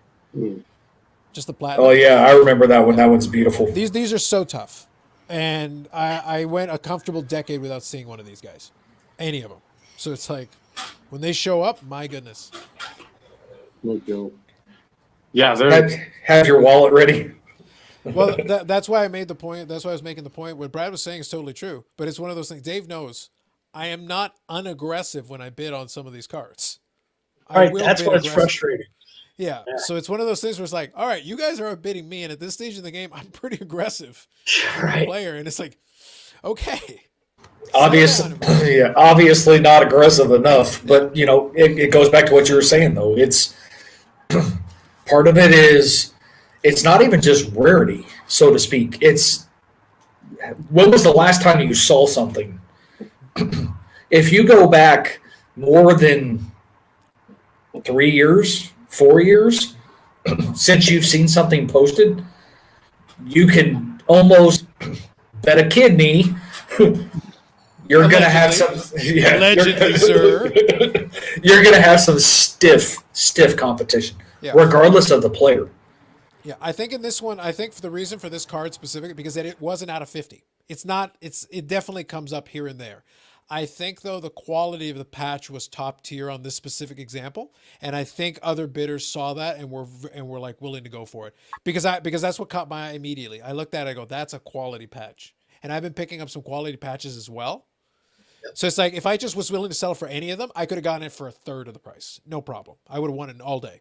But that patch was like it was strong, it was good. Oh, it makes sense. Yeah. Dave, I'm surprised you didn't actually have your PMG. In your box. Yeah, that would have been in there too. But again, there's so just once again the volume. Yeah, that's really bad for it. You sit there and you think it's like, okay, I know I didn't have the WA precious metals in there either. That was another huge one that I got like right away when I started the hockey stuff up in April, ramping it up huge. There's just I don't know, so much. And then the worst part, because again, I love looking at that stuff. I love knowing that I got that stuff because it's all top tier inserts, stuff that you just don't see floating around. And if you do, it's like, okay, what I got it for, it's up like $10 to $15 plus or whatever it is from what I got it. I'm so honed in now with like 4 or 5 cards that I probably won't see unless I go up to the expo. Hopefully they're there. I'm so just zero. I'll pick up other stuff because I want it. Like the dealer's choice artist proof. that Black Diamond quad, the green out of 98.99. Yep. But the Madano Black Diamond, I doubt I'll see the Brodeur. I know Jeremy's got, I think, Sakic and Waugh that asked him about prices on that. If I want to amp up the Waugh collection, I can do it. It's going to cost a ton. There's a guy on Facebook that messaged or replied to one of my things in one of the hockey groups, and it was just a cavalcade of Waughs that were. It's the Mirror Platinum. Yeah. Run for the Cup. Yeah. The Rainbow's Pinnacle and Select certified. Yep. But you're deranged, Dave. The thing is, like, Brodeur is already like a top end goaltender, and then you add Waugh to the mix. It was like, look, man, the reason I can bid so aggressively is because I do focus predominantly on the one player. That the Chucks were a fun departure because a couple of those cards Medano doesn't have. So to me, it's like, oh, that's pretty sweet. But when I'm bidding on the Chuck, I get to bid like a third of what I would pay for an equivalent Medano. And I'm not going to super collect the Chuck, but I'll grab the odd cool card here and there, like the odd cool card here and there. But if I was going to go full-fledged on a Chuck collection, a Leclerc collection, even though these are not top-tier guys, let alone go after, oh, let me just collect Steve Yzerman. I think that'd be kind of fun. Let me do that. Yeah, better yet, shoot for the moon. Go for Gretzky, man. Come on. Vinny, it's you and me again. It's you and me for Lemieux. Let's go. Let's beat each other up. Oh, man. I'm not going to do that to myself. But Dave, on the flip side, though, if you think about it, though, if for any reason you can't make the expo, at least you have people that you know that could be on the lookout, though, for stuff in the event that they stumble across it. For the Juan Brodeur, the expo, I don't know if that's a bargain you want to make. It's like, hey, Dave, good news, we found it. $5,000. How you feeling about that? because I've seen dealers, mostly out of Quebec, that will put these prices on where you're like, what planet are you on, sir? Is that pesos? Is that yen? I'm willing to go yen. And I've got numbers in my head. Not relevant numbers, but you have numbers in your head. They're there. Yeah, I got it. Allegedly. With Dave is alleged, yes. That is correct. And it just depends on, like you said with your Madano, StarQuest Gold. Mm-hmm. You can't see it in the light, like 80% of the time, unless you turn it exactly. Yeah. There's where that scratch is. Mm-hmm. Yep. It's like if I found a Brodeur, if the price was right, yes. After you intentionally damage it to bring the price down, please go on. You might have to bring the price in line. I'm just saying, you might need to consider that. Allegedly, you didn't hear it from me. I understand this. I've got the price for like that. The platinum.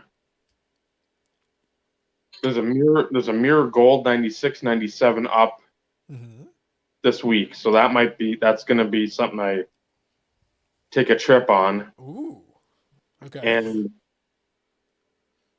But for those other two, and then that Black Diamond, and to a lesser extent that Dealer's Choice Artist Proof, and then the quad. And I know I've got others. I've got my notebook. I'll be honest with you. I don't know if you have it or not, but we're based on what we talked about, Matt. I'll be if you see the Z Gold and the price is not absurd, snap it up.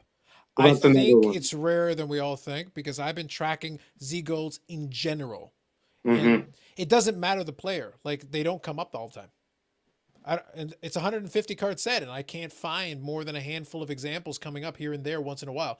And when they do, the person's like, yeah, I'll put it for $1,000. For who? Jesus. Somebody had two of them, and they weren't. It was like a Jeff Friesen, Oleg Tebedovsky, that type of player. Yeah. And they went for like 150. And again, I think we looked in like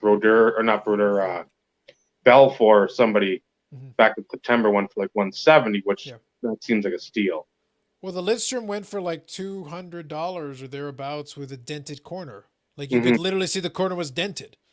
Like it was in the photo, you could see it, and it still went for almost $200. It's like I don't care, I'm not getting another one, so I'll take the dented corner one.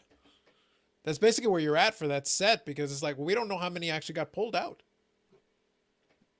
So yeah, that's another one on the list, too near the top where it's like, okay, it's probably going to cost $300-400 on a low end. Yeah. What's going to offend me is that there's a real possibility that if and when that Z-Goal comes up, I may have to pay 1.5, 2 times more than I paid for the stupid shield. It's a friggin' shield. It's like, Carlos, it's out of 100. This is all I can get in front of me. And it's not like another one's going to come up next week. Yep. In that situation, serial number is irrelevant. That's what I'm trying to get at. That was what I'm trying to convey to Matt. I was like, dude, don't let the out of 100 fool you, because if that was true, I would have 2 by now. It's not that I don't bid aggressively. It is not that I'm not looking. It's just they're not there. Yep. And there's other ones out there, across all sports, though, that would fall under that category, though, too. It's just those who understand the whole surrounding of said card will. The more people who know, the more people are going to be aggressive going after something because they know of the rarity. Yeah, but that would be a sneaky one, Dave, where somehow you found a dealer and caught him unawares. You know what? We'll throw you a party because it's going to be difficult. Most of them have a pretty good gauge now on what that is, if they bring it at all, because they might not even be thinking about it. Yeah. Some of them just don't even realize what it is. And I still don't know if the guy from Czechoslovakia has anything else that he's going to list. So, I mean, he went on like a huge listing spree late spring, early summer. And I think there's one in August, and I think there might have been one more in the fall. So I don't know what he's got left. I should message him at some point and check. So if he's got one somewhere, that'd be nice to try to get it before it reaches that open market and I have to pay exponentially more because more eyes are obviously on it. Yeah. So, and then like the epics, the season moment emeralds, because they're like the 30 and the 50. Yeah, something like that. And those two are another. I know there's one up. I think it's the one to 50. I think it's at 100. Buy it now, and that's another one that I've had on the radar. I'm like, at some point I'm just gonna pull a trigger. Something that I've struggled with ePix though is that because Pinnacle went out of business, it's one of those things like even the stated general print runs, like, but are they though? Mm-hmm. That's interesting. Is that 97 or is that 98? 97, 98. That's interesting, though, that hockey actually serial numbered those. They didn't serial number though. They're stated print runs. They're not serial numbered. Oh, okay. But that's what makes it murky. That's the reason why I struggle with the ePix. Medano, fortunately, was not in that set because it would have made it kind of complicated for me. Because it's like, okay, I know what you're saying, but I have cards where, again, it's not serial number, but you have a stated print run. My favorite is International Ice. And at some point, what I'll probably do, I'll be in touch with you guys at some point. What I'll do is at some point, I'll send one to you, Steve, and one to you, Dave, because I have 10. I bought a lot of 10 from one dealer. I have mine for my thing. They're supposed to be out of 150. I bought a lot of 10 in one shot. Didn't cost me a heck of a lot. Now, mind you, I don't see them all the time on eBay, but I bought 10 in one shot, and it might have cost me $1.50 a card. So I have a small stack of them sitting in my box. This card is out of 150. That's why I say Pinnacle, I leave at that time, after, just before they went bankrupt. Unless it's serial numbered, I have a few questions. Yeah, because I don't think they even, and Dave, correct me if I'm wrong, but I don't think they did stated print runs for football. At least not for that insert set. I don't believe. I don't have my Beckett in front of me either, and I know you don't either. But I don't recall that. 97 Emerald, whatever the toughest one was. So it was play. I think it was Moment. Usually Moment was one of them.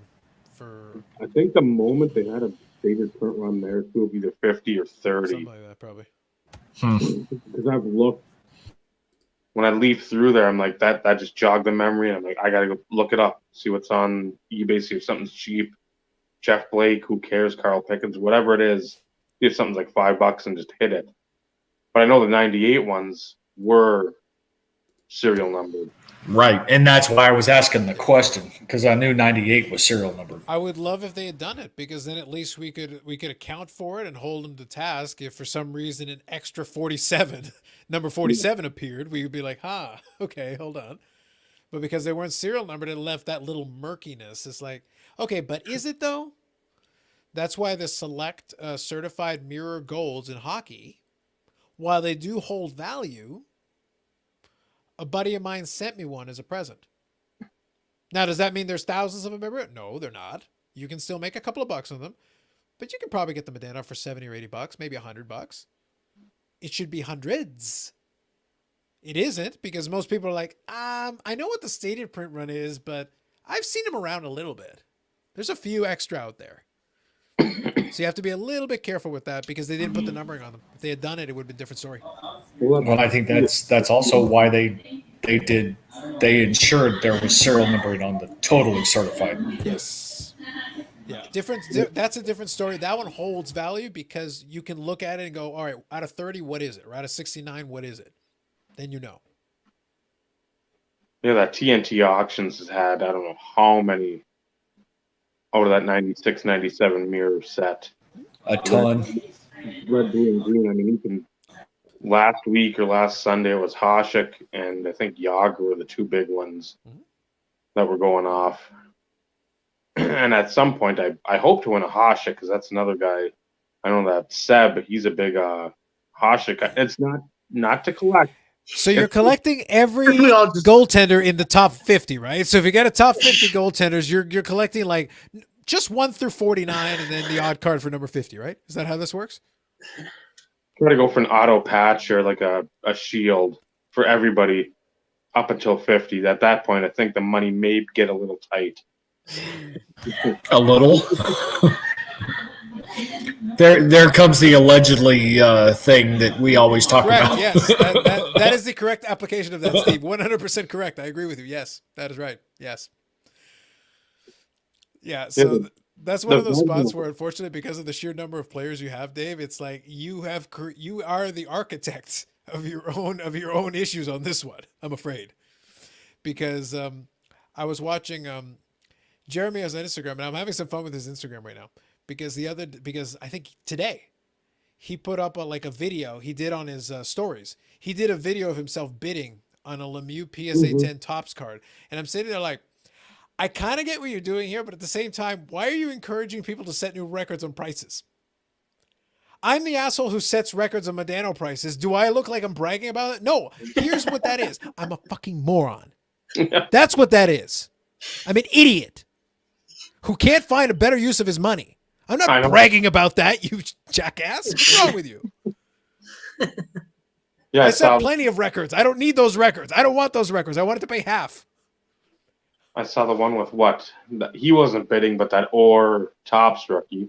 Nobody did, but on the Lemieux, and then the next one, it's like, yeah. The story was basically Lemieux was going for about 4,100, and he basically put in a bid for 6,000. It's just under 6, I think that. Yeah, 59.95, whatever. And then he won it for basically 4,200. He did win that auction. Mm-hmm. But here's the thing: basically the point was, it's like, well, you never know. People are money out there. So yeah, people who are dumb, who will pay $6,000 and 4,200 would get the job done. I applaud you for having $6,000 to throw at it, but I don't want to pay the new record. No. That's why I was thrilled on my show. I was able to show that mirror platinum gold. Mm-hmm. It sold for $325 recently. The same card out of 30. Yeah. I bought mine for about $170. That I'm proud of. Yes, I paid less than half of what the jackass had to pay this time. Yes. I don't want to be the one paying $325 when the other guy got to pay $170. I want to be the first guy, not the second one. I want to get the deal. I don't want to set the record. Yes, for God's sake. For the record, on every one I purchased, I am the record holder. You don't see me bragging about it because no other idiot was willing to pay more. No, that I saw that. And it's Isn't that the objective? like, trying to It's- even- sometimes I think in his head he means well. Like in his head, it's like this seems like a good idea. He's like, I'm encouraged. It's like, dude, you're also a dealer. So at the same time, you can't be like, it's like it's so transparent that you're like, keep bidding high, everybody. No. You can be a consumer who's like, yes, I want the card, but I would like to also make my mortgage payment this month. If Right. you don't mind, if it's okay with you. Yeah, for those people who have that type of discretionary income, and as a dealer, and you're, Yeah. if he's buying it for his personal collection, I'd have a hard time justifying that expense to my wife if that's coming out of non-dealer funds. Well, that's Yeah. why I joked about one of his after-hour shows with Adam Real 27 guy. They did the after-hour show, and I was laughing with Bobby the other day, and I said because I just said, and a couple of other folks I mentioned too, and I said I was watching that show and I was fascinated because from the psychological perspective, they almost admitted that they have a card addiction problem. Like they came within a fraction of a hair of saying like maybe you need a 12-step program. Like they were so close. Dave. And I'm like, go there.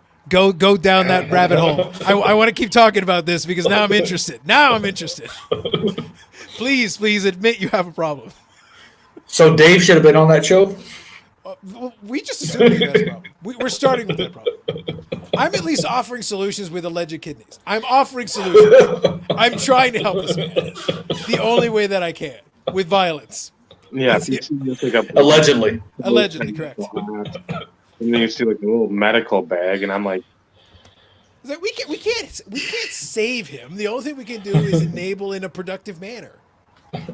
That's the best we can do, Steve. That's all I got. I'm sorry. Maybe you got a better idea, but this is all I got right now. I'm out of ideas. I have like a YouTube care package with like medical supplies, doctor bag, scalpel. Allegedly. Correct. Yes. Allegedly. Well, no, that's just to further my education. Allegedly. Yeah, but I do think it is actually counterproductive. What scares me is that enough people, and I'm not knocking Jeremy because I've said a million times already. Like I like the guy, but I'm like, I don't feel like you should be encouraging people to overspend because you know some people will. They can't help themselves. So I'm like, no, don't. The point he's trying to make is valid, but I'm like, just because people are willing to spend more money than they probably should doesn't mean we should be encouraging them. Well, see, and that's, I think that's, and I think that it's one of those in which it's based on interpretation. I'm trying to think of the right words to use. Yeah. Because your interpretation may be one thing, somebody else's could be a different, and vice versa. Because, perception is everything in anything that we do. However, I do agree with you that, although it may not be intended to be meant for that, for those individuals that may not think like we do, you're right. It could put them in a very bad situation. And, as we've always talked on here, the whole objective to maintaining a hobby and enjoying it is not to go card broke. Don't spend to the point to where you can't make your mortgage payment or, anything along those lines. I mean, you have to do it within a budget. And, everybody's budget is different depending on, that discretionary income. It's one of those, it's Everything you mean. I mean, a lot of people can't, Dave. People are consumers. And that Ed asked the question, I think it was Ed, who said about the $2,000 stimulus check that you guys are potentially getting. And the thing is, he said it in a lighthearted way because it's Ed and he's not meaning anything by it. But there are people who will legitimately think in their head, $2,000 free dollars. No. Yep. You have credit card debt. You have student loan debt. You have a million things that actually this money could probably be better served to go to. Yep. Here's the thing. I enjoy cards, but I've said on my show, if you told me I can't collect cards anymore, I do enjoy some other things. I've got my life and what I do is not limited to this one thing. I just happen to be really enjoying this one thing. I have fun with it. Right. But if you said I can't, I can walk away and go do something else. There are other things that I do enjoy as well. If Nat Turner knocks on my door and goes, Carlos, I won't give you $30,000. I'll give you $5 million for your Medano collection. I go, dude, I will fly it to you. Right. I'll lock it. I will fly it to you, sir. I will drop it off. Where do you need me to do the drop? Because, and I had this conversation with Bobby. I go, what'll happen? I'll renovate this condo, sell the condo for some money, go move into a nicer place, build myself a mini YouTube studio because I like doing this stuff. I'll go buy a handful of Medano cards I still like. I'll still have a collection, but it'll be 20 or 30 cards. Really nice stuff as opposed to 2,000. Right. And then I'll continue. I'll collect my other projects. But I'll have $5 million. So I'm like, priorities. Well, and on the flip side, something else to kind of add to, Jeremy's post. Yep. Although he may not realize it, and I hate to use this term, but he's got to do what? Influencer? Yes. Yeah. He's got the following, and you have to be careful because people are looking for something to gravitate towards. And in this day and age, right now, in this current environment that we're at, that what he says can actually adversely impact other people. For instance, in the event that, regardless of who it is, I mean, it could be anybody. It could be the Greg Jeffries. All of a sudden, he does it as a joke, but doesn't realize he's not trying to influence anything, but he has a very large following of individuals, and some people are willing to, bank everything they have on whatever they're saying, whether it be true, inaccurate, false, something made up out in left field. It doesn't matter. So in those situations, you have to be careful. Yeah. You have to be careful.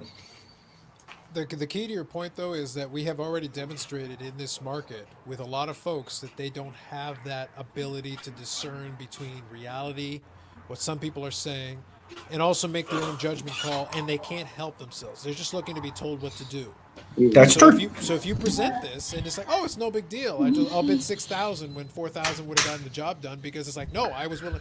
Well, then my counter, and I do it teasingly, but I'd be like, oh, Jeremy, why only 6,000, you peasant? Why don't you put 60, 100,000, 500,000, $5 million, Jeremy? You needed to pay $5 million for that card. In fact, demand that he take $5 million for me. Tell him he should take the 6,000.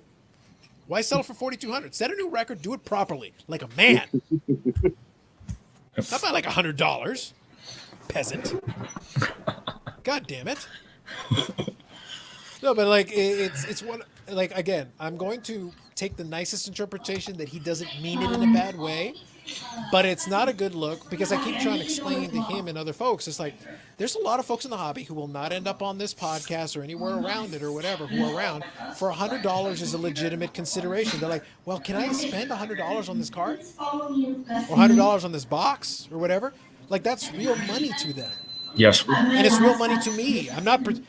I spend good money on my Medano collection, but I also understand that it's real money. I haven't lost touch with reality. Right. I'm spending more money on this than anyone needs to, unless they really want these things badly. I enjoy them for what they are, but if you say I can't have them anymore, I can walk away. Right. But I put the money in over the years.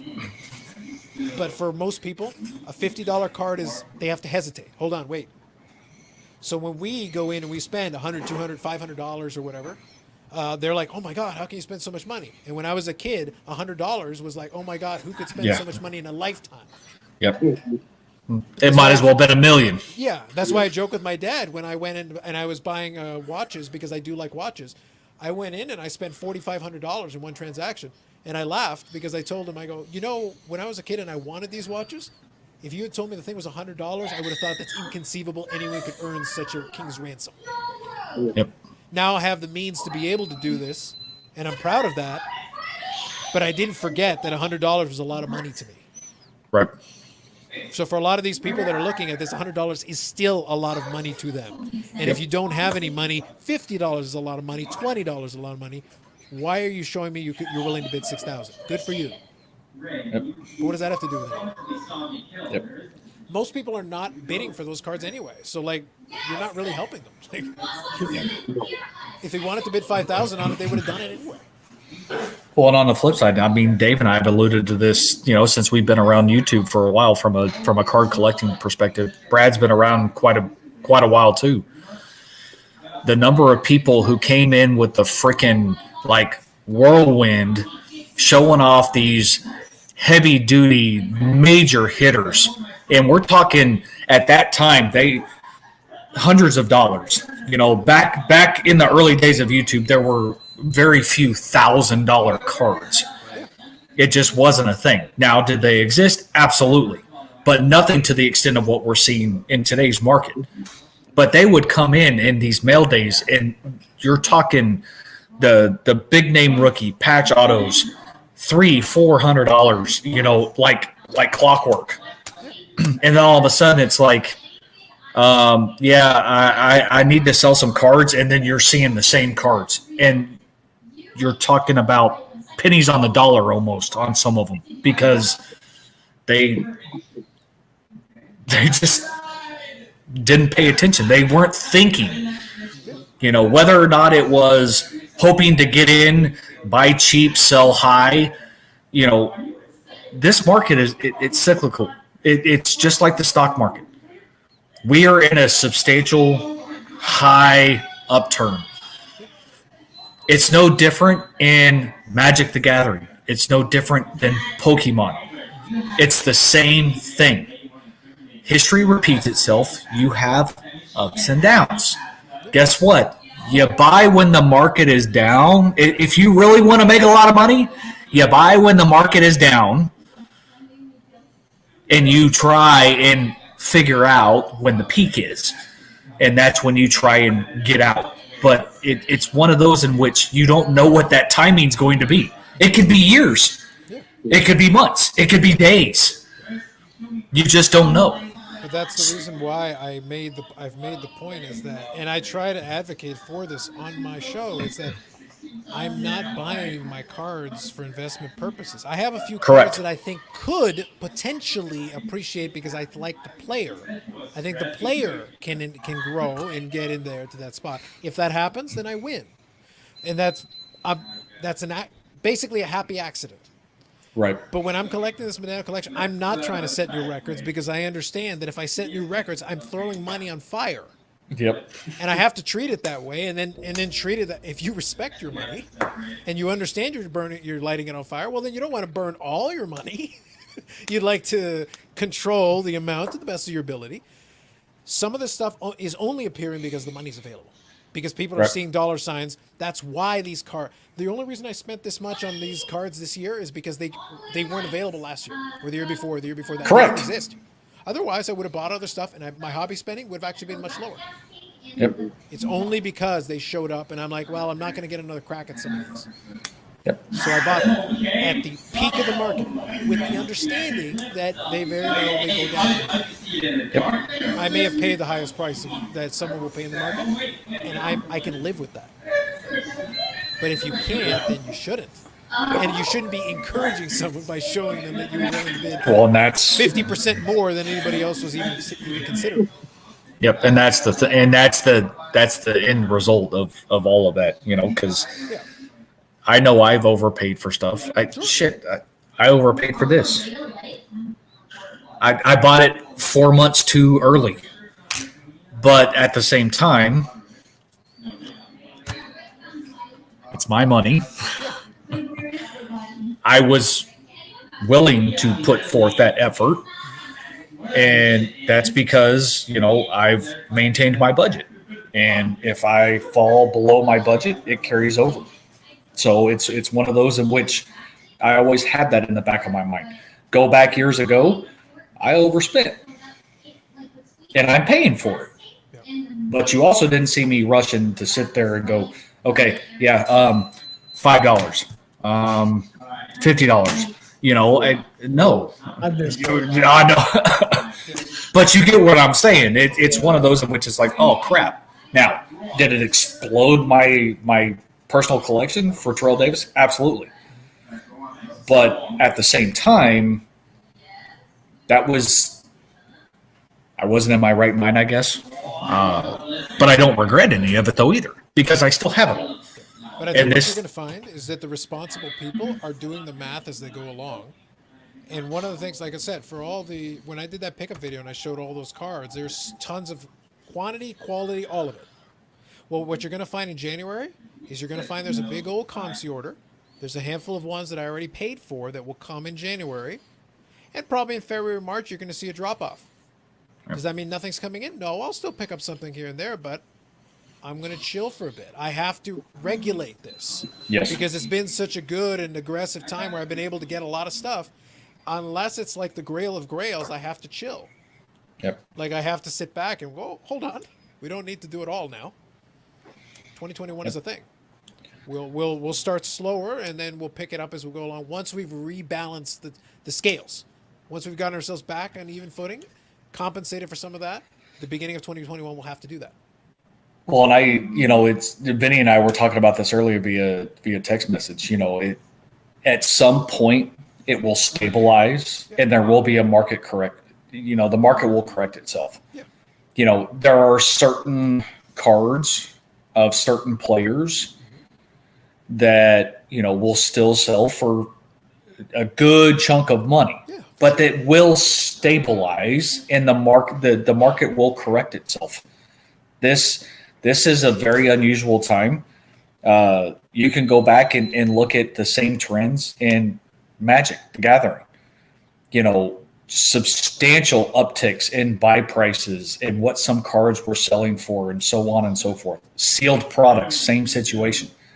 But then it takes a turn. Then it's, a bear market almost. People are trying to dump stuff. So they're basically, selling stuff for pennies on the dollar of what they originally paid for it because they're like, oh crap, the market's crashing. I'm running away. Dave, our time has come. That's why you slow down though in the beginning of the year. If you believe this is a possibility, you kind of want to we'll use the term dry powder. You want to have some so that you are able to take advantage of some of those potential fire sales.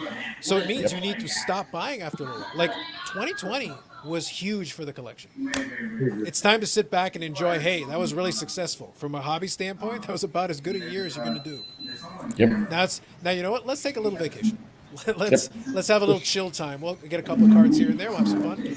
I'll do more stories with more videos with stories. We'll do some more stories.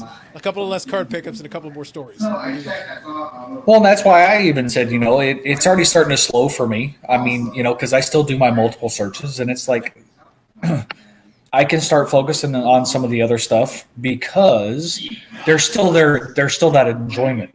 I mean, some of the stuff isn't going to be super cheap. I have almost a near set of 0304 Bazooka basketball. Do I have any of the LeBrons? No. They all sell for about $100 a piece. It's not like it's chump change. It's not $3,000 a piece, but it's still, it's still a chunk of change. So, I see myself slowing from the Terrell Davis side just because it's starting to slow as far as what becomes available to where I can start focusing on the other aspect of my collection, and that's, finishing sets that I've neglected over the years. And I think for Dave, his top 250 players will have to slow down, but that'll leave him his 1,457 at the low end. So that's important. It'll let Dave have a break. That'd be important. I think the advantage we all have is that we are in it long term. Yes.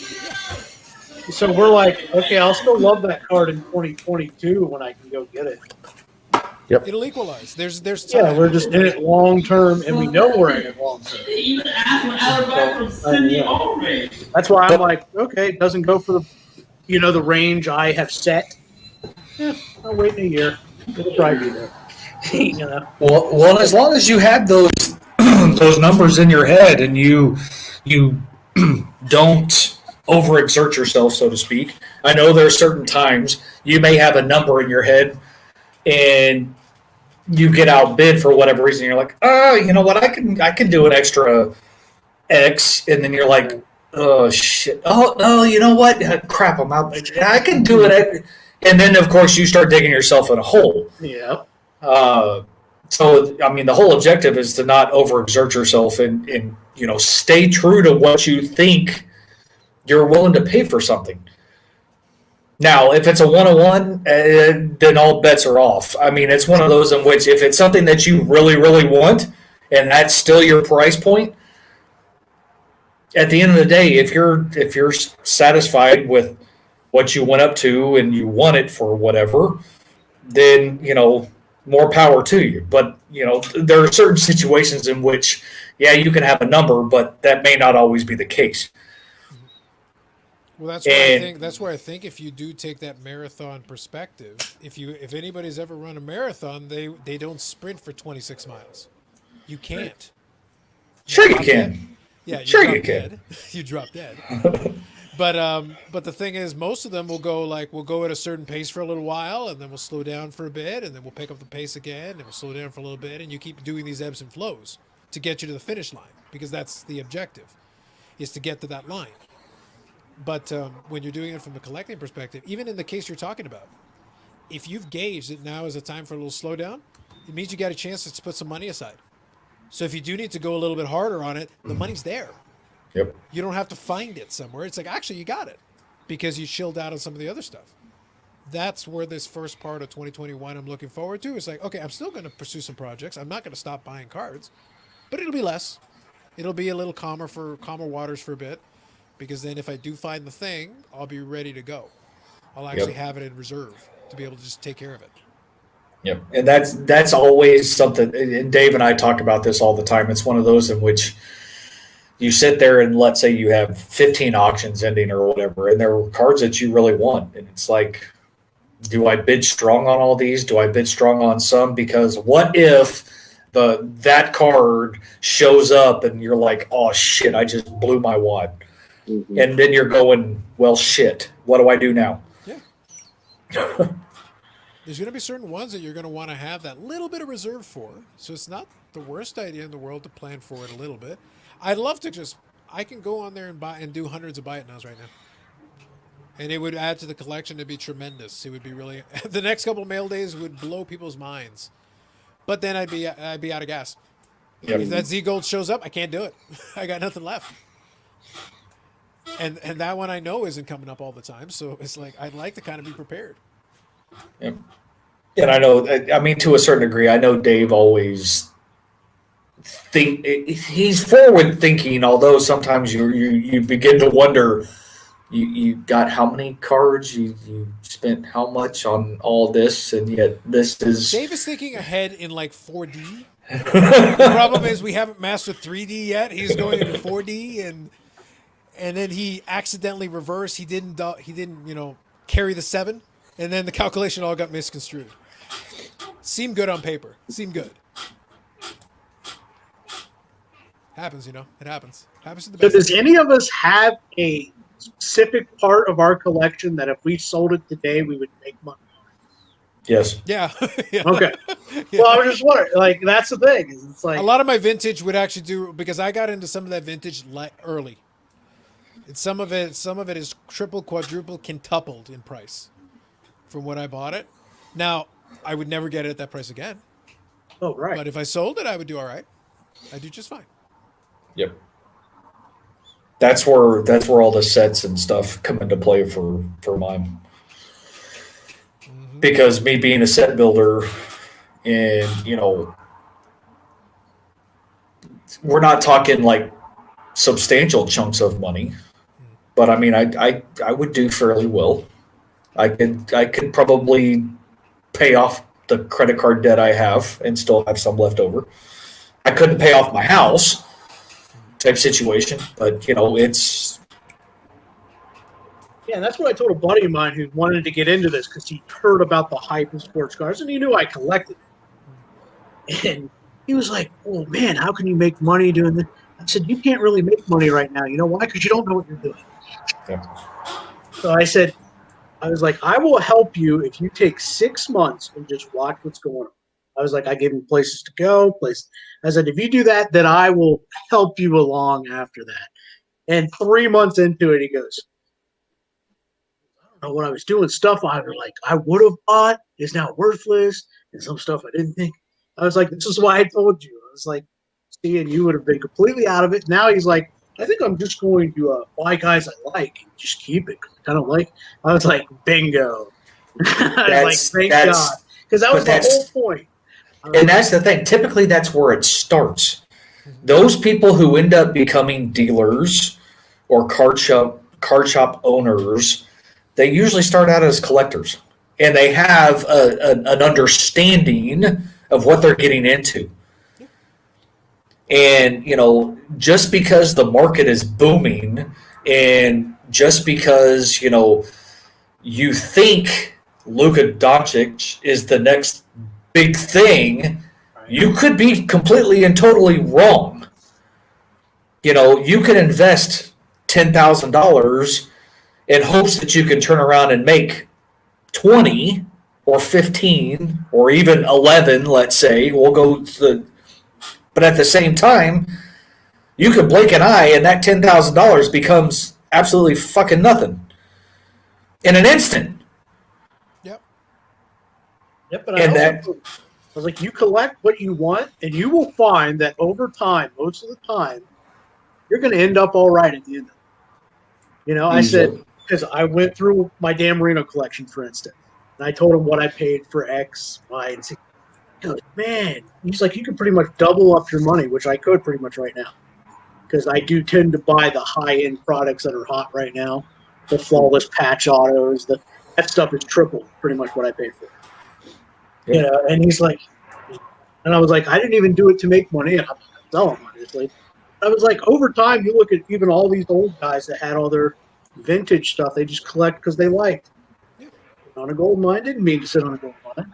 I was like, if you just do what you enjoy, and even over time, you'll have some worthless stuff. But I said, you're going to end up all right in the end of it, even if you decide to sell it all after 15. A lot of stuff. Yep, a lot of stuff does appreciate because let's be real. The older something gets, typically the more valuable it gets. Exactly. Yep. It does appreciate. As long as there was a little bit of a cap on the printing at the time, because some of the junk wax stuff is like it could be 80 years old and it's still not going to move that much. But you take some of the stuff from the 50s, the 60s, 70s has had enough time for the supply to drain, whereas like actually if you want a nice one, it's actually kind of hard to get. Yep. It's like it doesn't matter. At the time people didn't think about it because they weren't trying to preserve it. So it disappeared over time.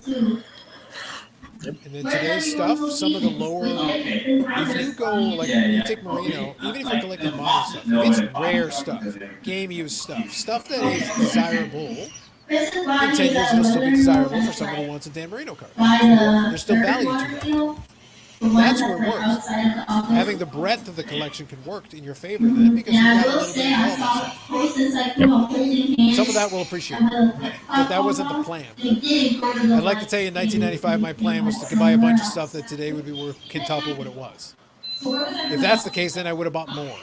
Right. Because if that had been my plan, it would have been a bit. At that time, the stuff was available in abundance. You could have gotten almost as much as you could get your hands on. Yep. That's just the way it was. Nope. Valid. Definitely a valid point. But like I said, we're also in it for the collectability. We have the collector gene. I mean, that's what we do this because it is a hobby. This is what we enjoy. In certain instances, like Dave has done, and I've said this before, if you have stuff that you're willing to part with and taking advantage of the market where it is, and it allows you the opportunity to get things to better what you enjoy and what you like, why not take advantage of it? Yeah. Who am I to judge? Who are you to judge? Who is Brad to judge? It's their stuff. Anybody can do whatever the hell they want with it. But now it would be the time for anybody to take advantage of the market prices if they have stuff that they're not attached to or it's not important to them for whatever reason. Why wouldn't you take advantage of it? And there's nothing wrong with it because it funds what you enjoy. And to be able to have a self-funding hobby, so to speak, in certain situations, sounds pretty good to me. Yeah, right. I mean, we collect for the right reasons, but at the same time, I mean, if you have stuff that you've amassed over the years that, like I said, you've just done it because you've done it for whatever reason, and you're not. Well, yeah, like I did the group breaking hard and heavy a few years back, like hard and heavy, like where I sold enough to get a 1099 from PayPal just on group breaks. All right. And basically, to the point that I could not make money doing group breaks. It's impossible to do unless you hit like the rare LeBron James logo or something like that, right? I was like, I can do it without hitting anything that costs $5,000. And I did. I made money in 2017 off group breaking, spending over 20 grand. But then I was like, dude, that felt like a job. Like I enjoyed seeing if I could do it first. That was the fun part. Like I can do it. Then once I did it, I was like, dude, this feels like a job. You know, listing every day, going with the eBay bullshit. And that's why you've seen the last 2 years. I still join it because I enjoy group breaks. But yeah, once it became a job, I was like, nope, I'm done. Yep. I was like, the last thing I want is this hobby to be a job. I have a job and it sucks. So I don't want this, you know. Yeah, because I did. I got a little concerned with it, but it was more to prove that it could be done. I get it. Only one thing I'm done. Yeah, I'm like, now, the chances of doing it again are slim. Like there's still a very big luck element. It's like a poker player. You know, yeah, he wins more times than he loses, but it's still luck. You know. Well, you're also paying inflated prices though too for some of those teams that's why and/or players. Yeah, that's why I say now I don't even bother because you are literally pissing. I was like, trying to help people along. They're spending $149 on a team, and I said, "Oh, what are you chasing?" Right? Well, I'm chasing. We'll just say it's an Eagles Miles Sanders. I said, "Well, the Miles Sanders sells for $90." I said, "So you're going to hit something that's difficult to hit. Hope it comes out. You're going to hit it, man, and still lose $60. I said, "So what are you doing it for?" And if it's not PC, where you're just having fun and just seeing, like, hey, say I pulled it. I said, you are wasting your money, pal. You are literally throwing it down the drain. And that's what most of this stuff is right now, is there's zero value in it. Even though prices are inflated, there's zero value, even in a group break right now. Well, the thing is, what you're hitting on right there is one of the problems that I have with even the idea of me doing a hobby that self-sustains right now, is that it's like one of the rules of real estate. How do you make money on real estate?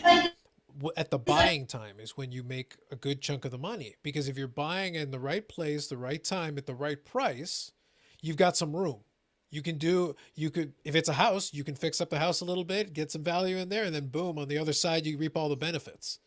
You buy low on the cards, you've got more room to make some money. You can totally do it. And that's the reason why I was picking on the thing with Jeremy's thing. I go, forget about everything else.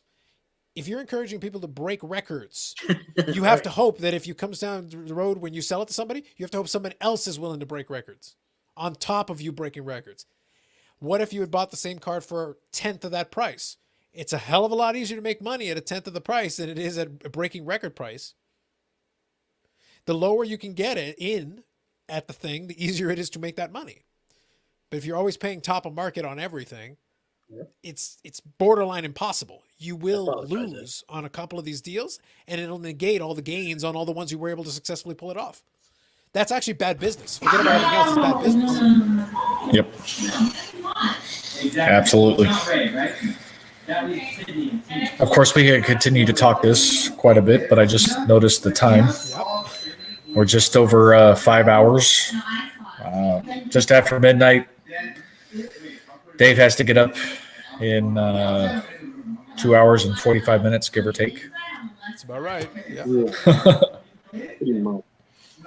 So we started earlier and we still went later than the last one. This is what tends to happen, Steve. Yes. I know it does. I know it does. It seemed like a good idea at the time. Well, thanks Always for having does. me on, guys. Absolutely, Brad. Like I said, sometimes I work the second shift, so Anytime. sometimes I just after work don't feel like Understood. we're done. So yeah, it was fun, guys. I'll see you. Hopefully, I'll probably be able to do it in a couple of weeks. I'm on vacation. Maybe I'll try it. We're still All right. planning on doing this, so All righty. have a good See one, you Brad. later, guys. Take her easy. Take her easy, YouTube, and if she's easy, take her twice. Oh, Look at that. Tag along and everything. Gimmick infringement. do what? Gimmick infringement. Copyright violation. Yeah, come get it, Dave. We have to establish this. You have to fight for it, Dave. That's kind of you're gonna have to distract yourself from some of those eBay auctions for a minute. Wait, something's about to go off for auction, Dave. One of the 1,600 player collections. Go get it.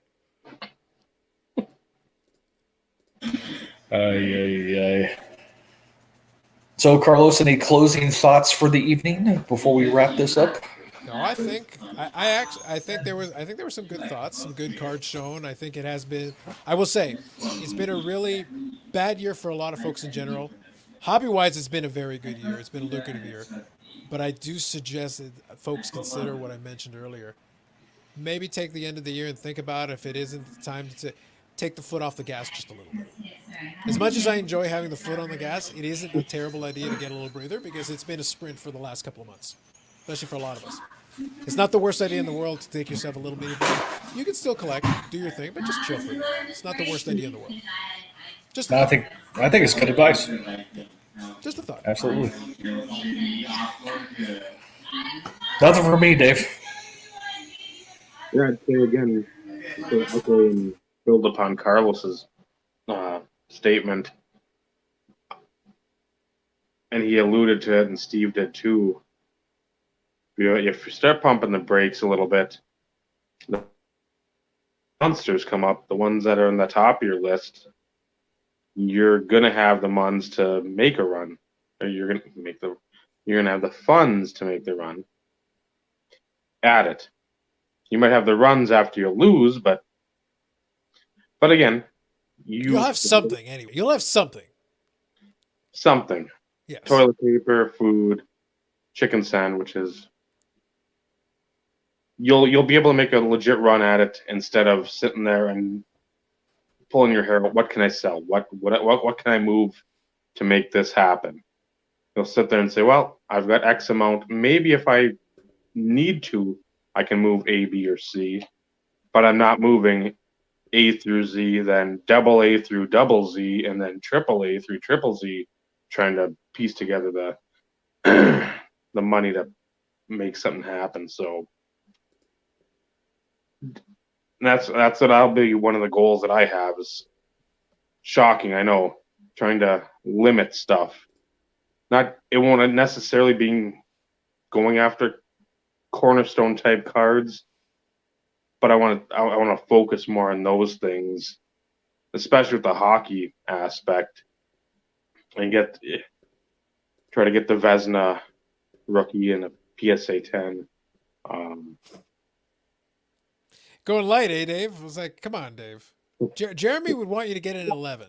We're Stop starting being a peasant. we're going at the bottom. I mean, I only got Fine. that Palfy's at the top. Settle down, Dave. You're not in that ballpark yet. You're going to need a lot of kidneys for that. Calm down. Allegedly. That's the top of the mountain. So,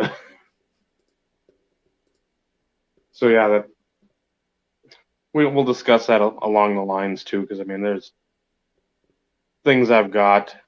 I want to do closer to Royal Rumble, a wrestling show. I'd like that just because, again, talk about the guys we lost this past year. Brody Lee just passing away. That hits me hard because I am a huge fan of him before the Wyatts, before he was WWF. So I mean, it's been absolutely gut wrenching because he's just a good dude, and I want to talk more about not even necessarily him, but just guys we've lost. Because again, Kamala, Finkel, The Rock's old man Rocky Johnson, Animal. and then Brody Lee recently too, amongst the usual cavalcade of wrestlers that seem to go every year. But we'll have a show about that closer to the Rumble, just because again it's more pertinent that time of the year. I'd like it WrestleMania, but that's too far out. That's just, and again, you don't know what's going to happen if it's WrestleMania like it was last year. Nobody cares. You're not going to have another cinematic dream match with Taker and AJ Styles, so we'll talk about it when the time comes, and goals and all that fun stuff, because the calendar will turn over and there'll be, again, that blood gets rushing again, and it's like, okay, put pen to paper, make a list, make videos. Patreon. Yep, got to set up that Patreon account, Dave. We got to start working on that. So he's Carlos way over there in the corner. There's Steve. I'm Dave. Thank you guys for watching, gals watching. Again, any comments, leave them below. Always happy to respond and listen what we can do to make ourselves better. We can't make ourselves any worse. I know that. You lack faith in us. Well, come on now. 2020 was my warm-up. I can do so much worse. Y'all have no idea. 2020 is the worst year ever. 2021 says, hold my beer. Never assume anything, Dave. That's another reason I suggest let's just start the new year. Let's start slow. Let's take her slow a little bit here. Let's work our way into it a little bit. Let's work our way into it a little bit. It could be the Kool-Aid man coming right to the wall. Yeah, exactly. So, again, it's great building collections. That's a fun part of the hobby, building the friendships. That's what this hobby should really be about, guys. Good night, everyone. Good night.